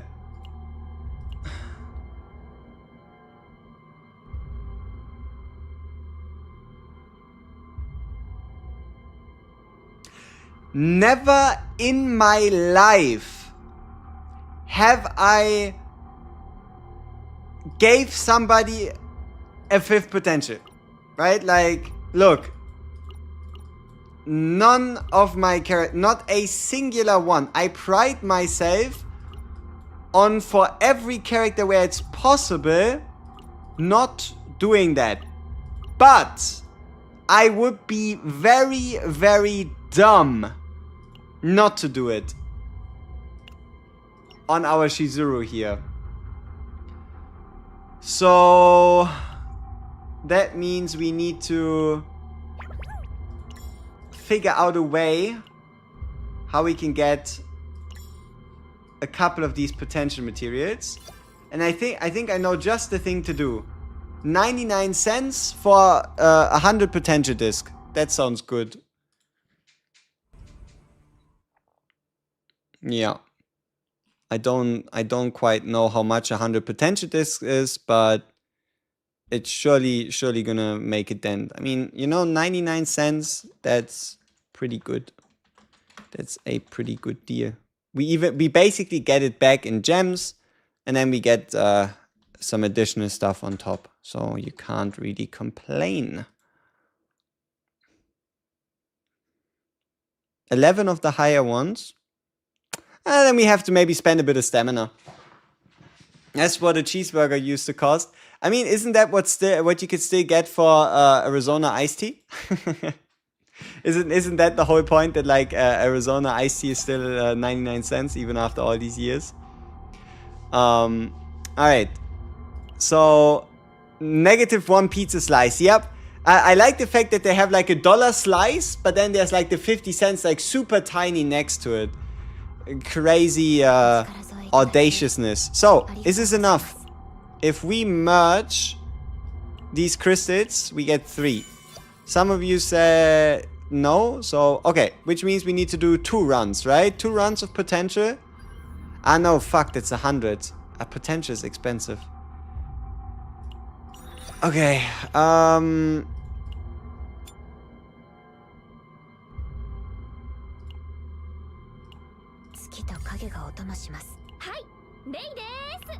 let's try 150 stamina and see where we end up with. You know what? Let's just forget about it. We just do it all. We just do 2 runs of 100 stamina, and yeah, I just pretend you didn't see that. No. All right, so we do it at 5x, which should be around 7 to 8 stones, right? Is okay. Huh?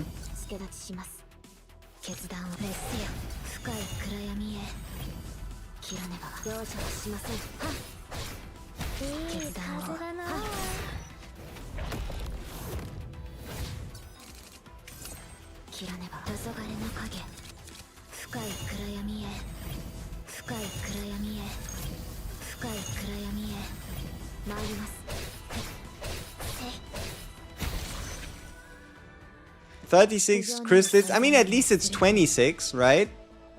At least it's 26. Not including the blue you can convert. That's true. It's actually closer to 12 crystals on 100 stamina. Which, it's not that bad, you know?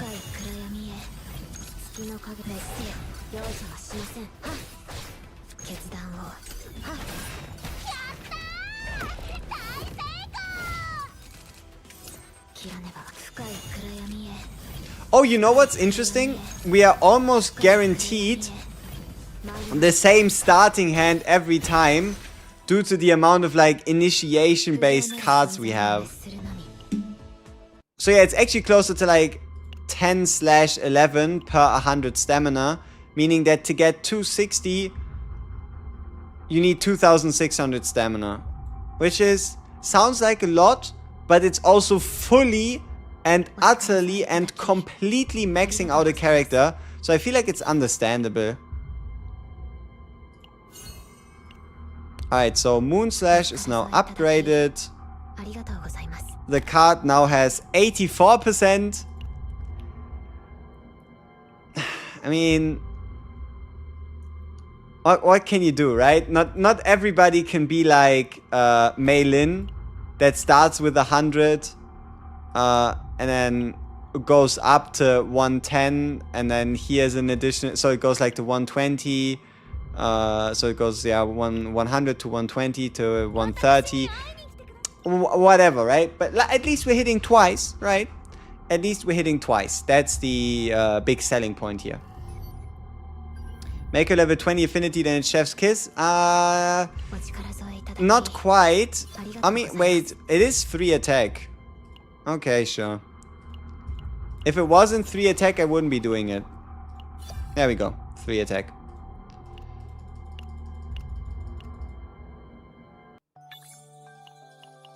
Okay, then I guess in celebration of Shizuru, we can go back to this home screen. I kind of want to smack her solo into Spiral Tower and just see how far we can go. I don't expect her to go far due to us mainly want to bring like a Narja on the side and whatnot. And also if they're playing solo, they don't have a lot of like, we don't have like a lot of health. But because they're all gearless, right? But I'm very curious how far this can go. No cake for 9. I just have to buy it. Don't you worry about it. Alright. Let that be my problem. So it doesn't look like there's much purpose to us using up the Gesture of Freedom here.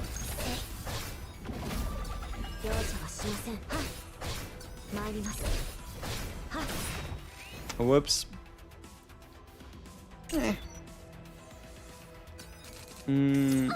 Alright, so we get this out of the way. Now we draw saves. The fuck? Oh, I guess we just threw into that. Cheeky temple after. I don't know. I don't think we have a temple. Nor do I feel like doing a temple.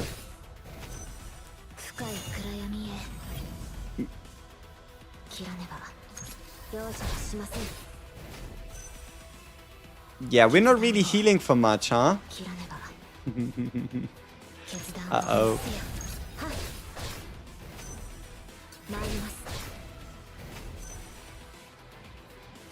Yeah, can we kill him?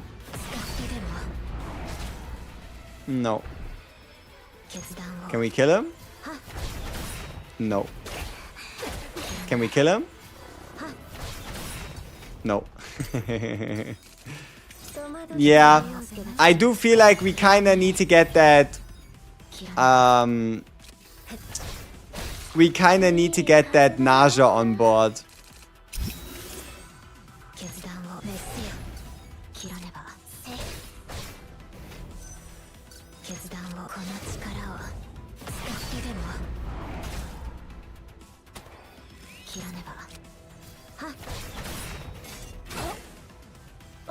Dead.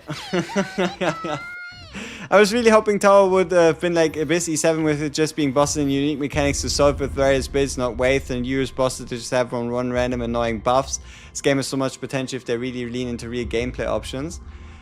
You know, for now, it kind of satisfies the need for people that just want to build maxed out decks so that they can smack them against units that have a lot of HP, right?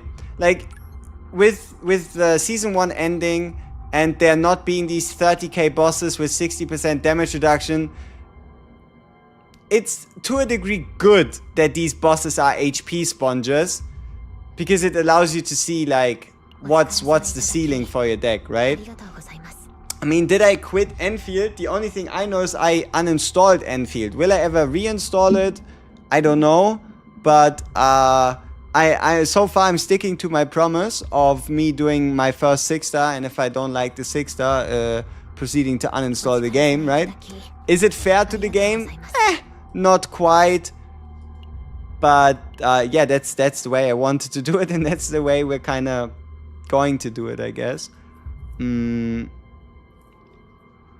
Yeah, so what we now need to figure out is how do we get the most out of this deck? Right? How do we get the most out of this deck? So we definitely want voluntary control basic. That's a no-brainer. For the rest though,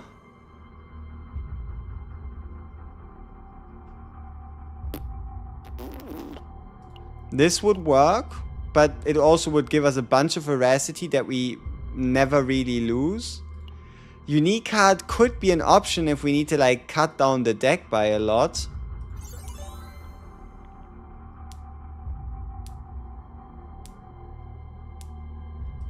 Yeah, we need draw. Right? Like we need Narja, but we also need a Narja who can draw. So it looks like we need something similar to this. So we want a bottomless hunger. Any wind of next Omega code should be the middle. Should be the middle of season 2. Should be week 3, day 1 of season 2. So I'd peg it as February 25th. February 25th is when you probably get the next Omega code. So what we need is bottomless hunger with draw epiphany in any variant, be it the normal one with morale, the 3 veracity with 2 cost reduction, or just a 2 cost reduction.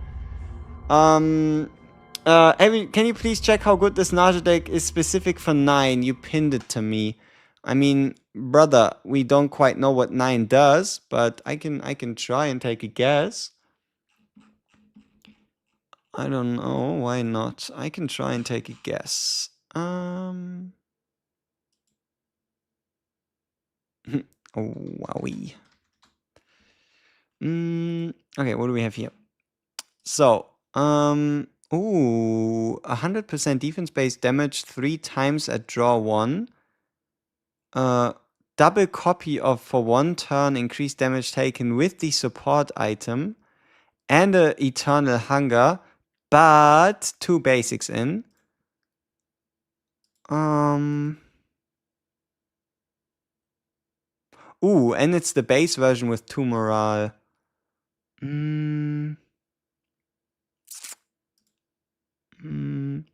You're definitely not really gonna struggle activating the buffs, which is awesome.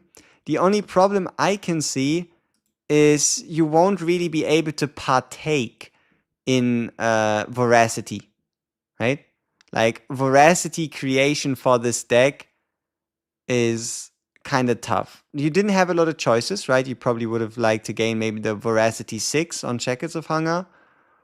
And then hypothetically, a voluntary control with the 6 or 9 veracity combined with maybe a duplicate But if you can just get the draw, if you can get like AP draw from elsewhere and whatnot, I mean, seeing as how she's defense based, this is probably the closest anyone will get to like almost guaranteed supports for a defense based damage dealer.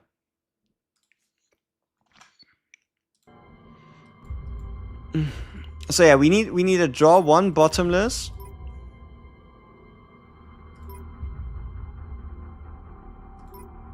Because, yeah, I don't think I have a good one. Like a good basic attack one. I think I checked before, but I believe I do not own a good basic attack veracity, like, at all. Yeah, I do not. If you play multiple of the plus 100, it stacks for multiple turns, yeah.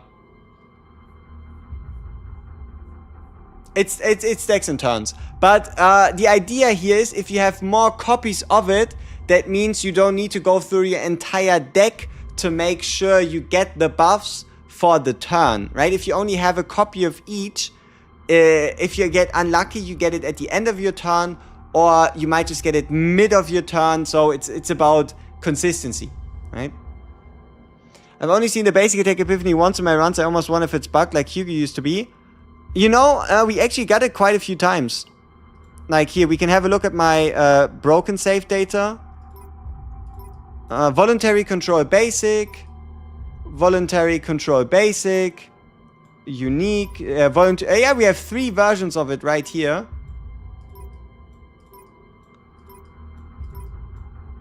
Voluntary control basic. So yeah, we have 4 in our save datas right here. What about Ray? You know, as dumb as it sounds, I feel like I might have already finished Ray before I even started on her.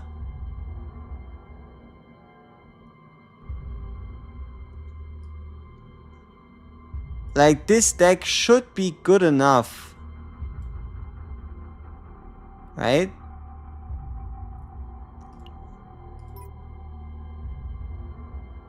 But, I mean, I guess there is a way for us to make it better. This is very Rin specific for the most part, but it's still pretty good. Okay, let me think. Let me think what would be the best outcome here. So, Void card. Void card with 1 morale. Or the 40% less with 1 morale, right? For the extra damage. But otherwise, it's the 1 or less. Or it's the Void card one, so we get the max damage bonus. So those are the 2 resonating darknesses. Strike of Darkness. Preferably, we get the 80% guaranteed perma increase, right? We get the Strike of Darkness multiplicative 80. Or we get ourselves the 150% multiplier. And then maybe with like Elite Pyramid, maybe like a Divine Epiphany or something like that. But yeah, either this one or this one. Or just a standard Epiphany, maybe like 1 draw on just 100%. For Snack Time is kind of irrelevant. But maybe choose 2 cards to exhaust, choose 1 Void card to draw could be fun. Dark Condensation, we probably want the for 1 turn Void card damage bonus. Due to us playing up to 8 cards. And that should definitely add up. So... And also because it's 2 hitters. Which means this is 16 times effective. So 16 times 50.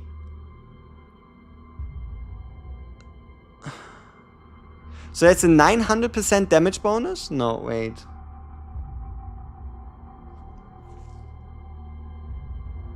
Hmm, 800%. Yeah.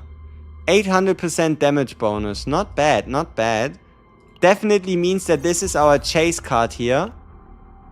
Yo, Lindsay Beth, what's up? We're doing really well. We just got super lucky. Maybe even copy target. This could even be our copy target. Yo, Waiki? Appreciate it. Thank you very much. Which one is my favorite animated card? Okay, let's leave the submarine. Let's leave the submarine because it's getting a little depressing. My favorite animated card. Do I have one on Rin? I mean, they're okay. I like this one. It's very simple. But I like it.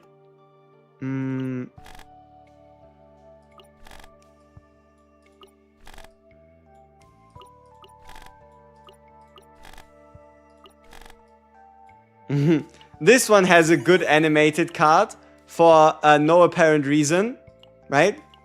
So if I could get my hands on a bottomless hunger, it would be purely for bottomless hunger itself, like the card, you know.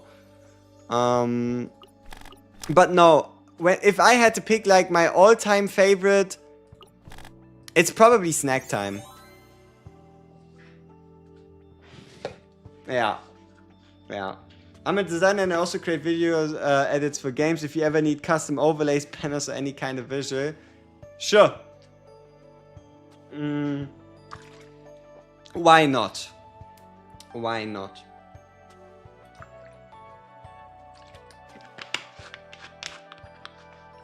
First, when you unlocked on Narja, for no particular reason, right? Like it just happened.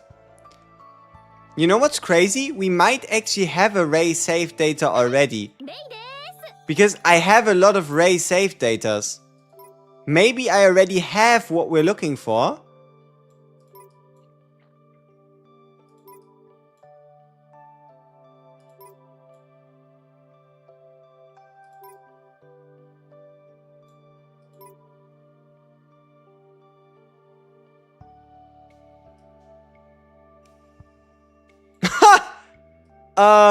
That's close. Unfortunately, it has 3 basics. But it has the Void card damage, a Void condensation, and a 1-turn draw on Strike a Darkness lead. Unfortunately, Gear's kinda sad and the basics are kinda... But most of my Ray save data was built before we even knew how save data worked, right? So that's why some of them might just be a little bit more questionable. Void card damage, 1 card by 50, 150, 1 card 100, 40 or less, 80% basic, exhaust 2, select 1, 80% basic, reduce 1. What is this? Reduce cost by 1, 40 for 1. And Evil Spirit Salamander.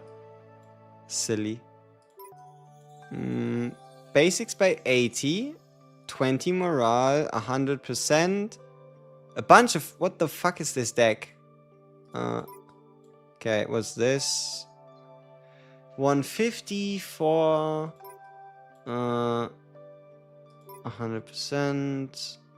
80% damage for 1-cost cards. Unfortunately, we were playing 0-cost cards.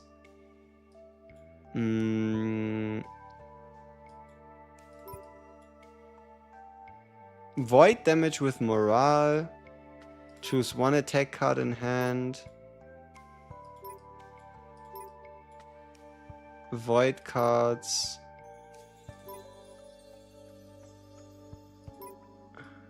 Should we do another run?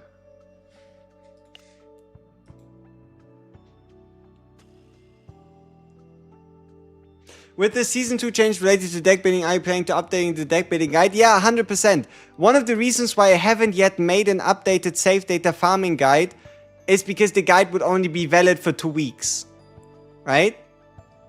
Like the only reason why I haven't yet done an updated farming guide is because this thing would be valid for 2 weeks. I don't think it will make a lot of sense. What about a Nia run? Let me show you my main problem about a Nia run. Not only did we not take the cube, like I think all things considered, if we're being honest, in terms of damage potential, maybe the cube would have been a bit higher. But yeah, look at my blue pot. We're close, but we don't have the cube yet. And before I get myself the cube, I don't really wanna worry too much about Nia. Like, sure, I could pre-prepare the Nia deck and then just farm the DPS with the cube, but yeah, I don't know. So it's already rather late. It is rather late. Ooh.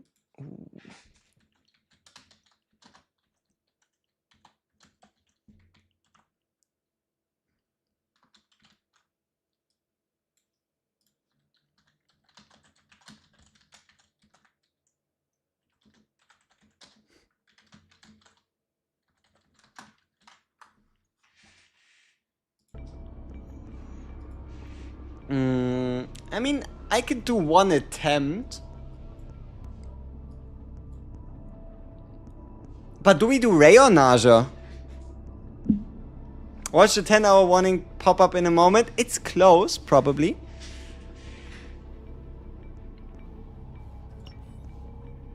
But they would kind of... We could run both and see what happens.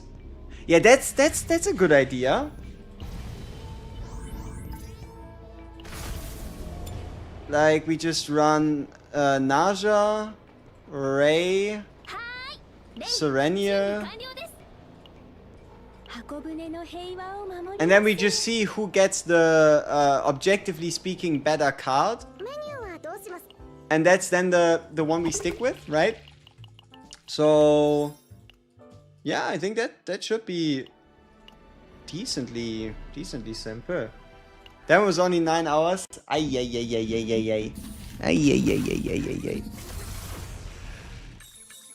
Why am I on the left side here? I do not know.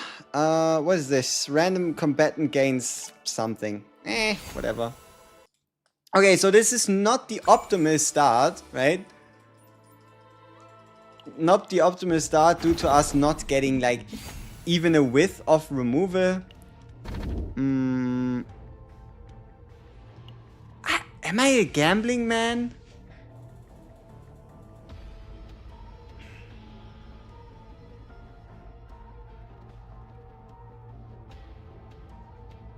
No, I'm not. I mean, I am, but not that much. Because that would basically spit on our copy chances. Because there's no way we're getting enough removal events to sneak our way out of that one.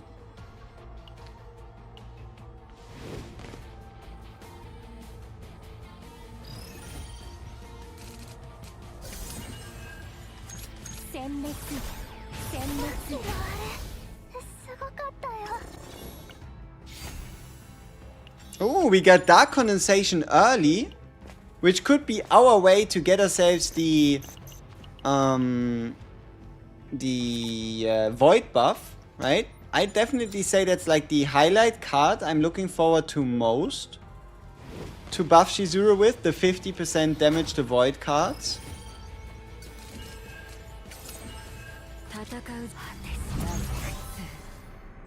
And if we could get that one with like a Draw Divine, that sounds like a fantastic copy target, you know? But we don't want to ask for too much, right?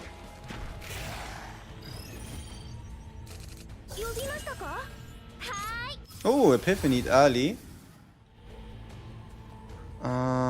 Ooh, that's a hard one. Guaranteed 80% multiplier to basics all the time? Or 100% to basics plus an additional 40 flat?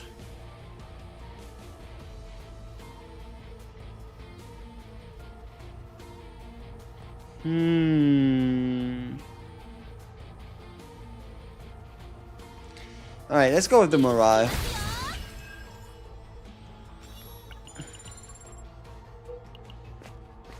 Gotta be the unique? Oh shit.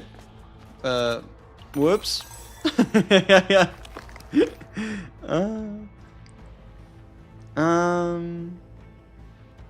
Oh, the non-reset duration. You need to make it to the waypoint.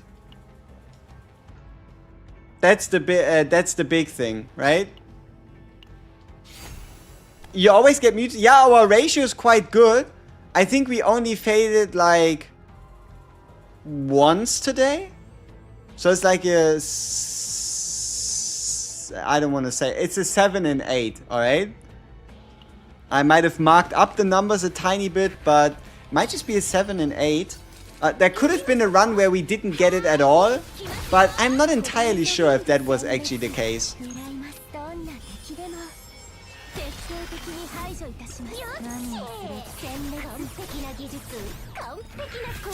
Let's hope we don't regret this and get like an awesome epiphany on Narja, because if we do, there's nothing much I can do about it, right? Because we're kind of locked into building Rey now, with the decision of the mutant sample going to her.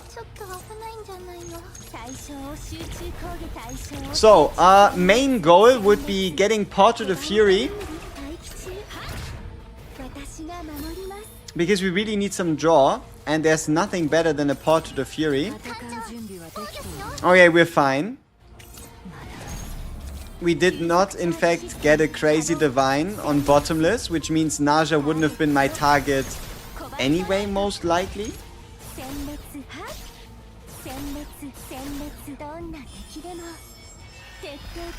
Big damage.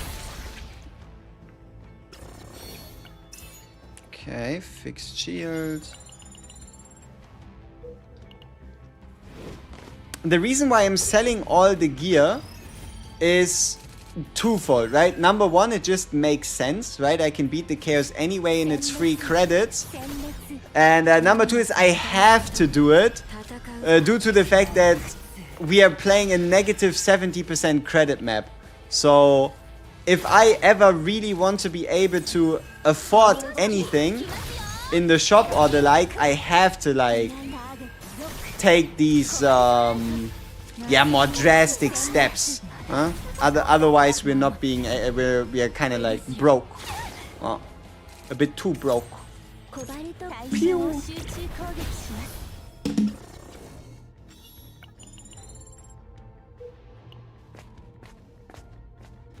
Did I beat Tower 75? Yes, I did. Where are you stuck? 60 or 65? Because I think most people that ask if we beat Tower 75 aren't really struggling with 70 to 75, but either 60 to 65 or 65 to 70. Eternal Hunger is okay. Maybe we actually do need to build Nia. I don't know. Where's Rin? Giga debated by the title. If you want to see the Rin, right? If you want to see the Rin run and the best team I did ever build, and it's not a fake title or whatever, then you need to go to the beginning of the stream. I showed that thing, the team off for I think the first 40 minutes maybe. But then, people asked to see if we could build Shizuru.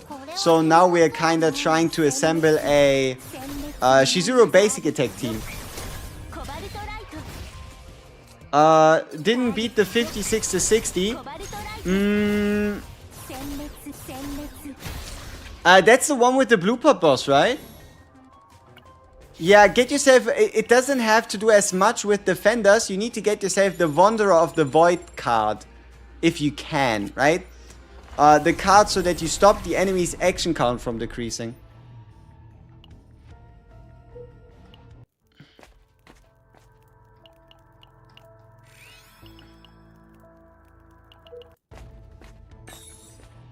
Makes sense for extra advantage using Shizuru having a blast. Nice. That's awesome. Okay, we can remove 2. So this one goes because it can't epiphany into uniques, and this one goes as well. Gotta increase our odds, you know, of getting... I'm not quite sure what kind of copy we're looking for, but you know, 1 copy is better than no copy.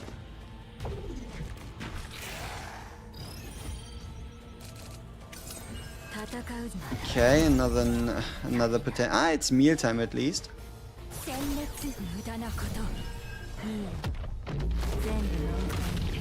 Oh, they're so tiny. These enemies so tiny.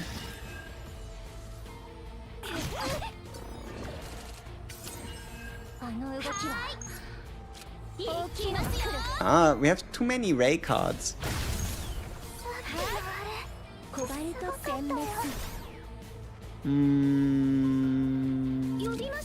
Copy Striker Darkness so you can have... it's already Epiphanied. The only thing we would gain is...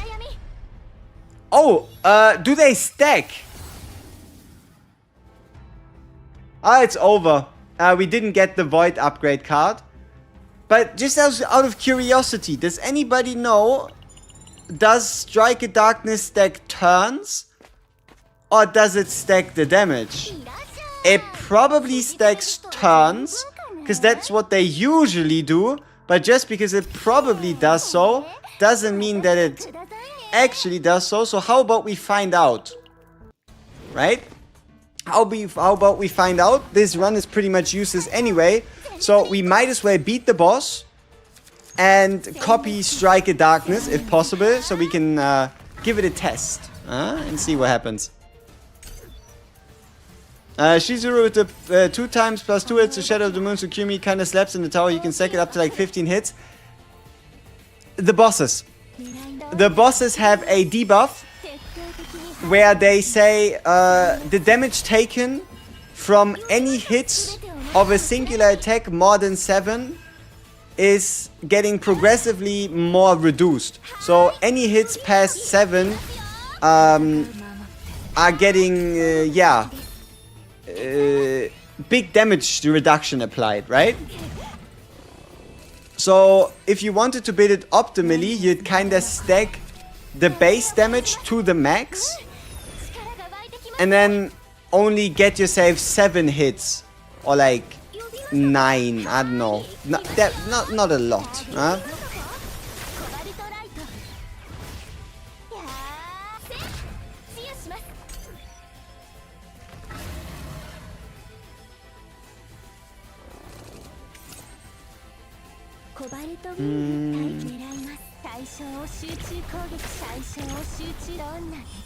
Is this enough to break him? No way, right? Oh, there's nothing. We don't have any lasers. That's depressing. I haven't noticed much damage for us, to be honest. Been just nuking every boss with this stacked Shadow of the Moon. That's interesting. I tried it on stage 50, I believe. And I only did like... Wait, you know what? I've never tested the damage fall off. Because what I did was a 3-hitter with maximum damage stacking from Oni Hunt. I never actually tested how big the damage fall off really is. Catch me later, have a nice day, I appreciate it. Thank you very much for tuning in. Been a pleasure having you. Can't be having Meilin making some people skip a shiny new DPS unit. Yep, clearly. But then again, I still think Meilin could be incredibly dangerous. Even without the multi-hit Dragon Spire. Okay, so here we go. We can test out the Striker Darkness. To see if it stacks turns or the damage. It's probably turns. But... if it isn't, that would be kind of ridiculous. You know? Just a little bit. Just a little ridiculous.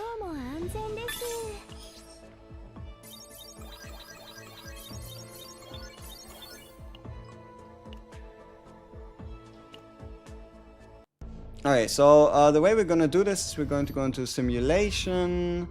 Spiral Tower Scream. Nah. Battle mission. Let's do battle mission. Meilin skewed DPS expectations so much for standard unit, bet they regret it. I mean, it's alright. Like, they managed to do Serenial, and Serenial can definitely output more damage than the Meilin. Depends on the circumstances, right? Like, if you can get a proper mega kit. Yeah.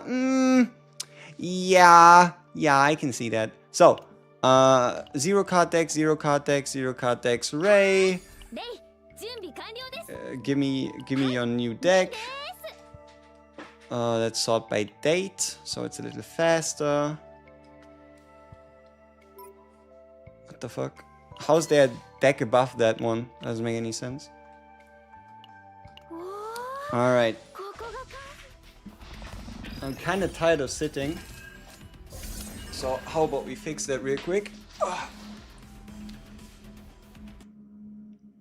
Ta-da. Alright. I needed that one. Okay, so that didn't work. Didn't draw the right cards. Aww.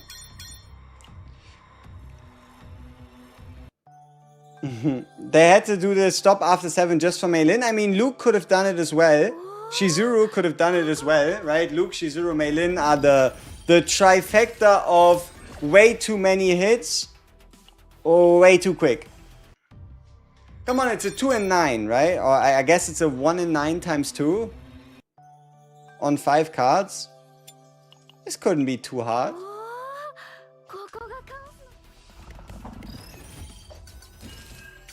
Apparently, it's quite difficult for this to work.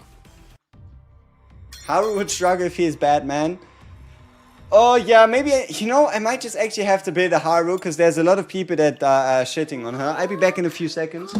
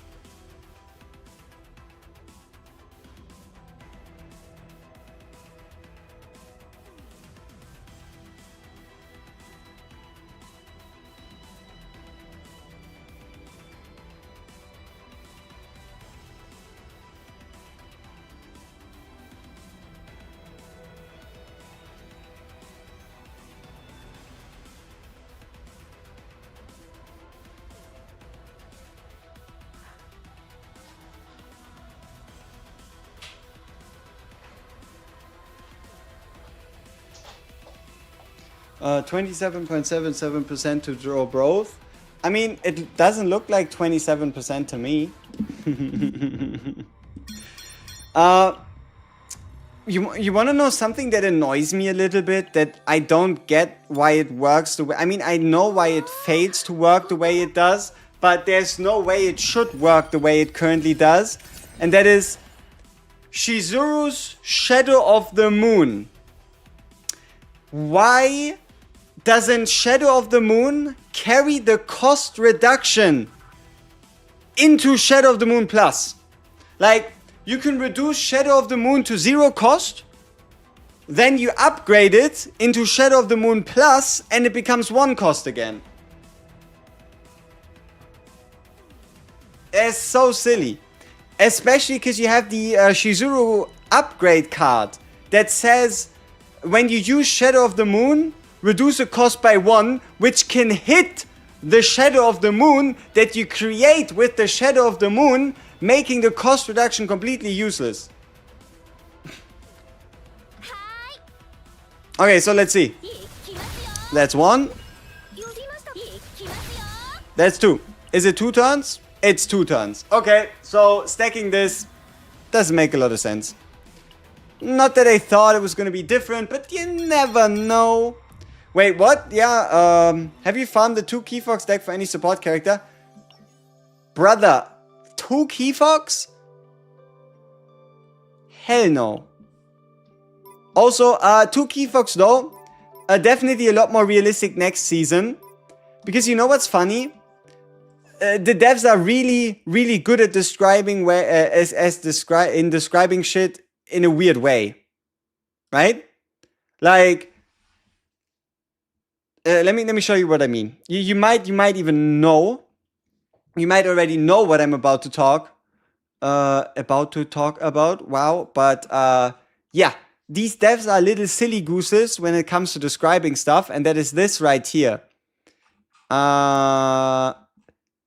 Here. The codex system will be... No, not quite. Here, this one. Why these codexes come with heavier penalties... Here, mythic grade codices can be obtained through chaos merging or clearing a codex. While these codices come with heavier penalties, they can get tier 15. But these mythic grade codexes do not always contain a divine intervention. Meaning there will be save data tier 15 that gives you save data. Yeah. So... we will get the increase to tier 15 and you will be able to get save data from it, just not on divine intervention stages. Have you farmed two? I just got it the other day. 2 times Keyfox with 1 AP Epiphany on Narja. It's really good. Yeah, but don't you have like 5,000 basics in? At that point, like double Keyfox, what did you do to the deck? Nothing, right? Like one of them maybe got an Epiphany. Like even getting 1 Keyfox in already is a tall task. Like I like this deck. We have triple bottomless hunger here for veracity, for cost reduction. We have additional morale on this one. We have veracity here, and then we have ourselves a Keyfox. But yeah, 2 Keyfox? No.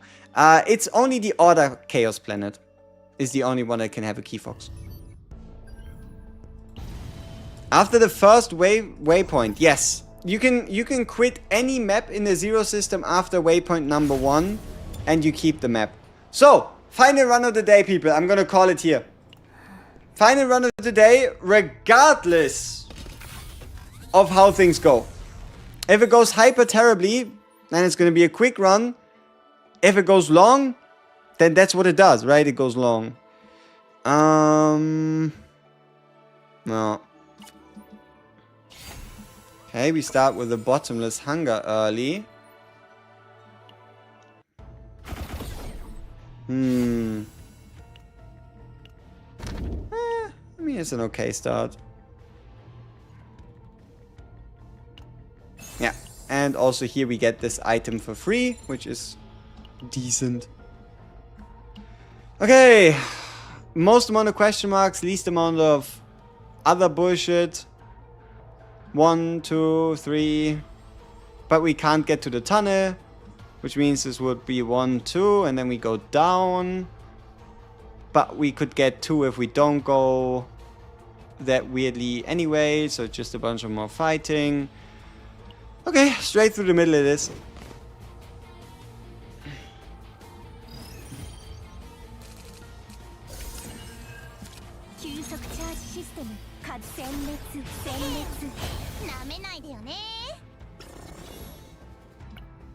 Yeah, Keyfox is the reason why monster cards are 80. Indeed. What's going on today, people? How are we hitting mutant sample like at 90%? I saw the hit count fall off in tower this time. Unlucky. I mean, the hit count doesn't get decreased. The damage per hit does get decreased though. So, Array or Narja? Just give me a name in chat. I don't really mind. Who you think in this hypothetical run? Who has a better choice?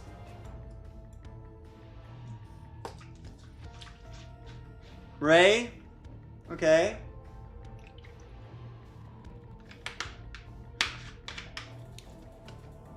Narja. Okay, we have one guy saying Ray, one guy saying Narja. Whoever says the next unit, we'll go with that. Pick either Ray or Narja. Okay, Narja it is.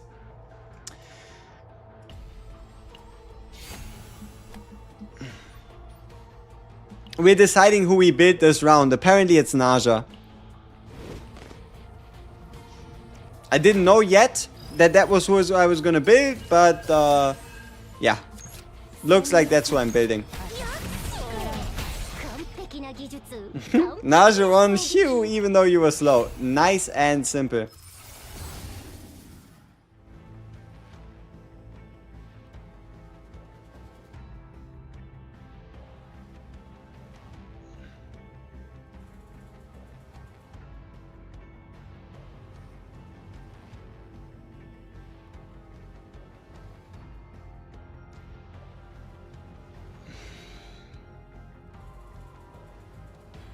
I guess we're building a defensive buff Narja? I don't know. Cause this none of these options really make sense in the way I wanted to build her. So I guess we're deviating from the plan.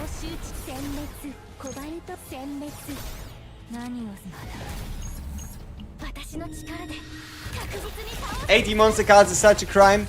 I mean, at least at the moment it looks like monster cards do not cost extra if you epiphany them. So instead of them being 90, they're at least just 80. Yay. Unless you make them divine, then they're 100. Do not divine your monster cards. It's not worth it. A 9 ready Narja. Yeah, maybe. Maybe that's what this run will be. Maybe it will also be complete garbage. I do not know. I do not know what this run holds.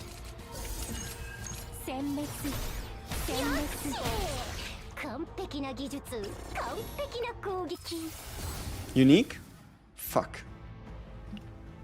X cost? Whoops.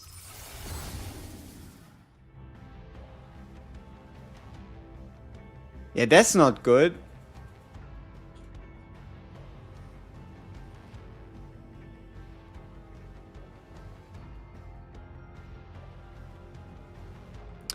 Okay, looks like our final hope is getting a control with a bunch of veracity gain and duplicating that one.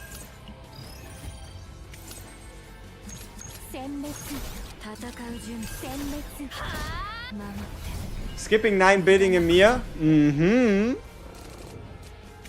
Seems like a plan.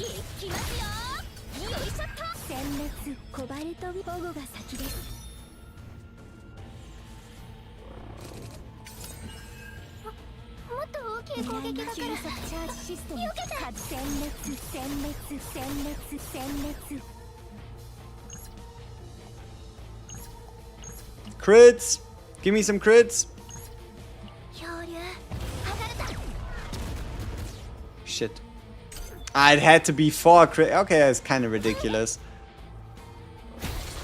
I should have just kept it.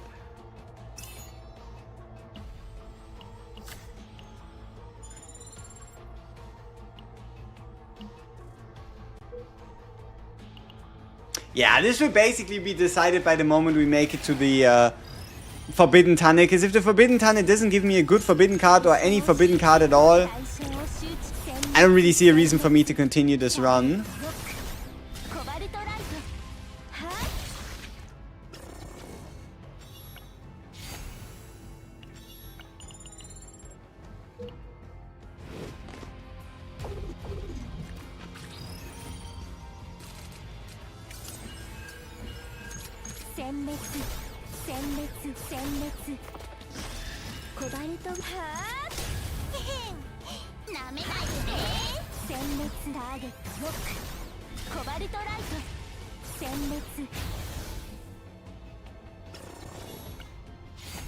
Okay, meal time. Also, we don't have a lot of removals, so our odds of copying what we need to copy... I've seen better, you know? I've seen better, more realistic scenarios, huh? Ma.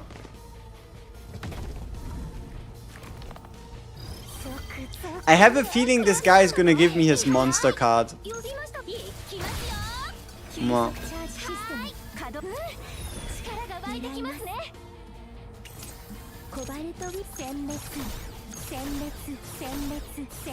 Is there a reason to farm decks right now if we have to refarm decks for Season 2? I mean, it's not like your Season 1 decks get removed. It's not like they disappear. You can still run them in Chaos. You can still, right, just play the game to play the game. What is this? I mean, okay, Ray wouldn't have been a good idea to build anyway. What else? You can run them in Hyperspace Basin. We don't really know which kind of modes are doing what and how much do we have to refarm where. So a lot of stuff still open. The purple dog / rabbit monster, you know how, does it drop something useful or does it because it's so random? If you kill it, it's a guaranteed legendary item. That's the benefit. So if you manage to kill the super spirit dog, it's a, yeah, okay, I'm done. I'm not about to play a chaos run where I don't get a forbidden card, right? Like, no, not happening. Alright, yeah, I mean, I would also say our luck is kind of gone for today anyway. It's not like I have any right to like ask for anything else. So, yeah, I think we're done here. Is Lab Zero gonna disappear in Season 2? No. But, very important, very important TLDR, the concept of forbidden tunnels will become Lab Zero exclusive with the start of Season 2. Dimensional tunnels, according to the patch notes, roadmap, whatever the hell, if I remember correctly, they will become exclusive to Lab Zero. Which is honestly a major difference, right? It's going to, yeah, through sheer, through sheer unavailability, is going to massively increase the value of Lab Zero as a planet.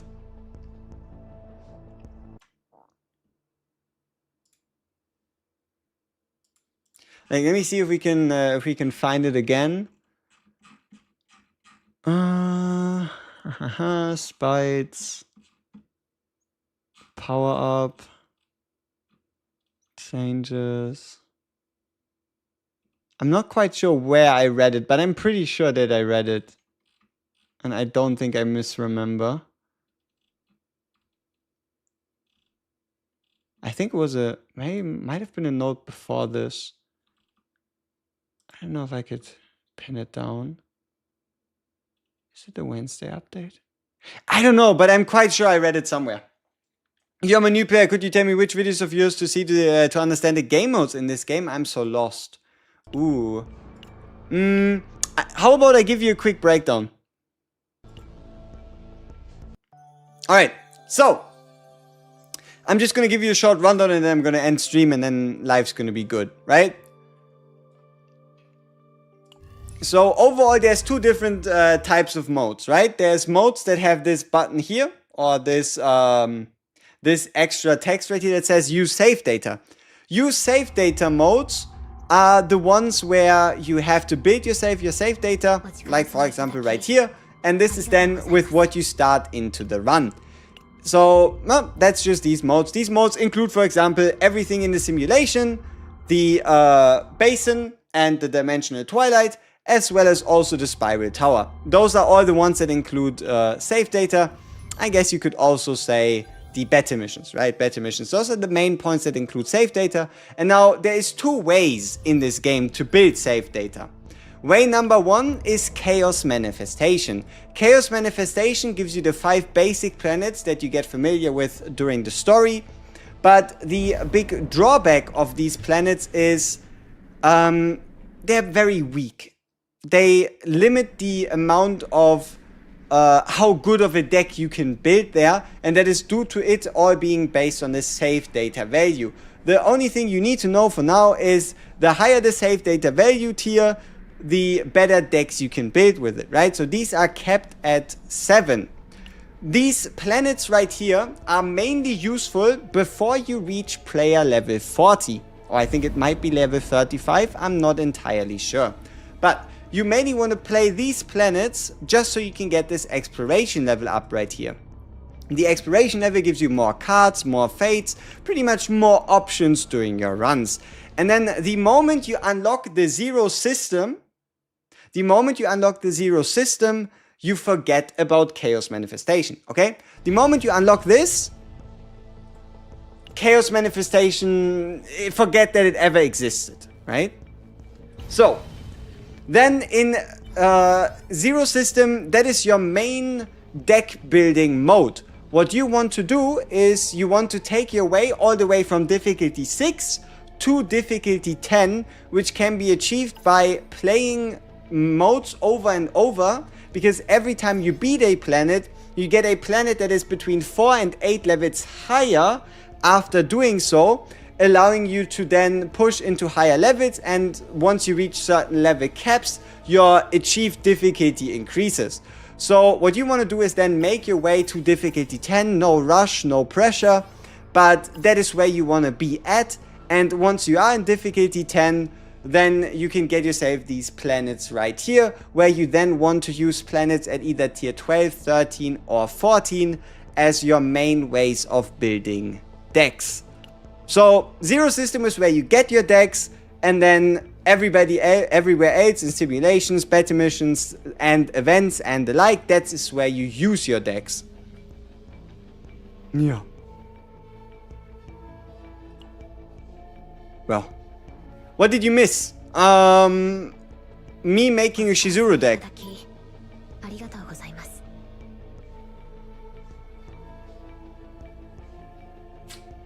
Yeah. What is that about seasonal stuff you keep hearing? So, as of this moment, due to us being in the pre-season to season 2, so we are currently 2 weeks away, or 12 days away from the start of season 2. Seasonal content works in a way that we're going to get a huge event patch around right here. That event patch gives us a new planet to play, a new way to play that planet, new game modes bound to that planet and based on save data earned from that planet, which means that, yeah, this deck would then, so you would need to play the seasonal content to get seasonal save data to use it in the seasonal modes. But these seasonal modes are separate from the save data you use for tactical training, hyperspace, Tower of Screams and battle missions. Any save data you farm now can be used in any of these game modes until infinity, and none of your save data ever gets deleted. It might just not be usable in every single game mode in the entire game, right? So a good example would be, let me show you. So you see this symbol right here? You see this like swirly symbol, right?